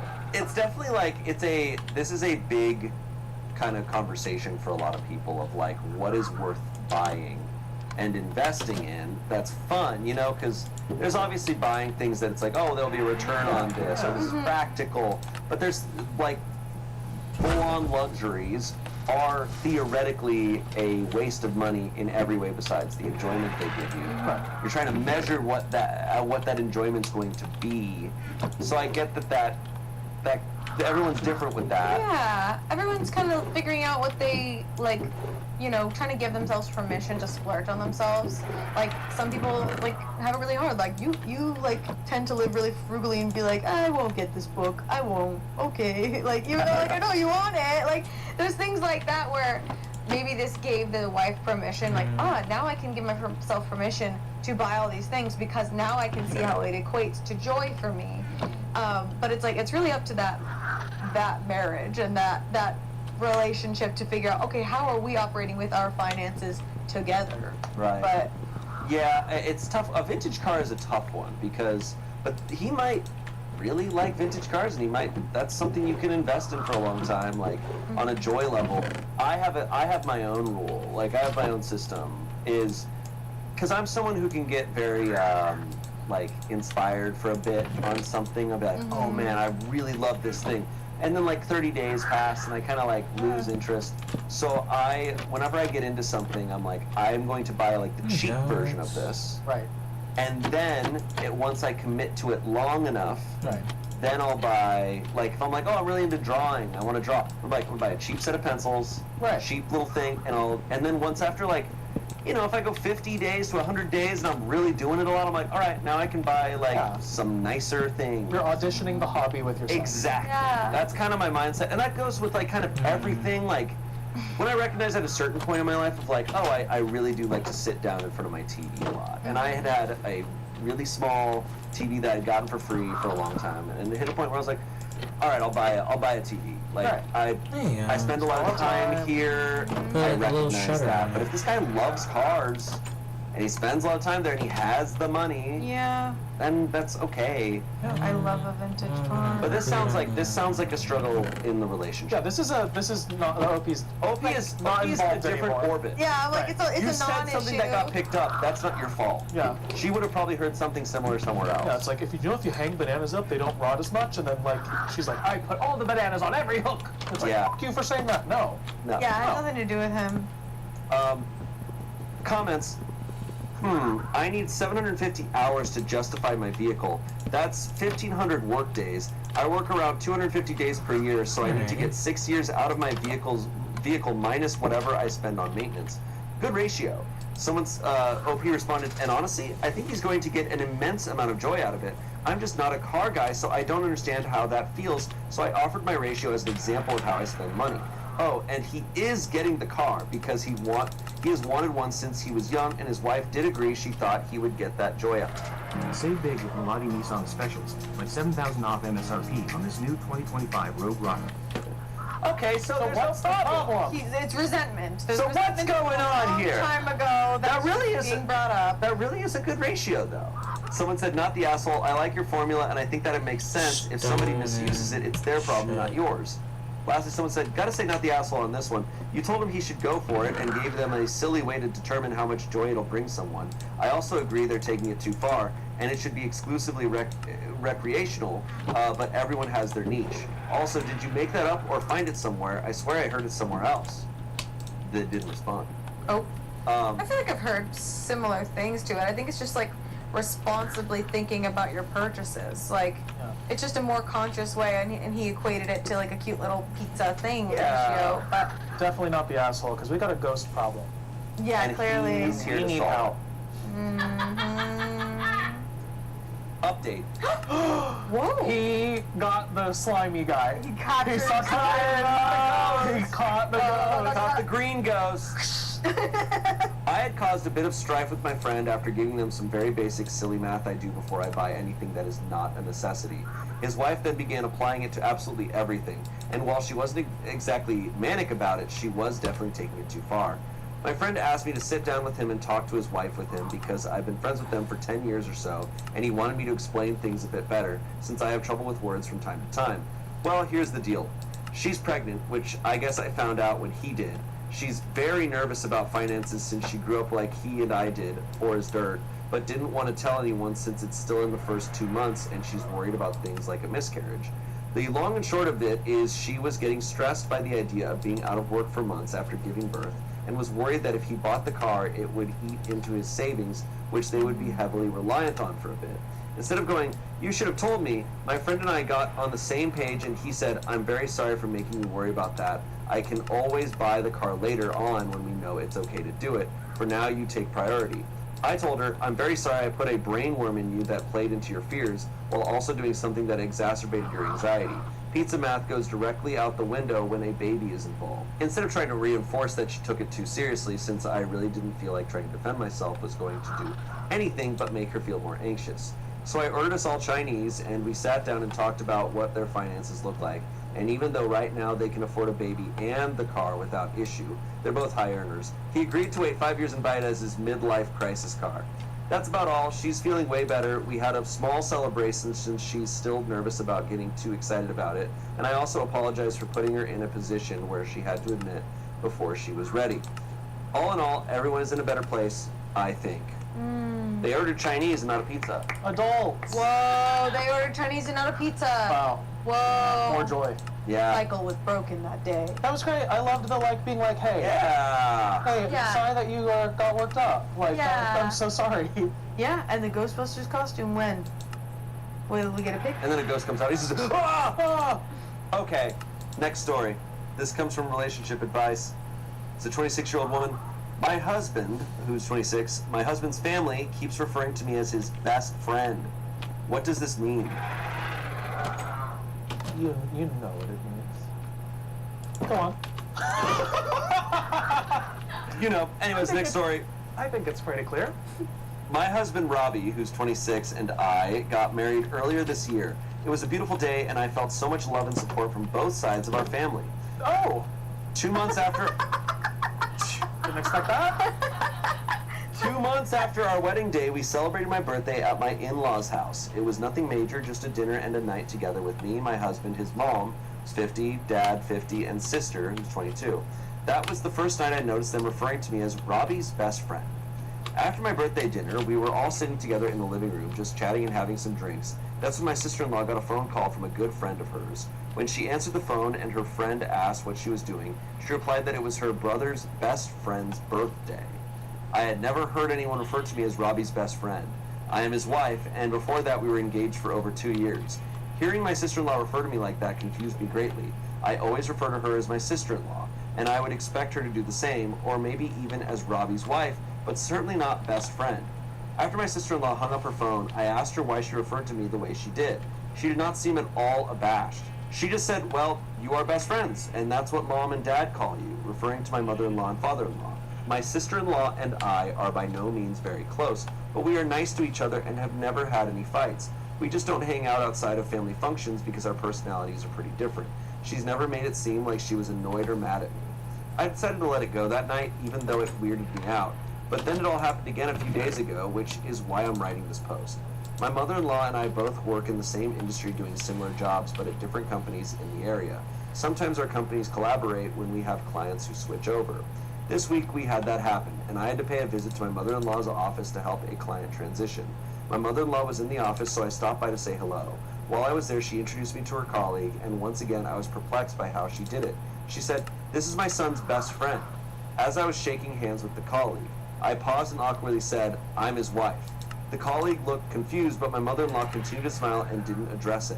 Once we were alone, I asked my mother-in-law why she referred to me like that. Just like my sister-in-law, she didn't seem to act like it was weird at all, and said the same thing. Well, you are best friends.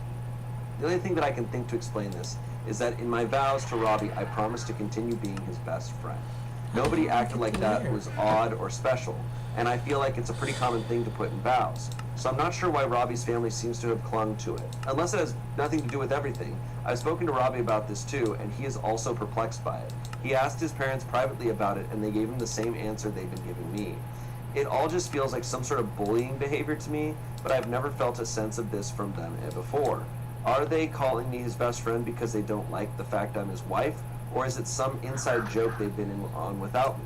I'm not sure what to do or to make of it, especially because the in-laws are acting like it's not an issue when I bring it up. Yes, I am Robbie's best friend, but I'm also his life partner and their daughter-in-law / sister-in-law. I don't know what to do. Any input and advice would be welcome. I thought this was a gay couple at Me first. too. Because I was like, oh, if they're like, this is best friend, I'm like, well, they're homophobic. They don't want to, but then it's like, oh, they're at the wedding. I'm like, oh. And it's like, I'm his wife. I was like, oh. Yeah. What? Then what? Yeah. That's so confusing. And their responses, and they don't even seem like bothered. They're not giving like reactions. Like, I can see this being a sweet thing within the family of like, oh, that's so sweet that they consider each other best friends. So like, it's fun to like consider them that to each other. But like, having it like go anywhere outside the sphere of family and like introducing them as such is like really weird. They were at the wedding. She said it all Everything else is normal. seemed fine. I wonder how they referred to her before they got married. Not best friend. Yeah, you are not my You are friend. not my friend. But it seems like she's not saying, oh, they've always done this. Like, so was she Robbie's girlfriend before? Robbie's fiance? Like, Right, she what doesn't was the write that. title? She doesn't put that in. But she's saying that currently it's That's Robbie's so best friend. Weird. I'm trying to like literally understand like, oh, maybe they're not trying to like reduce her to a wife role, but it's like, I don't know, there's something about like ever since we've gotten legally married, like certain things just get taken more seriously when I'm like, my husband is picking my prescription up. But like if I were to say like my best friend is coming to get something or like, Yeah. it's, like there's just some more like, also when it's a mother-in-law introducing to a coworker and stuff, like this is my son's best friend, that's not giving the coworker any context at all. It definitely feels like a respect thing. It's a huge lack of context. Like, that's a big difference Those are to completely- anybody outside of the context. Yeah, because when you're introducing someone to a complete stranger, that context is kind of important. Yeah. It's kind of like, oh, here's our dynamic.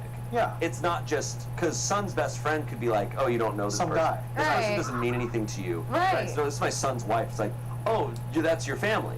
Yeah. That's huge. That's a Yeah, huge that's thing. literally, yeah. That part. And there's different contexts that can always be there, right? But it's just odd. It's odd. It feels like a step back, yeah, no, and it is, like, because being considered family is very different than just being a family friend, you know? I wonder if this Right. company stuff has anything to do with it. But the sister, they were at dinner, and the sister was singing. And you did it at my birthday dinner. Yeah, I would understand if it's like, oh, she's worried about that being misread or something, but she's also not getting upset. None of them are getting upset when she corrects them. They're just going, oh, you are best friends. Yeah. So You are best friends. so What's the problem? Because you are. Comments. How about just being straightforward?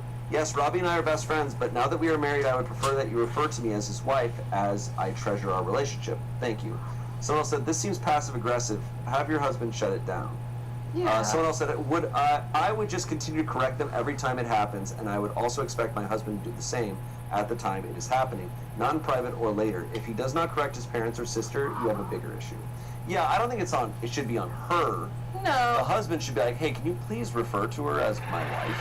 Yeah, or like, I love that because it's like, that's his direct family. But also, like, if it happens in front of her again, she'll be like, oh, you can just call me his wife. Like, Right. it's very sweet, but, like, you can just call me, like, a wife. Like, that's fine. Yeah. And then you set that boundary in a friendly, casual way, it shouldn't affect anything. If they have a problem with it. The most optimistic thought I have is that someone could be like, oh, it's really endearing and sweet. Like, being best friends is more important than whatever. But I have a hard time believing that's what's going on. Update. Oh! Slimer! Slimer!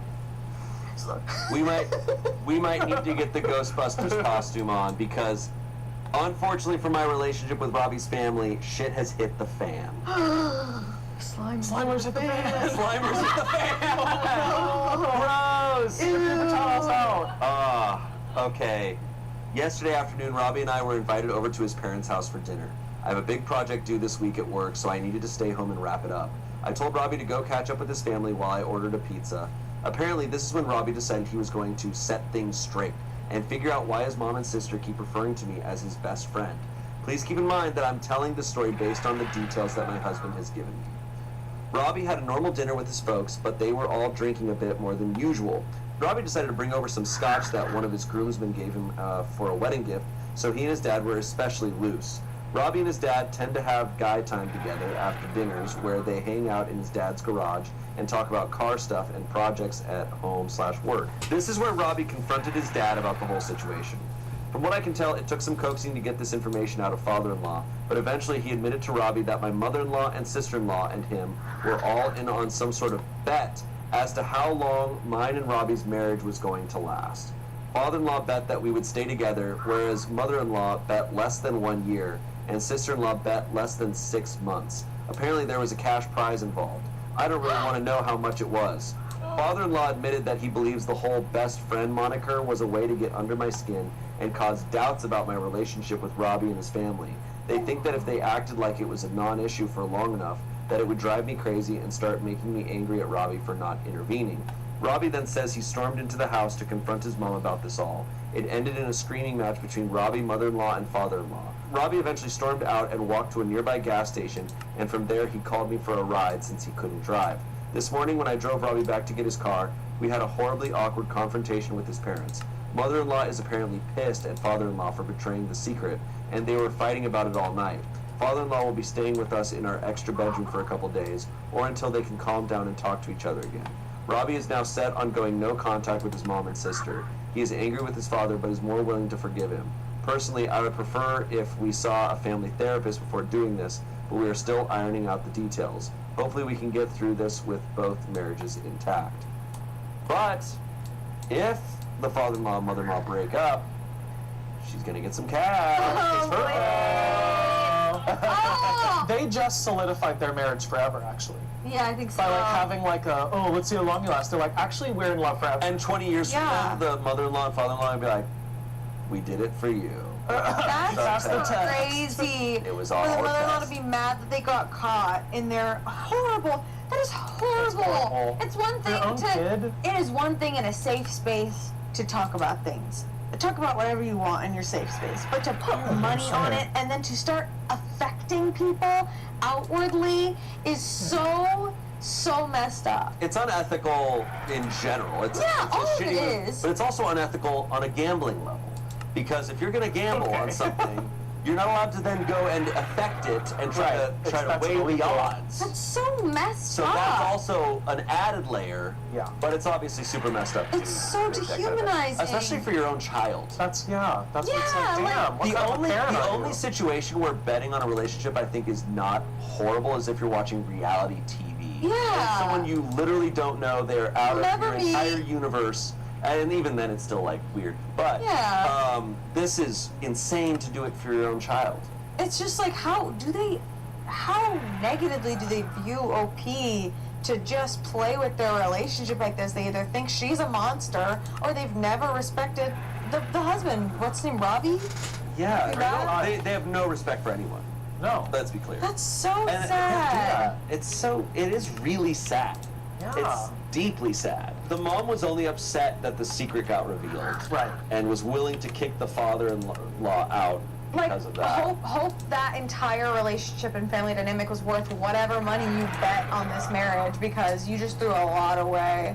Also, what family is placing a bet amongst themselves? It's really disgusting. It's very disgusting. Just about other people's well-being and happiness and betting against it, like, it's just you're putting really bad energy and bad vibes out there. So it's that Slimer behavior. That is Slimer That's behavior. big You need to get the Slimer. Ghostbusters costumes on. Do you know a really quick weird story since you said slime hit the fan? Yes. So, like, before slime was a really big thing, like, there was still a little bit of slime, and Disneyland had sold, like, a little bit of slime. And I had a little slime, and my sister, it was my slime, and my sister threw my slime at the ceiling fan when I wasn't home, and it went all over, and she never cleaned it up, and it was stuck to the carpet for years, and I found out by finding slime on the floor that there's no slime at the fan. Whoa. I'm really sorry to hear Back when they that. only had a little bit of slime. There was only a little bit of It slime. was 2004, 2005 slime era.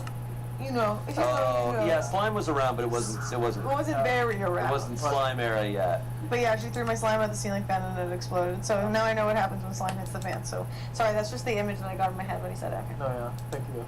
Hope you enjoyed my story just then. If you want more, there's 2 videos right there and there. Comment down below about Courtney's slime story. Oh, excuse me, Jack. that one's really sad. That's so it's a bummer. sad.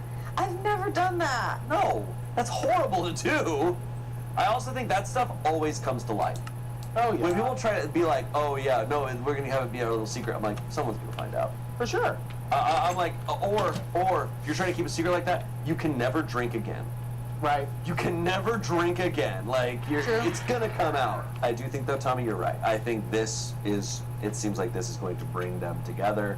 That's Yeah. the only silver lining we got. It said Maybe a we lot should make, about like, a mob the partner farm, and how like, he here. did go to his family and go to bat for Yeah. her. Yeah. And not only was he like, Maybe, there's like, being right there, shitty, he or wants to maybe go over no there, contact. Like maybe over there. this person stands on business. They and were playing everything Game like that. of Thrones over there. Yeah, they were fucking astonishing. What's the fucking family? Baratheons? Lannistering. Lannistering. They were Big time Lannister behavior. Okay, our next story. Would I be the asshole if I deleted my friend's engagement pictures? So I will be honest, I've read this story before. I It's a good know one. about this one. It's a but good I'm one. so excited for you to Okay. I got married last fall. Where I live, fall means the trees are changing colors, so the wedding pictures are to die for. We didn't have a huge budget, so a friend of mine asked her friend if she could do it for me. I had seen some of her work, and she is really talented. Plus, she's a total sweetheart. The only thing is, for what she charges, and since it's more of a hobby, you'll get your pictures when you'll get them. Well, I got them, and now I need to know if what I'm about to do falls in asshole territory. A few days after my wedding, my friend announced to me that she was engaged. I was ecstatic and wanted to know everything. Turns out, she got engaged at my wedding. My brain gets out of its vegetative state, and I remember her table being way too excited at some point, but I blamed the alcohol. I wasn't thrilled about it, realizing then that she had basically not only gotten engaged at my wedding, but instead of hiding it and announcing it later, she announced it to our friends during the party. It was a tough pill to swallow, but I figured whatever, it's not like I even realized what was happening. We did have a discussion about it, and she didn't seem to understand why I was upset until I put it into perspective for her, asked her how she would feel if I made a big announcement at her wedding, taking the attention away from her big moment. In my friend's mind, it's no longer the day I got married, it's now also the day she got engaged. Exactly. On my dime. We eventually turned the page, and I thought it was over. Well, I've sort of been friends with my photographer since the wedding because of common interests. At some point, she point-blank told me that now that we are closer, she feels comfortable asking me what to do with my friend's pictures because it makes her really uncomfortable. During the evening, the wedding party took a break to go change, and during that time, my photographer was taking pictures of foliage at the venue. My friend apparently asked her to take pictures of her and her boyfriend. She didn't really see a problem since we weren't back yet and they were guests. That's until she realized they were engagement pictures. Some poses just don't leave room for interpretation. So when she asked me what to do, that, accidents happen, I told her to just put them in a separate folder. Ever since, I've been thinking, what am I going to do with that folder? My friend has been asking about my wedding pictures periodically, but hasn't asked about her pictures specifically. It was easy when I didn't have them, but now I do. I've had them since April, and I know she will eventually come out of hiding now that COVID restrictions are loosened. I want to delete the folders since they are my property anyway, but I don't want to be a major asshole either. Before you say it, I do realize I haven't forgiven her at all like I initially thought. Yeah, I should point out this is in 2020. This is like summer of 2020. Okay. So, to recap, the friend got engaged at her wedding, announced it to a bunch of friends at the wedding, and then, after getting engaged, found the wedding photographer and asked for photos, and they got Yeah, there's a lot of issues I have with that. So, obviously, some friend dynamics are fine when an engagement happens at a wedding, but, usually there's communication and just some kind of understanding there. But also, this photographer was hired for a service, and this friend is taking them away from that service to do something else that is also very expensive. Like getting engagement photos, that can be expensive. That's a whole other job. It's so tough though also because it's one thing that, it's just interesting. I'm playing devil's advocate in my own mind is if it didn't affect the bride's day on the day, that's a good thing. Yeah. It didn't take away from her in her own mind until she knew what had happened. But the fact that she wasn't told what happened and attention was taken from her day regardless is interesting. There's just still a sneaky.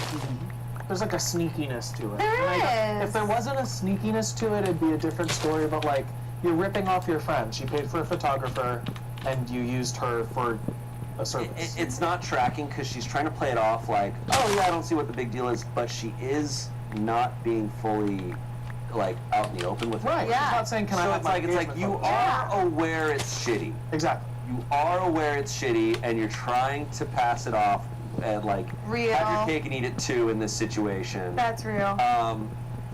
Yeah, No, There yeah, we you're go. right, because she's asked this photographer for Perfect. these engagement photos and then has not talked to the bride about them. The photographer brought it up. Yeah. So, very interesting. So in my friend's mind, it's no longer the day I got married. It's now also the day she got engaged. That's such a shitty thing to say to someone about their wedding. Yeah. It's like, hey, the wedding day's about me, and your friend going like, well, now, actually, it's not. It's about you and me. Actually, like, that wasn't your wedding day. You've lost your mind. That was the day I got engaged. Yeah. Without the ones like you working tirelessly to keep things running, everything would suddenly stop. No matter your... I don't care what you say. Unless you fucking do anything about it. And no, I don't believe you. 5% cash back on whatever category you choose. Every single month. And even more. Welcome back to Reddit Stories. I'm Shane, and today's theme is friendship. With me are two great friends of mine, Anthony and Courtney. Hi. Hey. Hello. How's it going? I'm caught up on the friends. Sorry. Anthony, yeah, I mean, I feel like the whole, the brand here is friendship. Yeah, friendship always wins. That's right. Be rooted in friendship. That's right. Well, so a lot of these stories have to do with friendship. Some of them probably in a positive way. Probably a lot of them going in a bad direction. Well, I know firsthand friendship can be this way, and then it could be that way, and it could come back. That's true. know? That's Yeah, true. So maybe they're in their middle phases here. Okay. Yeah. I don't know. Let's see if these friendships are going to work out or not. Okay. And let's just hop right in. We're friends. Yeah, friendship. Friendship bros. Tattoo brothers. I can relate. Yeah, relatable. Yeah. Okay, first story. This comes from Legal Advice. Sat down on my friend's MacBook and broke it. Offered to pay her the money for it, but now she wants more because she was upgrading anyway. So it's this or she will sue me in small claims court. I had some of my friends over at my house, and one of my friends invited one of her other friends to come over. She had her MacBook on my couch when I sat on it and broke it. Since it was completely my fault, I offered to pay her the money for it, and she agreed.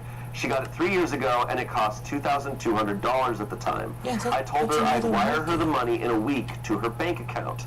She's now emailed me saying that as per our conversation, she's expecting the $2,700 that I have agreed for.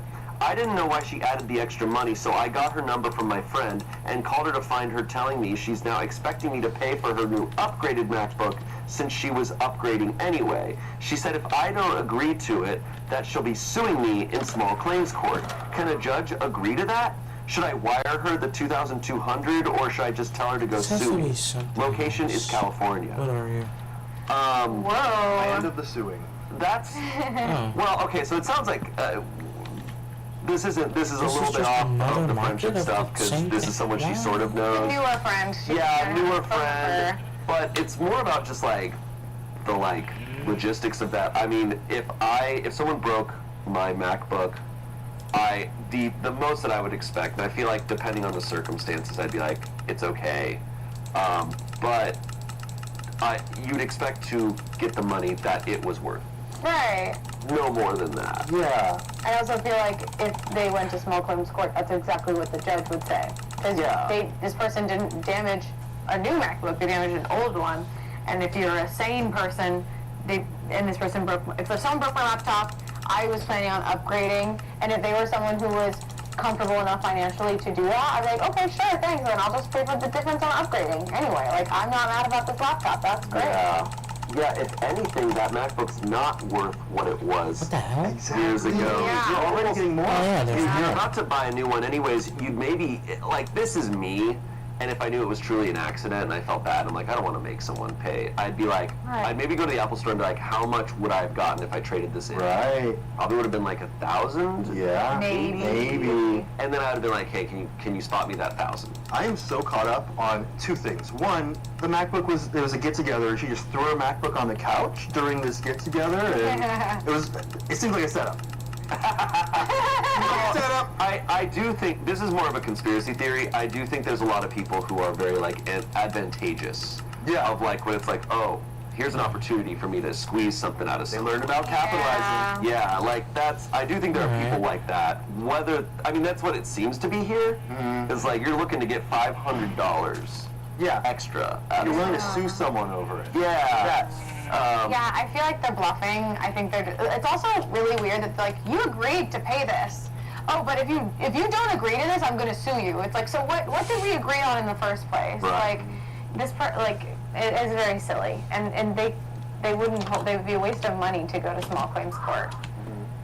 Some comments. So since this is on legal advice, these are people giving some good advice here.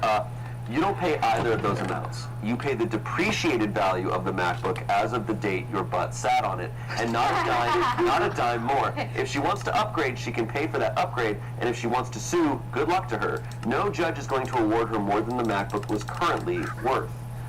Wow. Someone else said, you're pretty nice to be giving her $2,200 anyway. If she sued, she would likely only be entitled to the value of the computer at the time it was broken. Not how much she paid for it 3 years ago. She's absolutely not entitled to $2,700 just because she wants something nicer. Lastly, someone said, I'm not even sure you are liable. She put a computer in a place for sitting, and it got sat on. At most, you would owe the depreciated value. Check eBay and Craigslist postings so you have a value to argue. That's interesting. That it's like, it's in the line of my butt. Yeah. Yeah. This is where it's... Yeah, I didn't sit on it. My butt sat on it. Yeah. And you put it there where my butt goes. Yeah. Right. We know butts go there. You can also, you can just go, if it was a, Apple product, you could just go on their site and check the value, the trade-in value for your product just by putting in the information. Right. Yeah, that's the second thing I was caught up on. It's like, why does she now decide that this $2,200 MacBook that is, not worth that now? Why is it now worth $2,700? Because she had the plan to someday in the future upgrade? Where does that logic line up? I would be worried that this person was like, wow, OP is willing to give me $2,200? They must have a lot of money. Maybe they should give me more. Yeah. No, someone... That's an ideal.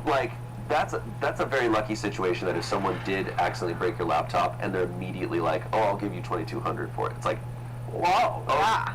I think if I'm the type that if someone offers that quickly, that nice, I'm more likely to be like, hey, it's all good, or something. Yeah.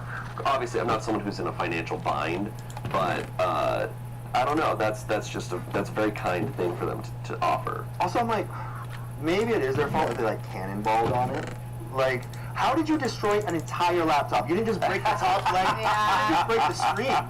I feel like it was already broken. Yeah, it was already broken. It was. I'm gonna say laptops are pretty sturdy. I dropped my work laptop recently, open-faced down onto the concrete. Holy shit! I literally, it fell out of my hand here. I went open-faced, bam, and it was fine. What? Yeah, wow, that's 100% fine. I'm a little shocked. I guess when it's flat, it's more likely to screen. But I'm like, is it not fixable at all? I'm actually surprised you did that. That's something I would do. I never drop shit. Yeah. I rarely drop shit, and this was bad, and I was lucky. And I think we need to cut to the footage of us right now immediately testing how hard we could sit on laptops. Cannonballing on them, diving on them. I don't think that laptop could break. I'm gonna need to see OP's ass. I'm gonna need to understand if that's really I need to see the Marquez Brownlee video of he's cannonballing onto laptops, make that. Yeah, but seriously, I feel like the I was gonna upgrade anyway is usually what you say when you don't need the money. Right, yeah, that's usually it's fine. That's right. I was gonna upgrade anyway. Yeah. I was gonna upgrade anyway, so give me more. So give me the price of the new computer I wanted to buy. Also, I think just threatening to sue is such a shitty thing to do, and also suing for something of this caliber, it's like, dude. And they're in the friend group, right? Yeah. Yeah. Okay. Also, suing is going to end up just costing you both more money. Yeah. You're going to have to then hire lawyers. What do you... That's why I think it's a block. Maybe small claims court, they wouldn't... I'm taking you to Judge Judy. Dude, just don't waste... that's so much time to waste. Yeah. Over, for them, $500 that they technically weren't even owed. This is a really shitty person. But we have an update. Oh! I did some research specifically for repairing the screen for the MacBook, and for her particular model, it's around $310 for the screen, plus labor costs, so I wrote her back saying that since she didn't accept my initial offer of $2,200, I'm withdrawing that offer and offering to pay for the repair cost. She sent me an email calling me a bitch and that she's going to take me to court. That'll be great. Okay, that'll help you in court. Oh my god! Yeah, Judge, they called me a bitch and then said they would take me to court. Okay. I got served a few days later and went to court. Oh, shit, it happened. Really did it. Was not a bluff. I want to see that transcript. I need to see this. Yeah. Oh my god. How it went down. Oh my god. That's probably public access. It's California too. Oh, this is good. Okay. Wait. We're gonna find it. Okay. I told the judge I gave her 3 options to choose from. Either to write her a check for a brand new one, which was $2,200, get her a refurbished one from Apple or a third party or even used, which would be around $1,400. Or 3, fix her current MacBook since the screen is the only thing affected here, and it would cost around $300 plus money for labor. So the laptop's not broken. The screen is broken. That's a completely different thing. Completely different. That's so stupid. You can repair a screen. Yeah, no, if it's like, I only owe you the screen. I only broke the screen, so that's all I owe you for. I printed out the email I sent her, and the mail she sent back refusing the $2,700 and calling me a bitch, and saying we'll go to court, plus screenshots for the price quotes from different websites for a new/refurbished and screen fix for her particular model, and gave it to the judge. I also told him that when I offered to get her a new one from the Apple store, she said, "No, I want the money in cash." Whoa. Give me a break. When I told her I'd give her $2,200 for a new one, she said, okay, but later came asking for $2,700 because she wanted to upgrade. I tried to show him how it's clearly visible that she's trying to take advantage of me. She gave the judge an attitude. A Chewy order is on the way for... Shut up. The whole time, which really pissed off the judge and helped my case, I guess. After listening to both of us, he ruled that I pay 50% of the repair cost since she negligently left her laptop on the couch. So I'll only be paying no more than $200 to $250 for the whole thing. If it weren't for you guys, I would have paid $2,200 instead of around $200. And I honestly loved her look at the end as we walked out. Let's go! Lingo City! I think entitled people really... I guess in their worldview, like, even the courts are gonna, like, just be there to serve them. And you don't realize, like, no, man, like, yeah. Oh my god, I would love to see the transcript for that. That's so... He's like, hey, Judge, you are a bitch. Oh, man. I'm just gonna throw a curveball. I'm like, no, they weren't the asshole. They deserve $2,700. Yeah, oh my god. They deserve that. Yeah. Well, that was delicious. That was tasty, little morsel. Thank you for the appetizer. Of course. All right, let's hop into this next story. Here we go. This comes from Am I the Asshole? Okay. All right. Am I the asshole for kicking my boyfriend's girl best friend out of my Halloween party because of her costume? Okay. All right, interesting. I hope there's pics. Hi, everyone. I'll cut to the chase. I, a 19-year-old woman, had a Halloween party over the weekend. I invited my boyfriend, who's 21, and a bunch of our friends over, including his girl best friend. I will call her Agatha. My boyfriend and I had decided, and I think this one's going to be a little more positive. I need this. I think we get a little break, Palate cleanser. from shitty people. Thank you. I believe. That's the hint I got. Okay. This comes from Best of Redditor updates. So, none of this is posted by the original OP. A lot of Best of Redditor updates is someone who found a bunch of posts. Oh, okay. And they compile it. Okay. But here we go. The heroes. Mm-hmm. My best friend of 24 years, born a male, is now a transgender woman. I'm in love with her and not sure if I should tell her.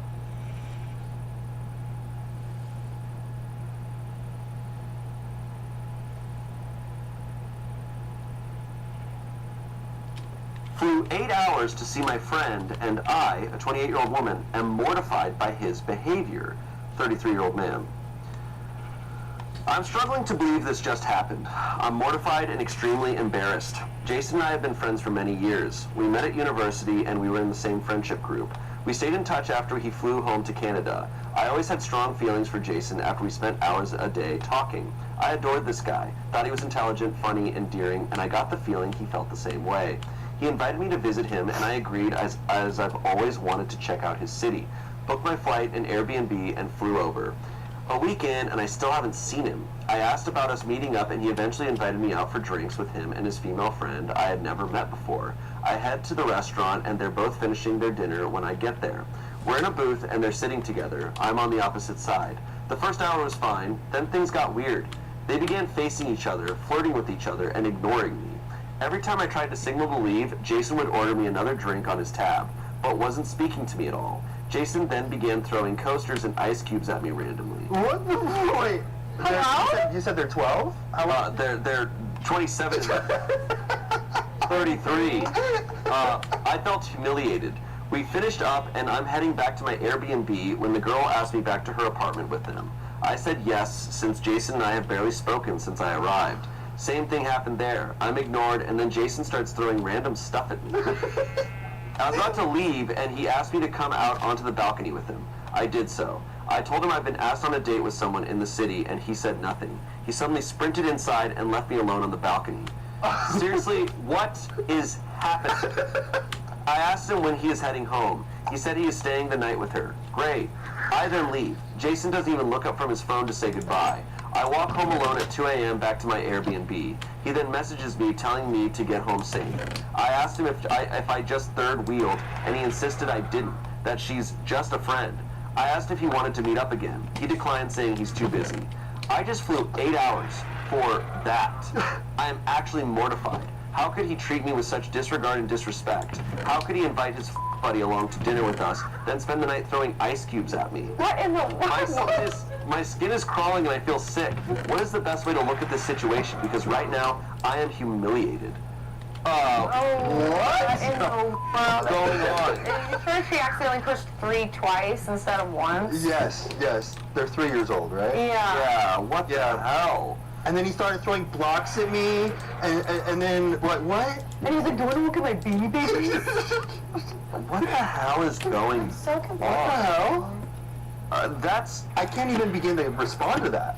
This has got to be the most confusing story I've ever read in my entire life. I'm reading into a lot of things, as I do. But, the fact that she came out there and, almost a week goes by and he's just dodging her is so crazy. He invited her out there. Yeah. And then for them to be there and then they finished their dinner before she came. She's completely been the afterthought, the other, in this whole experience. And then him flirting with her, throwing stuff at her, and it clearly, I interpret that as he's unsure of how to express his feelings. He doesn't know what he's feeling. The fact that the other girl, I'm gonna call the date, invited OP back to their apartment, and this behavior kind of continued, and then she's like, I'm going on a date, and he doesn't know how to react. He's acting like an 8-year-old who has a crush on someone and doesn't know how to handle it, and honestly, it's important that situation happened because she should run. He is not emotionally intelligent enough to even no way. No way. I am super confused by the behavior because it's just weird. My only guess is was he thinking there was going to be some sort of sexual thing? Yeah, did he think there was going to be a threesome? Like some sort of. That's my. But I'm not even sure about that. I'm like, does this guy have drugs? I'm nothing can be explained. This is just weird behavior. Couple comments. That's a relationship / friendship ender. I'd just ghost, never talk to him again. Yeah. I think I'd be in that boat at that point. I'm you basically ghosted me in person. Yeah. Yeah. The best way to look at this is that you have a chance to explore a city you have always wanted to visit, and you know not to waste any more time on this guy. He sounds massively immature, and that he likes the attention he got from you. Put your energies into someone else, and enjoy the remaining time you have in the city, seeing as it's unlikely you'll have a reason to return. Someone said, honestly, my gut instinct is telling me he was trying for a threesome and chickened out. Chickened out, yeah.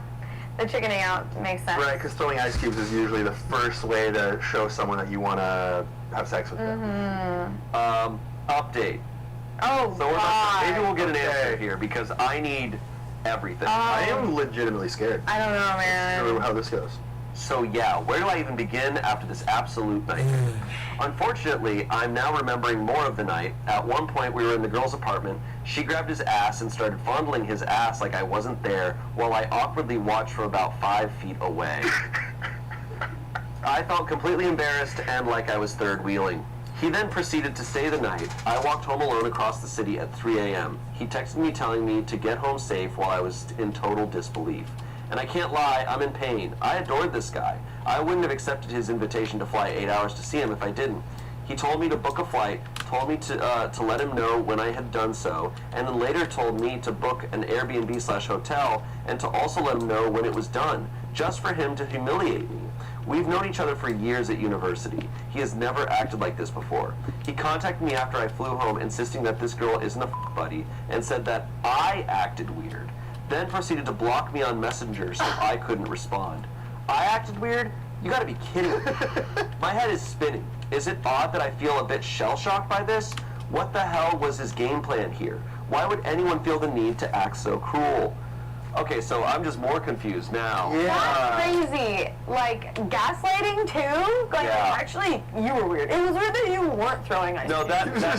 this feels like this is like the actual textbook definition of gaslighting, because it's like, what world did you warp me into? And it worked. She's almost like, am I crazy? Yeah. Truly, like, stunning. I am so curious in the comments what your theories are, because I got nothing. No. I truly have nothing on this. I think she should have caught the ice cubes in her mouth and played along. It was a game. It was a game. All little game. Yeah. Failed. No, I mean, because like even if like he was expecting some sort of behavior from her that she normally has, her showing up to a meal that had already ended, she wasn't really clued in on that at all. Like that's a weird vibe to walk into. So if she were to come into that situation a little reserved, I think that makes sense. He clearly has changed a lot over the years, I think. I think something changed. I feel like when you request someone to visit you, they're flying multiple hours, they're paying for the flight, they're paying for the stay. It's you kind of have a responsibility to spend time with them and respect them, right? When I have anyone come visit me, I feel so immensely responsible. Yes. That it's like it's a lot. It's for you, and it's like, whoa, I got to make sure that I show them that I appreciate them putting themselves out. Yeah, not to glaze over the fact that he left her to walk home in a city that she wasn't familiar with at 3 a.m. He said get home safe. Oh my God, you're so right. Fine. Threw her up to keep her plane. If someone tries to mug her, she can just show the text. Like, guys, I said I was going to be safe on my walk home. They're like, you know what? All right, keep your wallet. She dodged a bullet. Yeah. And The maybe bullet some being knives. his seed. Oh, God. And some knives and some ice cubes. And some ice cubes. Let me know in the comments. Give me some answers. Mm-hmm. Okay. Next story. Okay. This comes from Today I F***ed Up. Today I f***ed up by showing my friend their doppelganger. I was on the tube on the way to see some friends in North London. Whilst looking around on the tube to pass the time, I noticed someone a few seats down that looked remarkably similar to an old friend of mine who I hadn't spoken to or seen for a while, although this person was a lot rougher around the edges and about 20 kilograms heavier than my friend is. As the resemblance was uncanny, I decided to sneak a quick photo of the person to send to my friend. When I got out of the tube and regained service on my phone, I sent them a message with the photo with the caption, "This guy looks just like you if you packed on some pounds." Oh boy. The message was opened almost immediately. No reply for a few minutes. That is me. I haven't been able to respond yet. I'm too embarrassed. I feel truly awful about it though. Serves me right for being a bit of a twat. That is unlucky, man. Purely and utterly unlucky. Oh my God!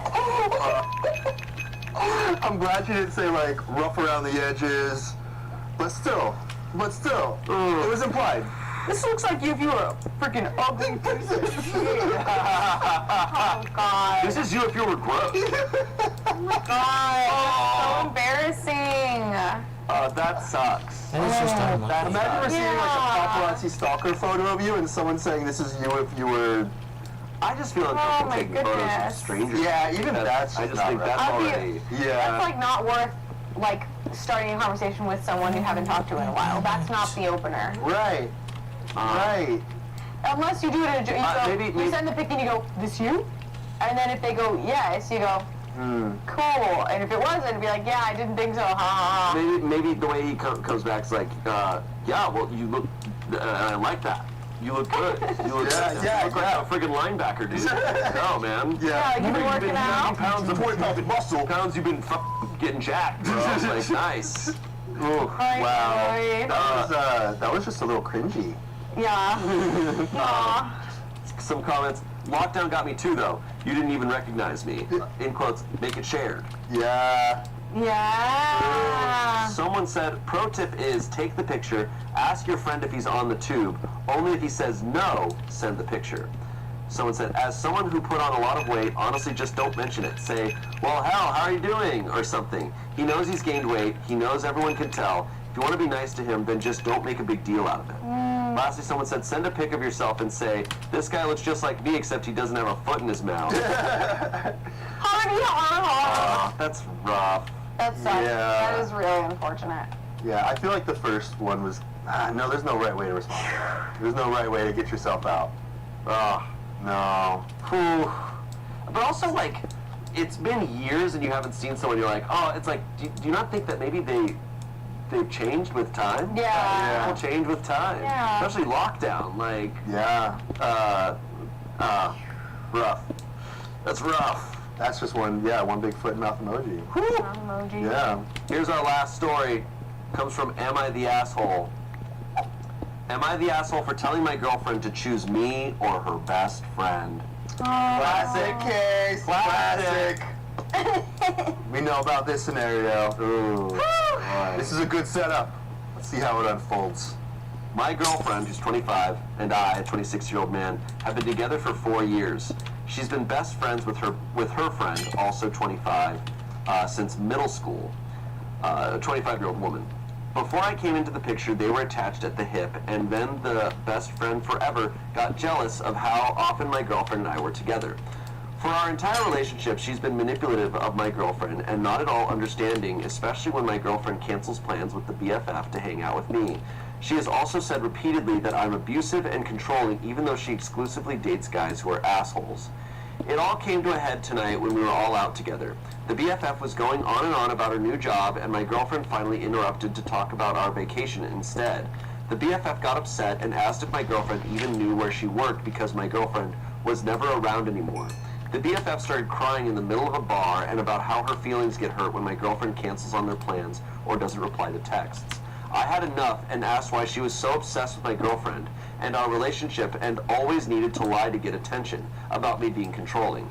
Then her blowhard boyfriend got involved and threatened me with physical violence. Everyone split up after that, and the BFF texted my girlfriend to try to manipulate her some more by saying sorry she started the fight and saying she wanted some space for a while. My girlfriend started crying about how much it all upsets her, and after 4 years I was just kind of tired of it and told her that she needed to choose between me and the BFF. She got upset with me and told me that she couldn't choose between us and it wasn't fair to ask her to, even though the BFF is always starting drama. Am I the asshole here, or is the BFF just a psycho? Okay. My thought is, like, regardless of the friend's behavior, I just think you're an asshole if you make someone choose between, like, that's a horrible way to, like, solve problems. Yeah. It didn't have to go that way. Like, No. I think it's one thing, because he made it about him, when it's not. He's not, if he truly is a good boyfriend, he's not the issue. It's this BFF, like, and I if I was in his shoes, I would have been like, hey, you know, maybe this BFF isn't that great of a friend if they keep causing these problems for you, like, and be there to support the girlfriend, and not, rather than making her choose. She's already going through enough.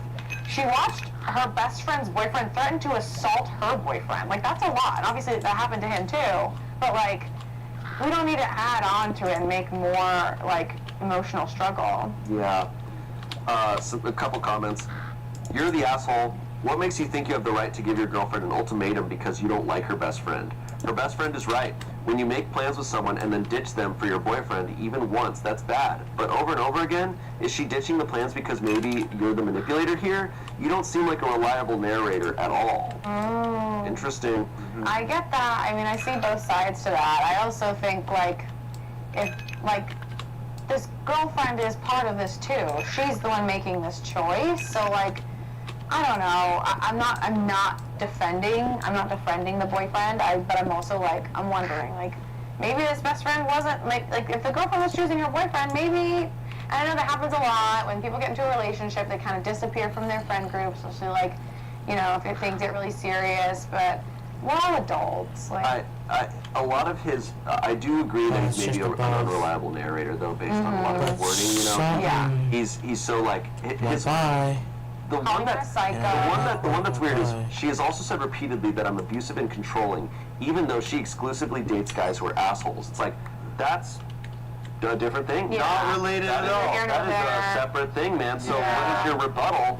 No. Yeah, actually. It's very true. It's very much like when you've read previous stories where it's like you can tell by the way he's talking about these people that he's probably not giving the best. He's just consistently throwing out that this friend is manipulative and controlling, but not giving us examples. Yeah. Just trying to paint her away. It's like, hey man, with Reddit stories on Am I the Asshole, it's like, it's very important from reading so many of them, of just like, give us the events, give us the quotes. Yeah. Don't just be like, oh, and this person's an asshole. It's like, that's not enough. I don't know. He threw in his interpretation, and it's like, she's manipulative, or they're manipulative, and then he's now trying to justify that feeling that he has without necessarily giving evidence. She texted my girlfriend trying to manipulate her some more by saying sorry she started the fight and saying she wanted some space for a while. I'm like, that's so manipulative, apologizing. And giving space. Having boundaries and apologizing, don't ever do it. It's very true. Okay, we have a comment here that's basically an update. It's a friend of the girlfriend. Not the friend in question that he's calling manipulative. This is just another perspective, which is probably the most valid that we could get. Because this is someone uninvolved, technically. Third-party perspective. Yes, I'm worried. I think I might be about to eat my words, huh? I'm like, let's see. See what's going on. You're the asshole, Jake. Oh, right out the gate. Oh boy. Until now, I've been a casual reader of this sub, but after reading this one, I had to make an account and reply because I'm fairly certain I'm part of this friend circle and witnessed this all go down last night. Everyone is right that you are the most unreliable narrator who left out so many details. Let me clear this up. First, we all asked about her new job and wanted to hear all the details. She's so excited about it because it's her dream job, which your girlfriend knows. That girl worked her ass off to get it, so she gets to talk about it as much as she wants to talk about it. You two don't like hearing about anything that isn't about yourselves, specifically about you, Jake. Second, your girlfriend has never known how to balance a boyfriend with healthy friend relationships. I've known them both since college. She's insecure, immature, and self-centered. That's how you're able to control her. The only reason you two get invited anywhere anymore is because her BFF and her boyfriend insist it would be rude not to invite her. Because you're a package deal, we're stuck with you too.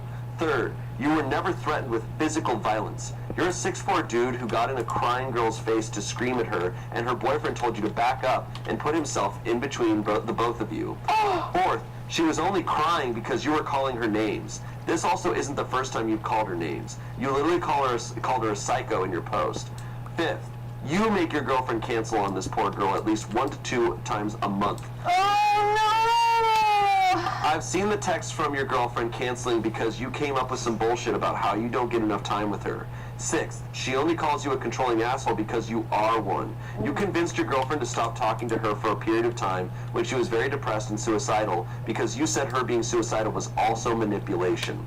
Seventh, if anyone is manipulative in that friendship, it's your girlfriend. I've also seen the text where she told her BFF not to text her while she's with you, at your request, not to expect a response from her ever because she doesn't deserve one, and not to get upset when she cancels because she isn't owed any time. The girl apologizes so much because your girlfriend has convinced her she's a bad person, /needy, /clingy. Lastly, Jake, if this is you, and I really don't see how it couldn't be unless there are 2 asshole guys who think they're related to Tony Stark and went off on their girlfriend's BFFs in a bar last night, the entire friend group agrees you're the asshole. I'll be sending them all screenshots of this post. His username is a Tony Stark. Oh my god. Wow. OP responds. Jake responds, mind your own business because you don't know half of what goes on. All right, he just lost. Oh my god! He just lost it. He's telling the narrator, shut up. Hey, dude, stop saying truth. Oh my God. Responds to that, buddy, you made it the world's business, LOL. Now you're mad you A, got caught, and B, got pegged as the asshole. If you want to talk about it, text me because I'm not about to fight with you on here. Well, they're about to fight about it. OP responds, I don't get why you had to come on here and start drama. I was just venting because this always happens when we get together as a group. She goes nuts, he gets all big and tough, and you stick your nose where it doesn't belong.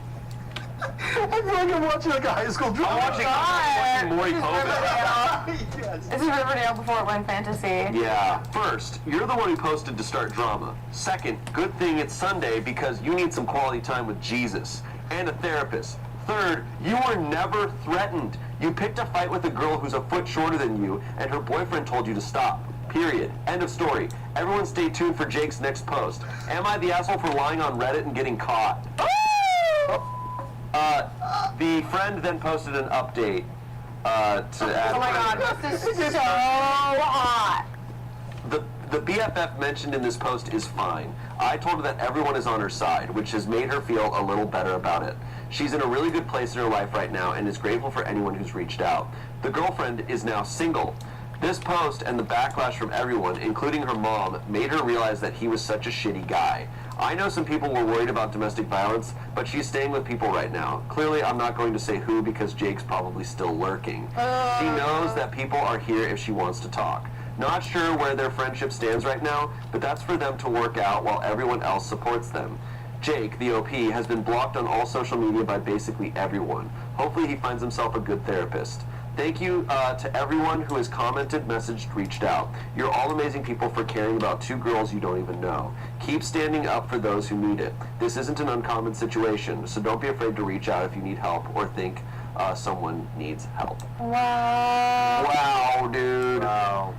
That exploded. That got crazy. I like how the OP came here to feel justified in their actions. As they do. Yeah, like that was the only. I don't think they were actually wondering if they were the asshole. They just wanted to know that, like, Yeah, they're the right.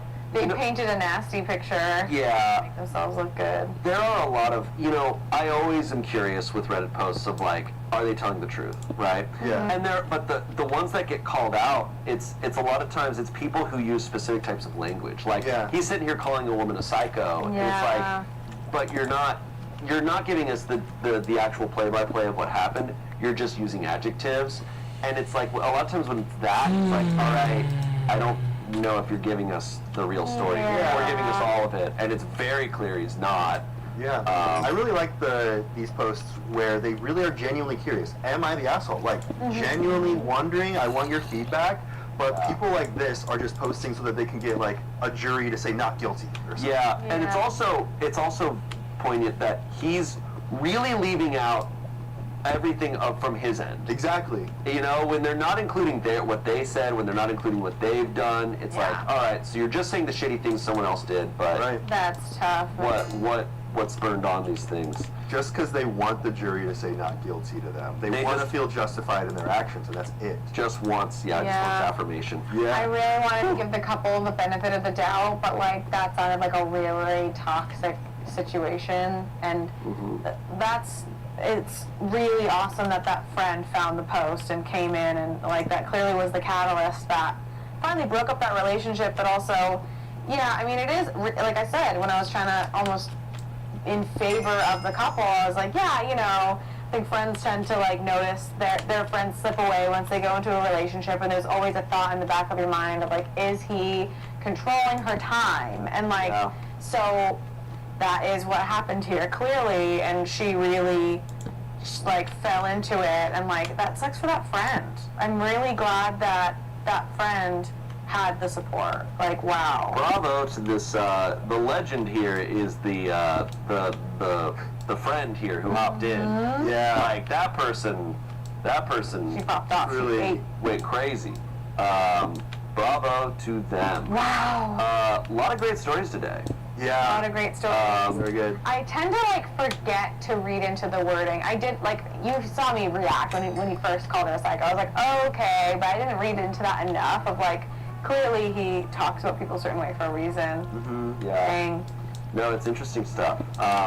I feel like today more than ever we have some cut and dry 100% assholes. Oh yeah, a lot of them, and then a very wholesome story. Yeah. Yeah. And I cried. Courtney pissed on the floor. Yes. Yes.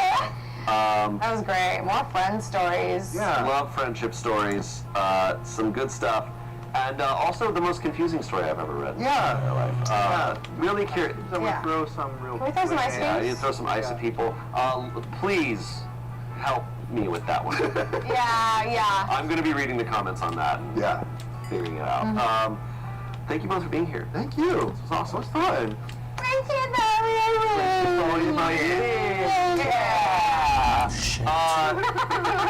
Thank you guys for watching. Let us know what other themes, subreddits you want us to cover, and see you next Saturday. Goodbye. Bye. Yeah. Yeah.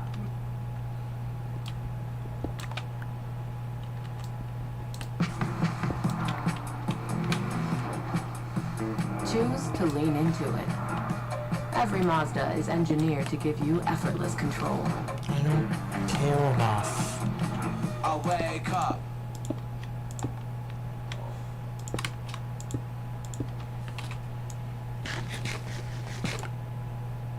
Welcome to Reddit Stories. I'm Shane, and today the theme is Am I the Devil? We're back with the worst people we can find on the internet. With me are two... Oh, sorry, I thought you were With me... So that's what you did? I was going to say with me are two absolute devils, and you were... Yep. I know it. Thank you both for being here. Thanks for having us. When was the last time the two of you were here? Together? Long time ago. Months. Ew. All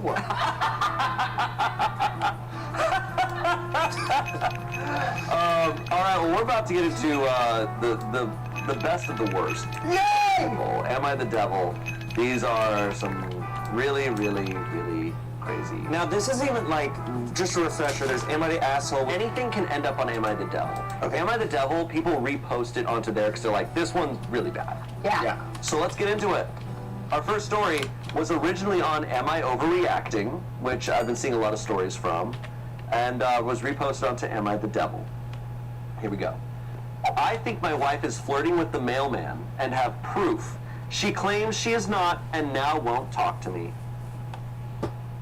This is from like 50s. Yeah, I was like, people still have mailmen? Yeah, and my wife is flirting with them? All right. My wife and I are in our 30s. We have been married for 2 years. When we got married, we moved into a nice small house in the suburbs. Last summer, we got a new mailman who is objectively attractive. Not going into detail, but he looks good. Towards the end of summer, I noticed my wife was almost always outside around the time he would bring the mail. I actually started tracking when she would go out on a spreadsheet. She averaged going out 20 minutes before the mail would get here. Obviously some variation as the mail didn't come at the exact time each day, but it was weird. She would work on our front patio and then have a short conversation with the mailman. Then, in about 7 minutes, on average, she would come back inside and work from her office. Another thing I noticed is that her clothes seemed to change when she went outside. Almost 70% of the time, she would have a tank top on, then put a shirt over when she came back inside. I didn't say anything as fall and winter came, and we live in a cold climate, and so she stopped going out. Once in a while, she would go say hi, but not like in the summer. She also gave him a very nice tip for Christmas, $250. I had forgotten about all this until it started getting warmer out with spring. I couldn't do another summer of this, so I decided to talk to her. Last night, I sat her down and showed her all the information from last year. I explained that I didn't feel comfortable with how much attention she gave the mailman, and asked if she could not do it this summer. She didn't understand, or maybe didn't understand the numbers. She got very upset and started yelling that she didn't do anything wrong and just happened to be out there while he was there. I tried to show her the numbers again, but she got upset and slammed the computer on my finger. At that point, I got upset and walked out and went for a walk. When I got back home, she was gone and wouldn't answer her phone. She finally came home but wouldn't talk to me. She slept on the couch and I honestly didn't get any sleep. It's been a very weird day as she is only talking to me when absolutely needed. Otherwise, she is distant and won't talk to me. Am I overreacting or is this normal for women to talk with the mailman?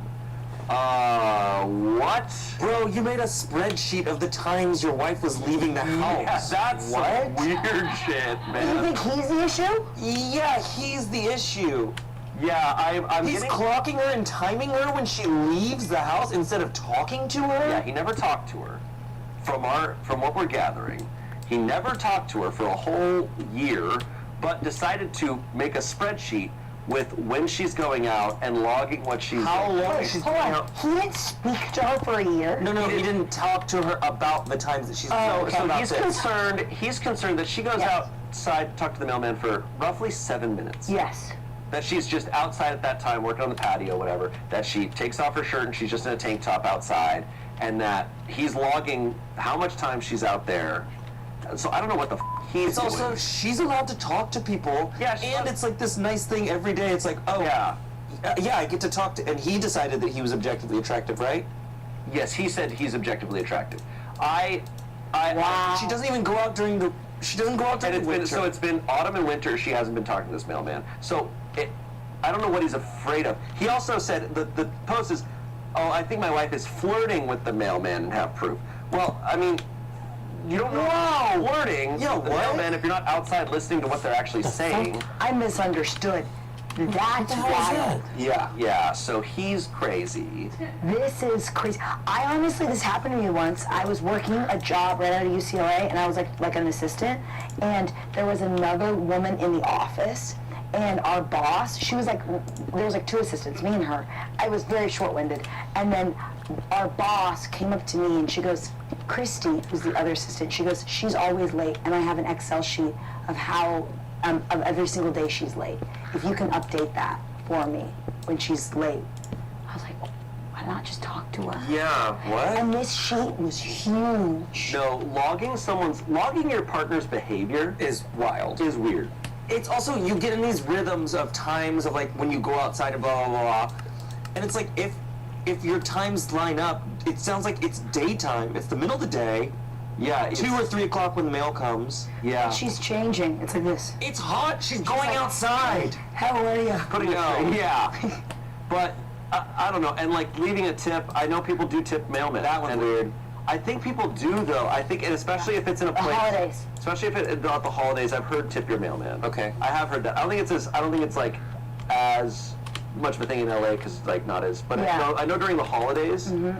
I know during the holidays I've heard that. I remember like as a dog walker, it was like, it felt like during the holidays, everybody gives like a tip to their dog walker, their pool guy. People are working during the holidays. But regardless of all of that, like that might just be, but that's unrelated to flirting and him thinking something's going on with them. Also, he put the word flirting out there. Yeah, he put it out there. He also is showing her all of his logs as proof of stuff. He's like, got you. Would you have an issue with him logging her if he talked to her and he told her about that it bothered him? Oh, well, I think the logging is weird no matter what. Yeah. Logging is weird. You don't need to log it because you're already clocking it. Yeah. Like, you can talk to, if you're like, hey, I've noticed that for this past month you've been doing this thing. Yeah. That's fine. But logging it and being like, yes, I've written down the numbers and the minutes. And it's not even an absurd amount of time. It's like, yeah, you're outside for like 5 minutes. It's like, okay, so nothing is happening. Let's look at the comments here. Pretty sure that if she actually had a thing with flirting with the mailman, she wouldn't stay inside half the year because it's cold outside. Also, as it tends to be hot outside in the summer, tank top makes sense. People tend to run AC inside, so it makes sense to put on another layer. Dude, it's not like she's going outside in a bikini to wash the car or water the flowers when he comes by. Someone else said, so your wife has a friendly relationship with the mailman and wears tank tops outside in the summer, and instead of speaking with her directly about behavior that made you uncomfortable, you waited a whole year and made a creepy spreadsheet about it to confront her? Yeah, I'd be upset too.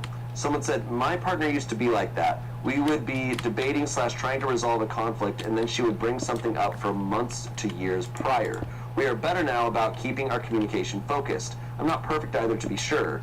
Communicate, then over-communicate. Little update. People are asking for an update. Woke up this morning and she is still pissed. I guess I'll just give her more time. Many of you really aren't understanding the spreadsheet. I used it to show that she went out right around the time the mailman got. No, we understand. No. It was a way to graph averages and show consistency. I may have been wrong about the tank top. I do realize that she may have taken off her top because it's hot outside. May have. Yeah, oof, that's a lot. May have. To be in a relationship where you're being like perceived on that level and analyzed, and to be using it and not to be like, okay, I understand that what I'm doing is a little extreme. It's using someone's time as a weapon against them. Yeah. Just talk to them. All right, moving on. Oof, crazy one.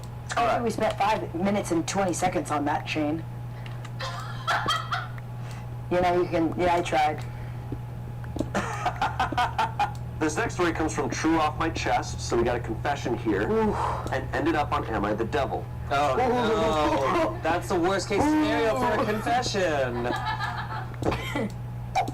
My brother skipped his own wedding reception. Okay. Because the game was on? Dude, that's f***ing sick, dude. Can't miss a game. That's f***ing... What team do you like? The Broncos. But I got married in the off season. Ah, sick. Kidding. That's so dumb. And I made sure of it. I made sure of it. No, guys.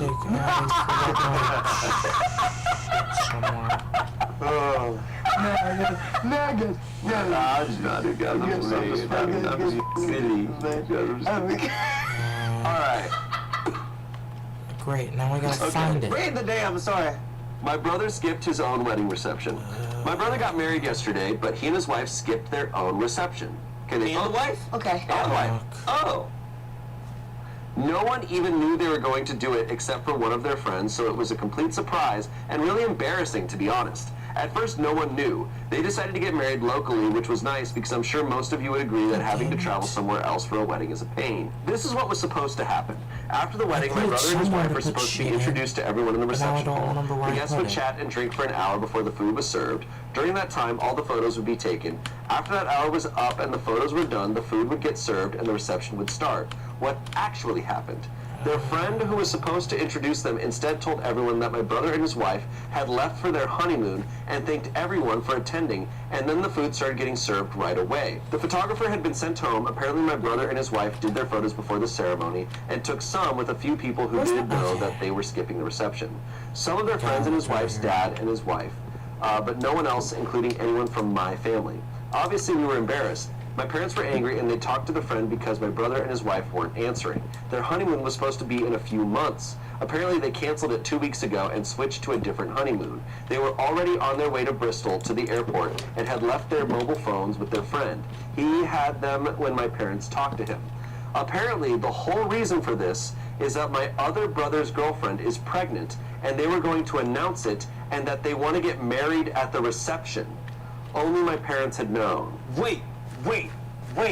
Say that again? Apparently the whole reason for why they skipped their reception is that my other brother's girlfriend is pregnant. And they were going to announce it at the reception. And they were also going to announce that they were going to get married soon. Only my parents had known. So they said, F you, and left. So they skipped the reception because they found out their brother, the groom found out his brother was about to announce his own wedding and pregnancy at their reception. They were going to use their reception to announce. He can't understand a person that would do.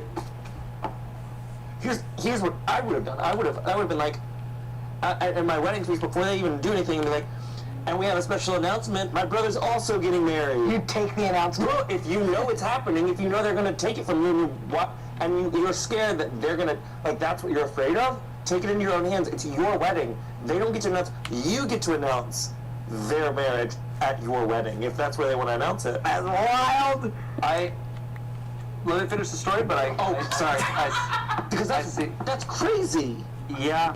Because it's a wedding is all of the people that you love in your life at the same place at the same time. There are so few times that ever happens. Right. And now they don't get that. So, only my parents had known. I didn't even know. I don't know how my brother, who was getting married, found out. Someone, I don't know who, told my aunt and uncle about it, and they started spreading it around to the other guests, as aunt and uncles do.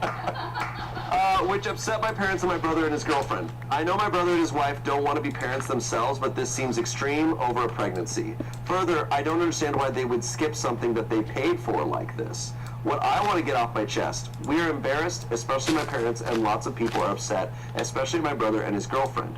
There was lots of drama for nothing. It's only been one day, but the fallout is bigger. I don't understand why my brother and his wife would do all this. I honestly don't. That's all. That's what I wanted to say. Thank you. Okay. Yes, I see your point. I see your point. What you're saying is getting revenge on them for planning to, because it's a really shitty thing to use someone else's wedding reception for your own announcement. You have to acknowledge no matter what. Yeah, Like, but I think that's a universally known thing. When people do that shit, it's like, what are you doing? But you're saying the strategy of revenge is stupid because they removed their own thing. But that's also they paid for, and it's their. It's like that's your event. You deserve it. You guys They're got also married. allowed to do whatever they want. They are 100%. They are allowed to do this, and I do think it's funny. I think it's funny only for the brother and his girlfriend who are planning on using this as a platform. I think it's funny there, but I also because we had a wedding party reception a month after we got married, and if someone had used it to propose to someone, I would have been like, okay, weird, but I wouldn't have wanted, if I had known that was coming, I wouldn't have been like, well, let's cancel our party, have it, or not show up to our own party. I'd be like, damn, that's the best thing, that's so much fun. Yeah, there is a world in which, I'm just arguing the other side for fun, that you are so upset that this happens, and this could be not their money. What if the family was paying for it and they felt so left out? Yeah. As the bride and groom, sometimes you feel, sometimes they're like, everyone's making this about everyone but us. So if we remove ourselves and just do what we want, they're not even going to notice because that's how we feel. But that's how we feel. And then they're allowed to do that. It's not just them, and they are allowed to do it, but should they? Because there's a responsibility that comes with a wedding where you have asked people to carve out this time for you. It's not just them two. It is a joining of two people's lives, and you've asked all of these people to carve out their time, to dress up, to get all pretty, to sit down, to be in the same place with people they might not like. You've asked them all to be here for you. Now you have removed yourself from the situation. Well, I paid for a ticket to fly here for you. But what? A lot of people don't look at weddings like that. They make it about them. And Linear binaural mod devices uses dual mode stimulation to soothe tinnitus. Linear combines sound stimulation and multi-pattern tone pulses to activate hearing and sensory pathways. This dual mode approach weakens tinnitus pathways and helps the brain to stop. In different families, where they'll make there's someone else's wedding about themselves, and there's a lot of families that'll do that. In my Italian family, it's about the grandmother and about this and about the family. And sometimes it's I've seen it even in movies a lot, where the bride and groom are like, honestly, let's just get the f out of here.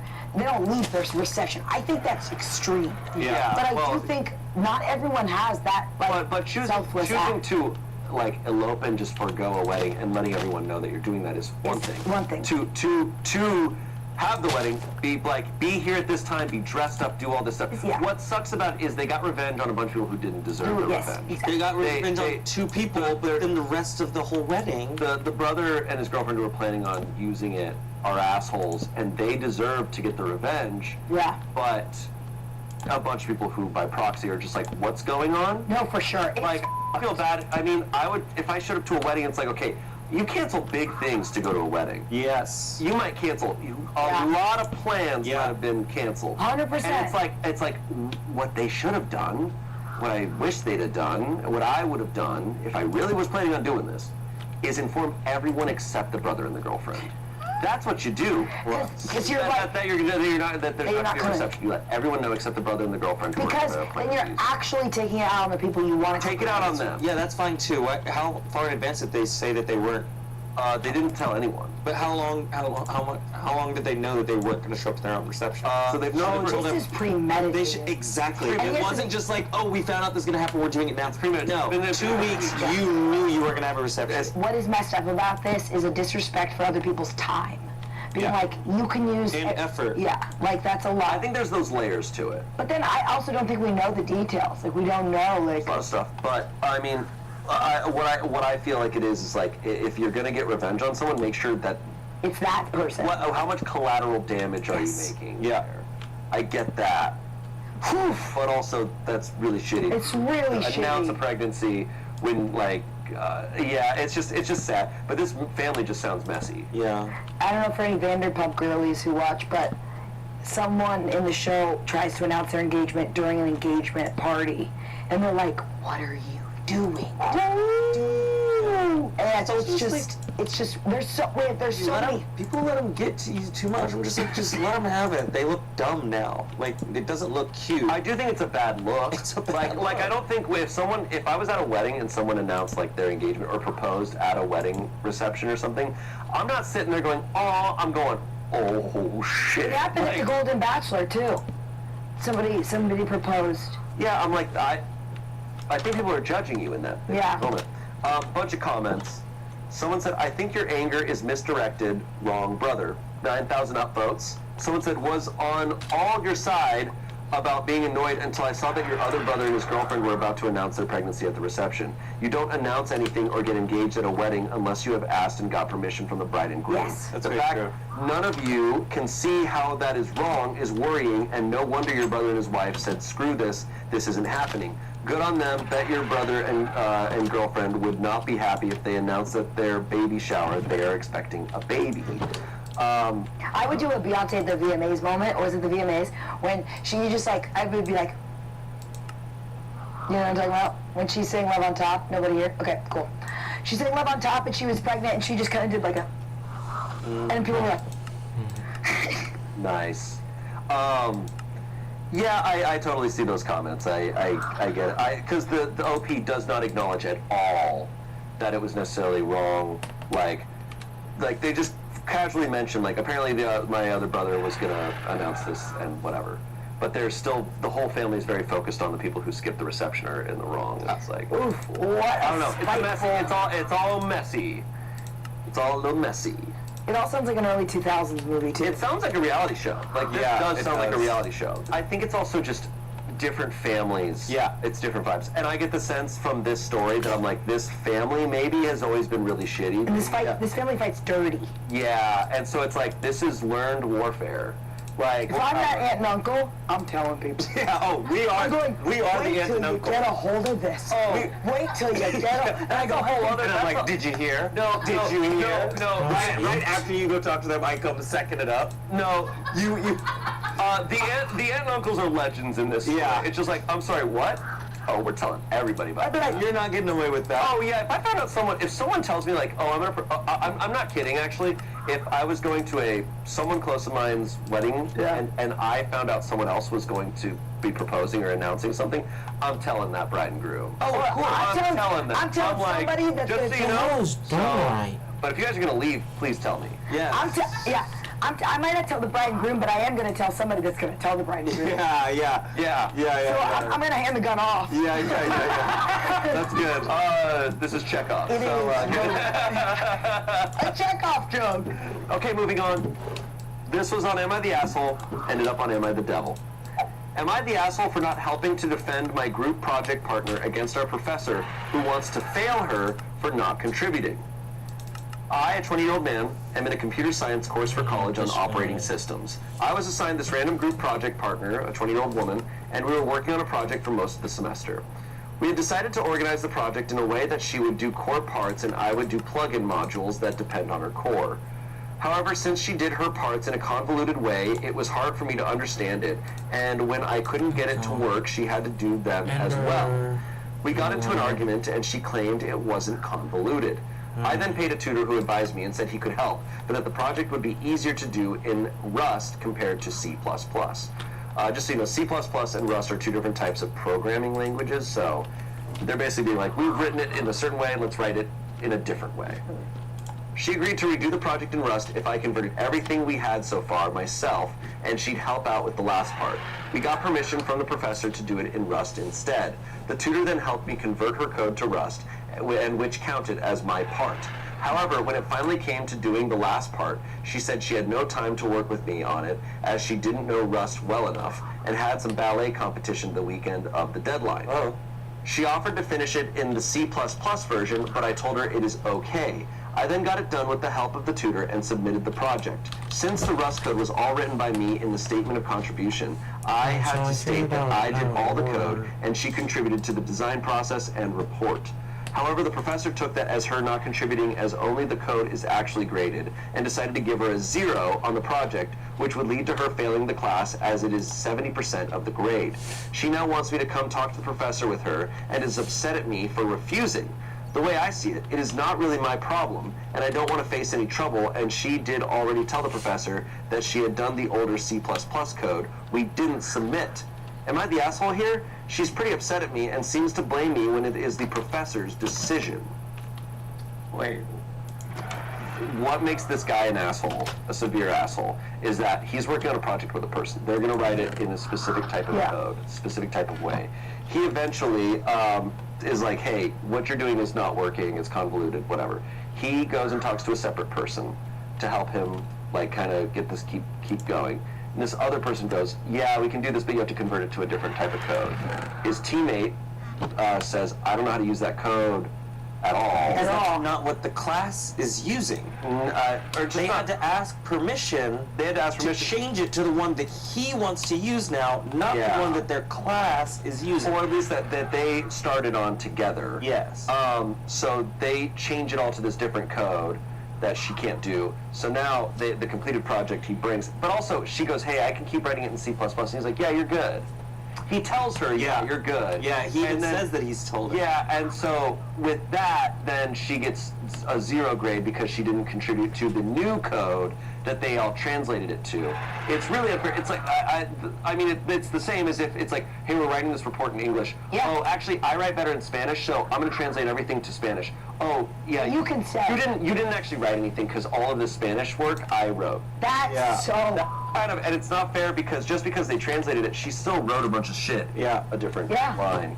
And also, instead of asking her for help, he hired a tutor to help him. No. Yeah. Like, you were already on the project, you had a partner to work on it with. I don't understand how that's allowed. Either way, what makes this guy the asshole is that at the end, he's like, oh, it's none of my business, I'm not part of it. It's like, no, that is actually a 100% part of your business. This person's going to fail this class even though they did contribute a lot of work. You can't be apathetic now that you've made all the decisions. They put in a lot of work into this, and just because it was in a different code, that's not fair. I don't understand code at all, but I just know that, like, the principle of writing a project together. The verdict was asshole. The comments... Agent coding banks. Damn. That's awesome. That was awesome. Thanks. Some comments... No!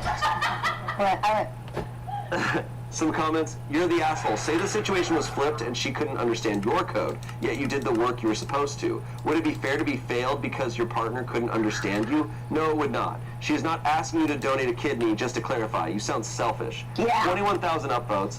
Someone else said, she needs you to clarify the situation and confirm that she did work on the project. You used her ideas and work, made the tutor do your work, and then you took the credit. You're the asshole. When I read your comments, I get the feeling that you still do not get what you did wrong. This is quite alarming. OP responded saying, I'm not talking about the tutor as it isn't allowed, though loads of people do it. The rest I could do. Then someone said, so you plagiarized and cheated. So in this class, the tutor was not allowed. He cheated, and... I don't know. And so he didn't even tell his partner about the tutor, I think. No. I don't know. A man taking credit for a woman's work? Sounds like Reddit. Just trying to keep up. Sounds like Reddit. Finally, we have someone saying, you're the asshole. I'm a software engineer with 10 plus years experience and even ignoring the academic dishonesty. Really? Hiring a tutor to write the code for you? You are going to have a tough time when you get out of school. You couldn't understand the code, even with the source. You declare it convoluted with no talk of refactoring. You rewrite the entire project in a language your team member isn't familiar with. You then take credit for all the work because you rewrote it. This is such a red flag for your future because writing the code is really only a small part of the work, and your failure to understand that does not bode well. 7,900 upvotes. 7,901. No, it's, you know what I feel like these team projects are always like more important is like the material of what you're doing is one thing, but like how well you work with people is another. And like that's like when we're doing improv and someone's like, oh, I don't run on yes and. Yeah. So I got to do a different thing. Yeah, and it's like, yeah, that's so crazy. This is an interesting, well, what really sucks is that he cheated. Yeah. And I get the impression he didn't tell his partner that he hired this tutor, yeah. Which is shitty in itself. But this is an interesting one where you don't have necessarily someone who's doing no work.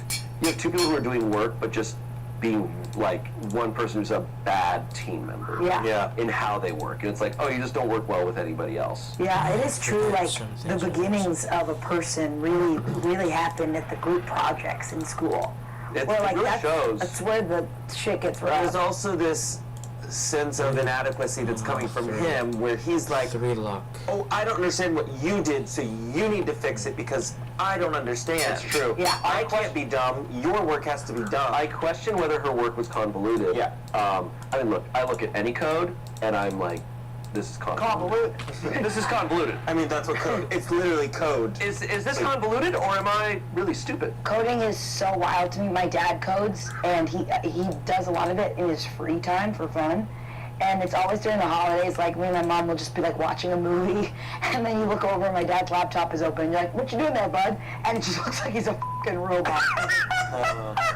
And you're like, He's like, I've hacked into the government. And usually he's like making like some weird little, like, I don't even know what he's actually doing. And it just looks like he's just like typing weird shit. I truly do not understand it at all. Like, I get it, but I also don't get it. Yeah. And my dad will even say, he's like, oh, this isn't even real coding. Yeah. And I'm like, okay, then what? Dad. Yeah. I'm sure people who understand code in the comments are going to be like really understanding how shitty this guy is. Like, in my very minuscule grasp of it, I know he's an actor. Yeah. I'm like trying to think of it in like music, like someone singing a time signature, and it's just like, well, it's just when you work on a team, and I think creatively we understand this, where like when you're writing something or performing something, and someone's like, I don't work that way creatively. Yeah. It's like, well, okay, but you want everyone to adjust to you as opposed to, it's not fair. Asshole. This episode of Reddit Stories is brought to you by Rocket Money. Rocket Money is a personal finance app that finds and cancels your unwanted subscriptions, monitors your spending, and helps lower your bills so you can grow your savings. With Rocket Money, I have full control over my subscriptions, my spending. Don't you? For his 11th birthday today, and every year on his birthday, he gets to decide what we are eating for dinner. This year, he wanted KFC. He is at the after-school program until 5:30. My wife already went and got the food and had skipped out of the room to start decorating the family room for his party. He invited over like 6 of his friends, so my wife spent over $100 on this food. Well, when I wasn't looking, my dog got into the food and managed... What? Dog? My wife has been vocal since day one. Devil. So, a huge piece of shit. Here we go. It is a dual citizenship. My friends with benefits no longer wants to have sex with me, but wants to remain friends. Am I the asshole for cutting off the friendship?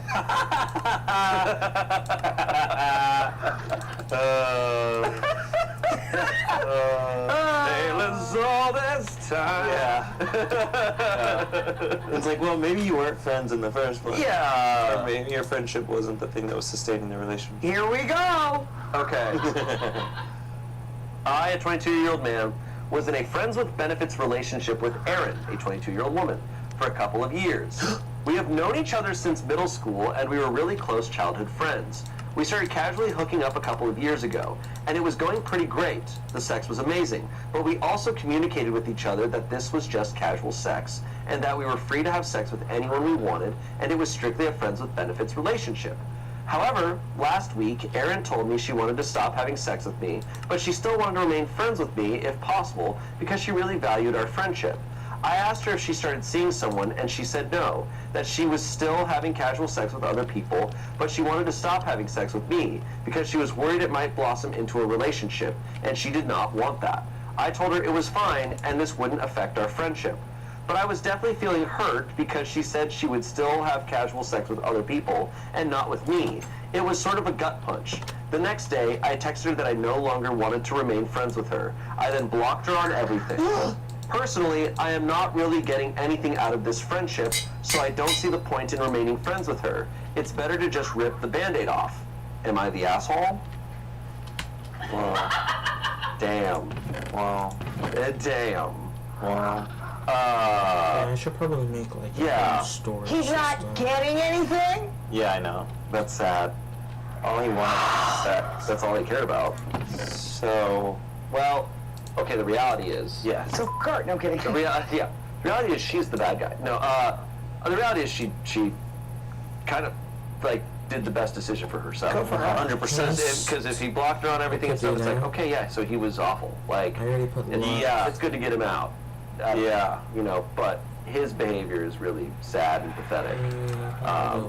Oof. I mean, it's so interesting with like situationships or like non-committed relation or like committed but just in a different sense. It's like kind of the wild, wild west, but you have to communicate. And it's just sad when you realize that someone doesn't even value your like connection with them before. We've known each other since middle school, and we were really close childhood friends. That's wild. My theory is he definitely was having a lot of feelings for her, and he was really hurt that she's basically like dumping it, like in his feelings, because she's going, oh, I'm worried this will turn into a relationship, and I don't want that, so I'm going to stop having sex with you, but I'm having sex with other people, but I'm not having sex with you anymore. If you're truly friends with benefits, that's not that big of a deal. It shouldn't be. Yeah, but then the question is, do you think he's an asshole if he said to her, if he I have feelings for you, this is going to be hard for me to cut off, so I might block you so I don't watch you and see you. Well, no, he's not the asshole then because he communicates. Yeah. But he's the asshole because he's just like, because if he wants to say this, then I'm going to take him at his word that he's like, oh, I'm not getting anything out of this, I don't give a shit about her. I'm like, oh, then you're really weird and an asshole. Like, but I don't believe him. But since he's saying it, I might as well. If that's who you're saying you are, then great. When a tiger shows you, then you're an asshole. Whether I think it's true or not, I could never do friends with benefits. If I was in his situation, I know, like it would not. I would, but it would be hard, and it just would hurt. And I think it would hurt no matter. And I do think it would hurt no matter what. Yeah, I think you're right. There's also this thing that I've had a realization about lately, and not lately, but like a couple months ago, I went to a wedding of one of my friends in college, and there's something about the display of a wedding, and there's something about the parade of a wedding, in that this is going to be my person, and anything else that was on the table is done. Like, all the friends you thought, the one that got away, blah, blah, it's over. This is the time that we are joining as people, and that we're like, friends with benefit, like a childhood friend it's never happening. It's never happening. And I feel like this is her. She's like, hey, this is what's an anti-wedding? An anti-wedding, like this is not gonna happen. And I see that what's going on in your head, you think it's gonna happen. And she's like, it's not happening. You know what? Yeah, I see. Yes. It's like, because I'm kind of like, why is she making this decision? It's like, she probably knows that he has feelings. 100%. She's not dumb, probably. Yeah. But she made the right call. She made the right call. Or because I think he's showing his cards here now. Or he doesn't have feelings for her, and she's never felt like he actually cared about her, and that if she took sex off the table, he wouldn't give two shits about her. And then that's what happened. That's exactly either way, then she made the right call. Exactly. Yes, 100%. Bunch of comments. An anti-wedding. I'm coining the term. Anti-wedding is that's a crazy way of just calling it a breakup. An anti-wedding, like. Oh yeah, I guess you're right. Anti-wedding, it's like. I guess breakup is like. Or I get what you're saying. It's like, no, we're never gonna be anything. Never. I'm being official that this isn't official. Yes. That's rough. Bunch of comments here. They were never dating. It's not a breakup because they were never dating. This is an anti-wedding. That's true. You're so right. Then you weren't friends with benefits. You were just booty calls. Someone else said, genuine question, do people typically go from friends with benefits to platonic friends?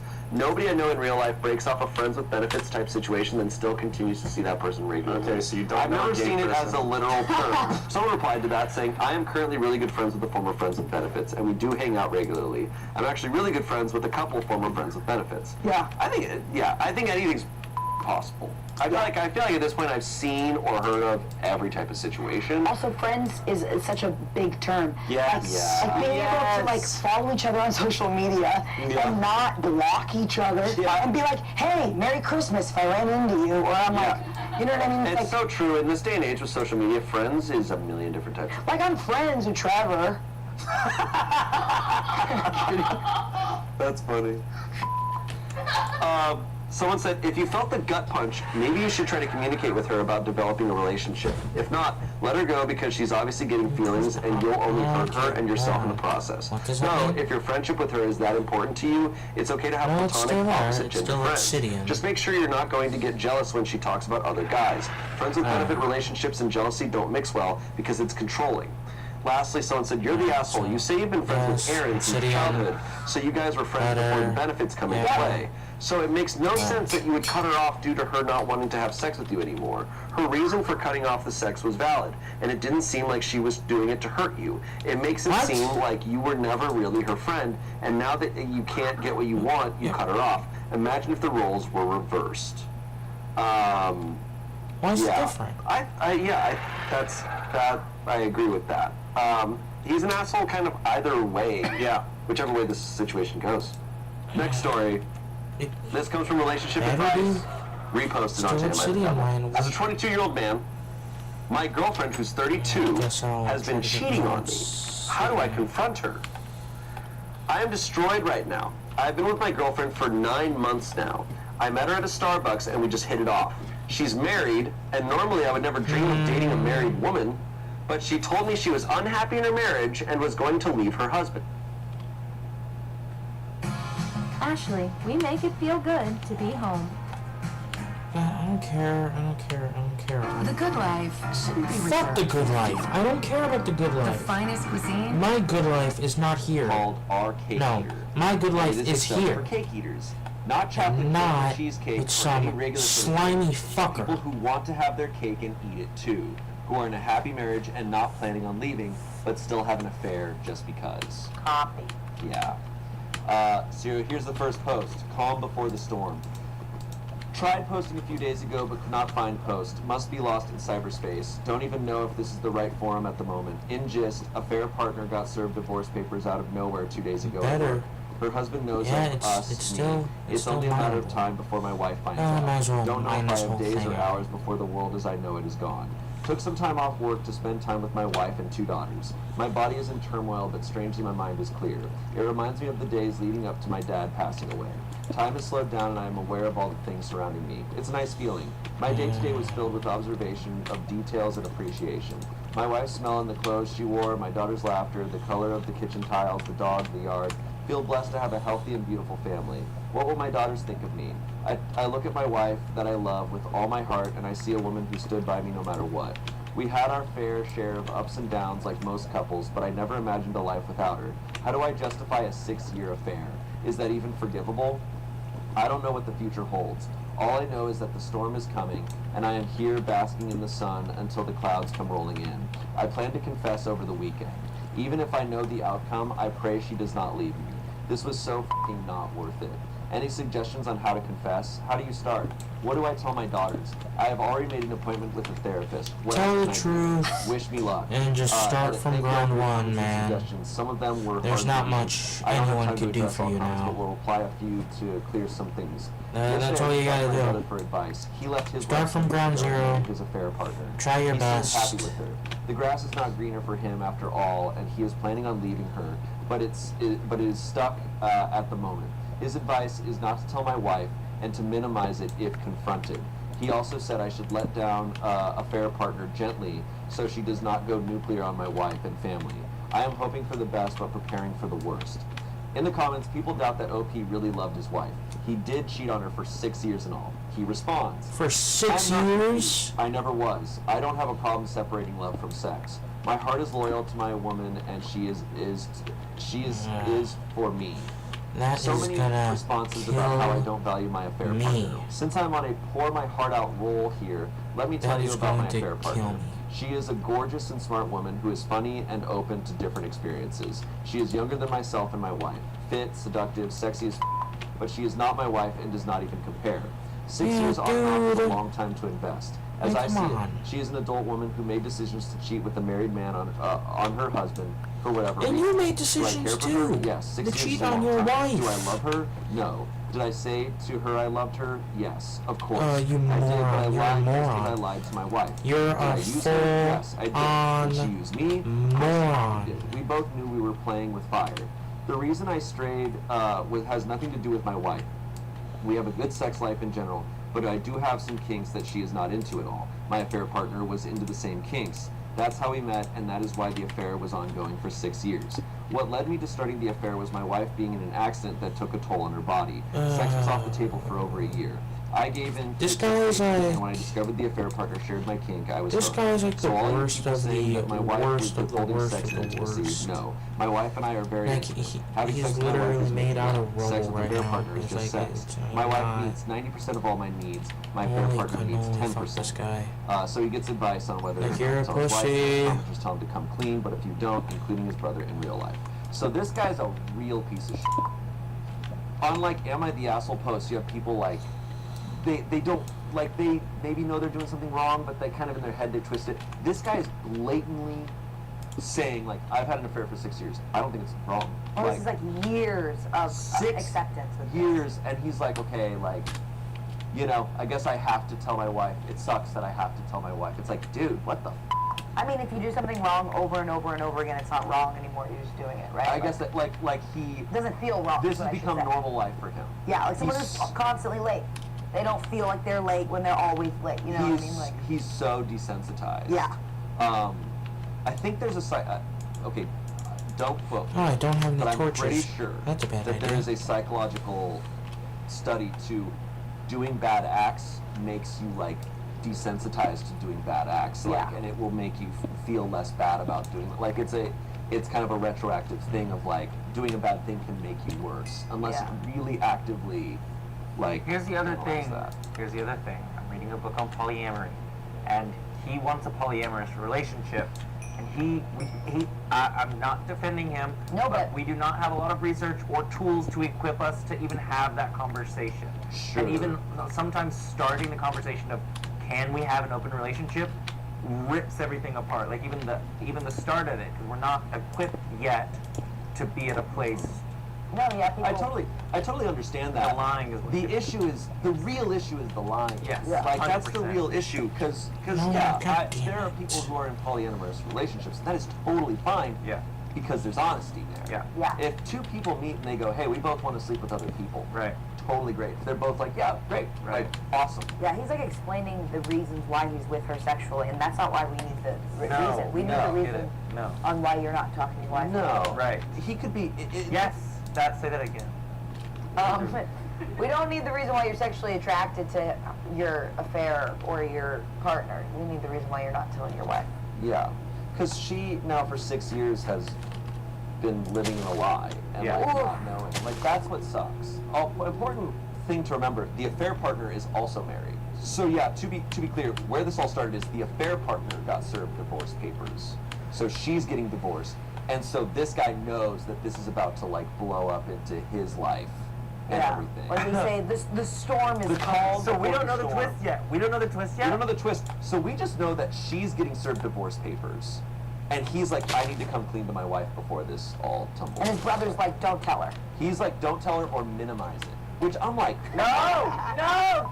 Digging you in a deeper hole. You have to come full frontal clean, not full frontal. I think, you know what I think it is? You gotta go full frontal. You know what I think that this is that I really hate? What I think this is what it is about the lying, is it's the most disrespectful thing you can do. Yeah. And like, there's a quote that I'll just say it. My mom said this forever ago, is that she was like, respect is more powerful than love.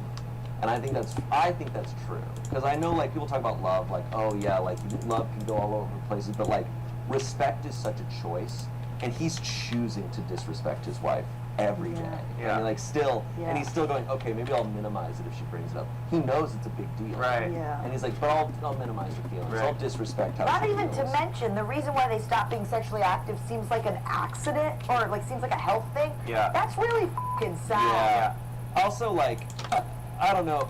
He talks about like this all started with an accident to her that took a toll on her body, and it's like, oh, he acts like it was a tough thing for him. Yeah. And I'm like, she also couldn't have sex for over a year. Like, bro. He really doesn't want to lose his affair. Like, No, well, he's a cake eater. He's posting on Cake Eater. Yeah. He posted this on, I think this was posted on Our Adultery, but it was reposted on Cake Eater, perhaps. The responses were posted on Cake Eaters. Okay, well, let's find out what happens. Do we want any predictions? I know what happens. I can't. Oh my god. Okay, you want one guess? You first. Okay, I'm hoping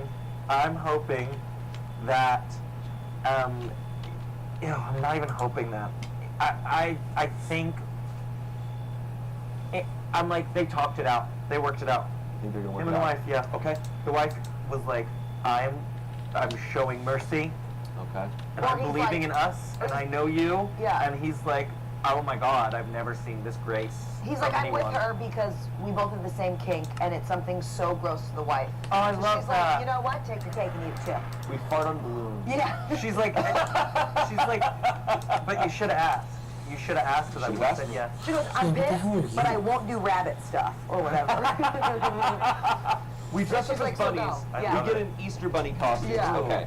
All right. Hmm. Here we go. Oh, This I already next got post is in the that. aforementioned Cake Eater sub, Hey, and it whatever quickly this. becomes obvious that he did not come clean. First update. Never saw this coming. Throwaway. Posted once before. Check it for background. This is the sub I should be on. I was prepared for all scenarios, but not this one. The doomsday did not come in the shape I was expecting. Affair partner ended up convincing her soon-to-be ex not to spill the beans to my wife in exchange for a smooth divorce. I thought I was in the clear. Yesterday, affair partner sent me a blurry photo of my wife in the car with another man. She claimed they walked hand in hand to his car from a store in a nearby town to ours. She got a shot of the plates too. After some digging, I now know she is having an affair. Don't know how long for sure, but at least 6 months. He is a single dad our age and is telling her to leave the marriage. She is telling him she loves him. Afraid to confront her. Feel numb at the moment. Took a day off of work. Any advice? I love her and want to stay married. Edit. Any advice on how to proceed? Should I just let it run its course and monitor? Should I confront and hope for the best? Should I confess to my affair and hope we all can come clean and make way for a new marriage? I am so f***ing utterly confused. I have rehearsed the things I would say and do if she wants to find out about my affairs. I was not prepared for this shit. He manages to get a hold of his wife's phone while she's in the sauna and confirms the affair over WhatsApp. Logically, yes, we are both getting our itches scratched. What's the big deal? I am not ruled by logic at this moment. Maybe later, but now my emotions are overpowering every logic. Never in my life have I experienced this type of emotional and physical distress. from I can't broken even think blocks straight. Never thought I and was going to killed bawl my entities eyes out the and throw up on the imported carpet. in there. And if it I is am an desperate to talk this inventory, out to know why this I happened don't know and what how that invested means. she really is in this piece of shit. If she is doing this out of revenge, maybe I have a chance, because if so, she does feel something for me at least. I can't imagine her being emotionless throwing away our over 20 years. You I did know it this already, woman you like I know moron. I don't know myself. what to Deep tell down you. she's hurt, but also so very You're a stark and moron. bad. You're I just a want to know if dunce. she knew about my affair. Why the hell did she not confront me? I would have chosen her over affair partner in a nanosecond. And what the Then hell you is should she have done hoping to that, find with dummy. this douche? He is no better than me. Sleeping Shut with up. Get him, bro. Oh my Get him, god. carpet barker. Get him. He is no better than me sleeping with a married woman. I am trying to respect her wish to have some space, but I am desperate just to talk to her. Yeah, I don't know how I feel about being on the other side. Never had fantasies about my wife f***ing other men. We had a good sex Yeah. minus my king. Maybe don't do it. Hence the Fucking dumb shit. Affair partner. I'm so What do I have to lose? There can be only two outcomes. like, this guy's She a loves me, moron. She leaves. She loves me. Fair She stays. I this is a good moron. thing and nothing serious. God. Wait, she asked for space? Did I miss that? No, I think he's playing out scenarios. Oh, okay. I just need a blank No, canvas. this one keeps updating. Okay, I will tell you exactly how I would do it. I would go to her, and I'd be like, there are 3 things we need to talk about. Like, nope, 3 out there. It's a 3-step plan. Oh. You have to do 3-step plan. In my head, you have to do 3-step plan. Number 1, it's the hardest part to get away. It's the umbrella. What do we think of having an open marriage? It's kind of hiding that he knows that she's having an open marriage, and it's burying the hatchet that he's having an open marriage. What do we think about that conversation? That's the first thing we have to talk about, right? And the second thing is, okay, great. I have something to admit to you. I've been having an affair. That's the second thing, right? He's got to admit it. He's got to admit it. If they want to move forward, he's got to admit it. Yes. And then the third thing, before if she doesn't come clean, he's got to be like, and I know you're having an affair. Okay. Right? And let me just say, I think the sickest, weirdest of us all is how did his affair boo find a picture of her in She a sent car? a photo of her walking with another What do they live in, like a fucking 5-person town? No, you can see somebody at the same grocery store and be like, Can I who is she with Can I right point now? out something though? Like, the issue is I see where you're going with that plan. It's I got 8. for the fact that it's Give me like, the shit. but also I lied to you for 6 years. It's like, okay, so if you can lie about this, I can't trust you in any sort of sphere. It's like, can I trust you with money? Can I trust you with like my safety? Can I trust you? Like, that's the issue with lying. Is it sets up the precedent of like, yes, I need that. I now don't know what to think. He's got no choice. And there's something. He's got no choice. Something small that he said that I think is f***ed up. That he barked on the carpet? Yeah. No, yeah. Never had fantasies about my wife f***ing other men. He's only thinking about this as like, she can do this if it turns me on. It's like, but wait, if you want an open marriage, that's not about like 100%. that. It's I about know, like you're it's so an right. agreement. Like, no, it's like, oh, me sleeping with another woman is for my own satisfaction. I know it would hurt her, but whatever, it's for my own satisfaction. Oh, she can't sleep with other men because that's not for my satisfaction. Yeah. Like, No, when you read that too, I went, what a weird detail it's such to a, mention. why'd you write that? Why does like, this, yeah. why does this always go back to your fucking kinks, my guy? Right. Okay. Any predictions?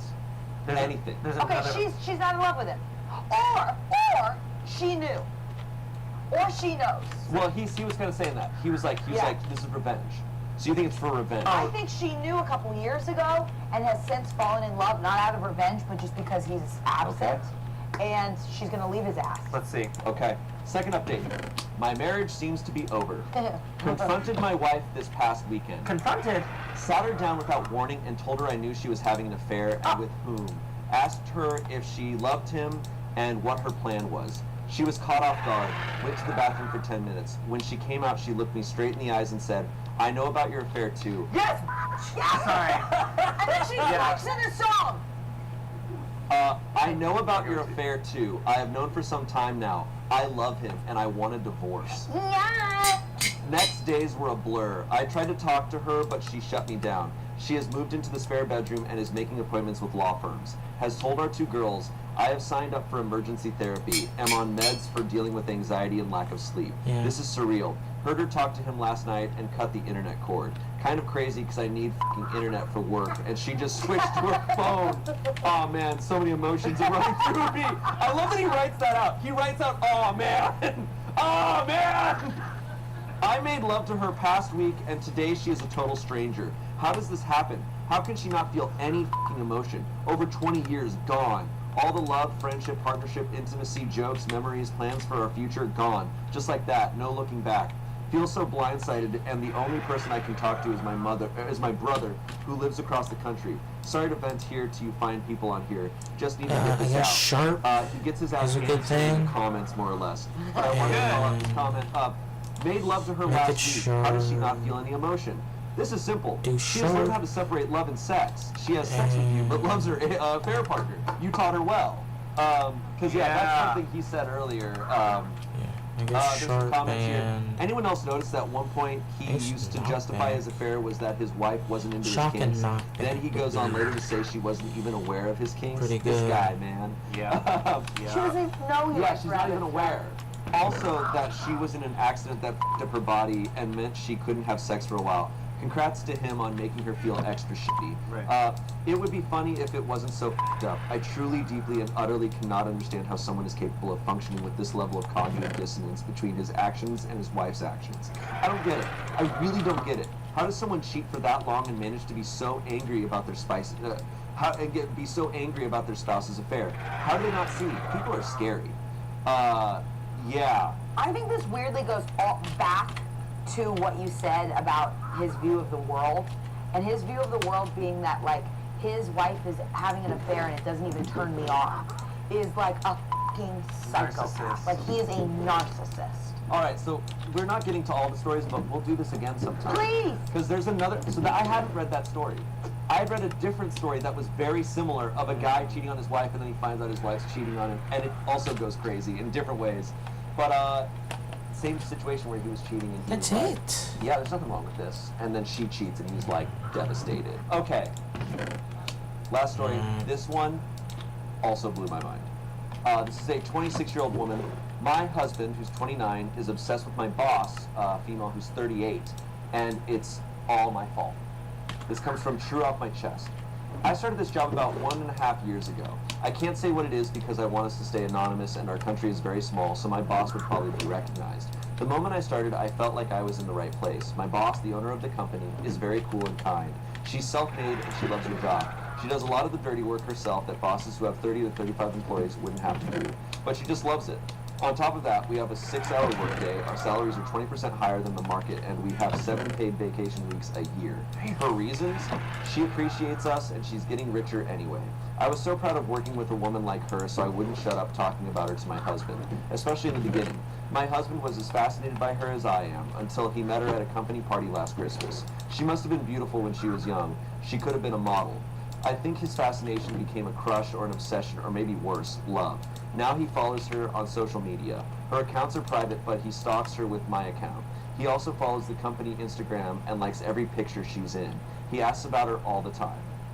She's a very private person, but when her divorce from her ex-husband was finalized at the beginning of this year, we all found out because he started showing up to work. He owned half of her company now, and he started to try to make changes in our work hours and salaries. We found out that her husband had cheated on her with a younger girl who he also tried to employ in our company. She still works with us.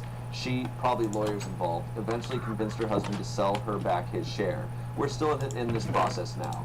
My husband has followed all this, and he was so sad for her, and so angry. How could anyone do this when they had a woman like her? If it was him, he would cherish her, love her, blah, blah, blah. Who leaves a woman for a girl? I got very angry and told him that all men prefer younger women if they could choose. He laughed at me and told me only losers do that. The last drop was last Friday. We were out for a movie night and we saw my boss with a young man. He looked to be in his mid-20s. My husband lost it. He didn't know that she dated younger men. He wanted us to go say hello, but I refused and yelled at him to control himself because he looked pathetic. When we got back home, he was frenetically going through her social media until he found the guy and he sighed in relief. The guy was her nephew, and we didn't see the whole company, but they were out with other family members. My husband was so happy, like a weight lifted off his chest. I lost it on him. I started crying and yelling and told him he was in love with her, and he was shocked when I pushed and kicked him out of the bedroom. I locked the door. He stood outside trying to calm me down, telling me he loved me and I'm his girl and always will be. Then he said something that ruined me even further. It's not like someone like her would look my way. I haven't slept... Ding dong, the witch is dead. I haven't slept since then. Why is he feeling like this? Is it love, infatuation? She's too old for my husband, so what is it? And why would he think he couldn't have her? He's very handsome and still young. She should feel lucky that a young, handsome man likes her. And does he mean I'm less than her to accept him? Or is it purely her money and status? He refuses to admit anything. And what can I do now? I love this job. I love the benefits. Thanks to this job, our life has improved and we can afford more than just the necessities. I'm starting to hate my boss though, and I hate myself for idolizing her in front of my husband.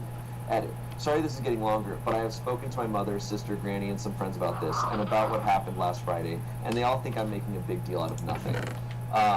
So strange. So he's obsessed with her boss. Yeah. Fully obsessed. Yeah, like stalker obsessed. Like, yeah, and like looking at her phone to look at her social media. Any predictions? Predictions of what? What do you think's gonna happen next? Like, I mean, I know it's a weird. It's hard to predict. I guess the next thing yeah, is to be but iron. where does it go? You think their relationship will survive? Iron. No. No. No. Right. No. They rarely do. Yeah. I don't think that. It seems everything is at this point. I think I think he's gonna shoot a shot. I was just gonna say the exact same words. I think he's gonna shoot a shot. She's about to get married and he sends her a text at 6 a.m. They overlap. This does. I think she's gonna shoot. He's gonna shoot her shot. His shot. She's gonna say no, and he's gonna go back to his current wife. Okay. Update. I just found out that my husband is separated. Is dating my boss. whoever I don't know what to do. Stayed. Man, for 5 hours. Yeah. Hi. Have a good one, everyone. I don't know what to do. I don't want to do something stupid like that. I got a lot of good advice last time I was here, so I don't know. Maybe you can help me out with this this time too. My old post is linked in my bio. I hope you read it before this one because I don't want to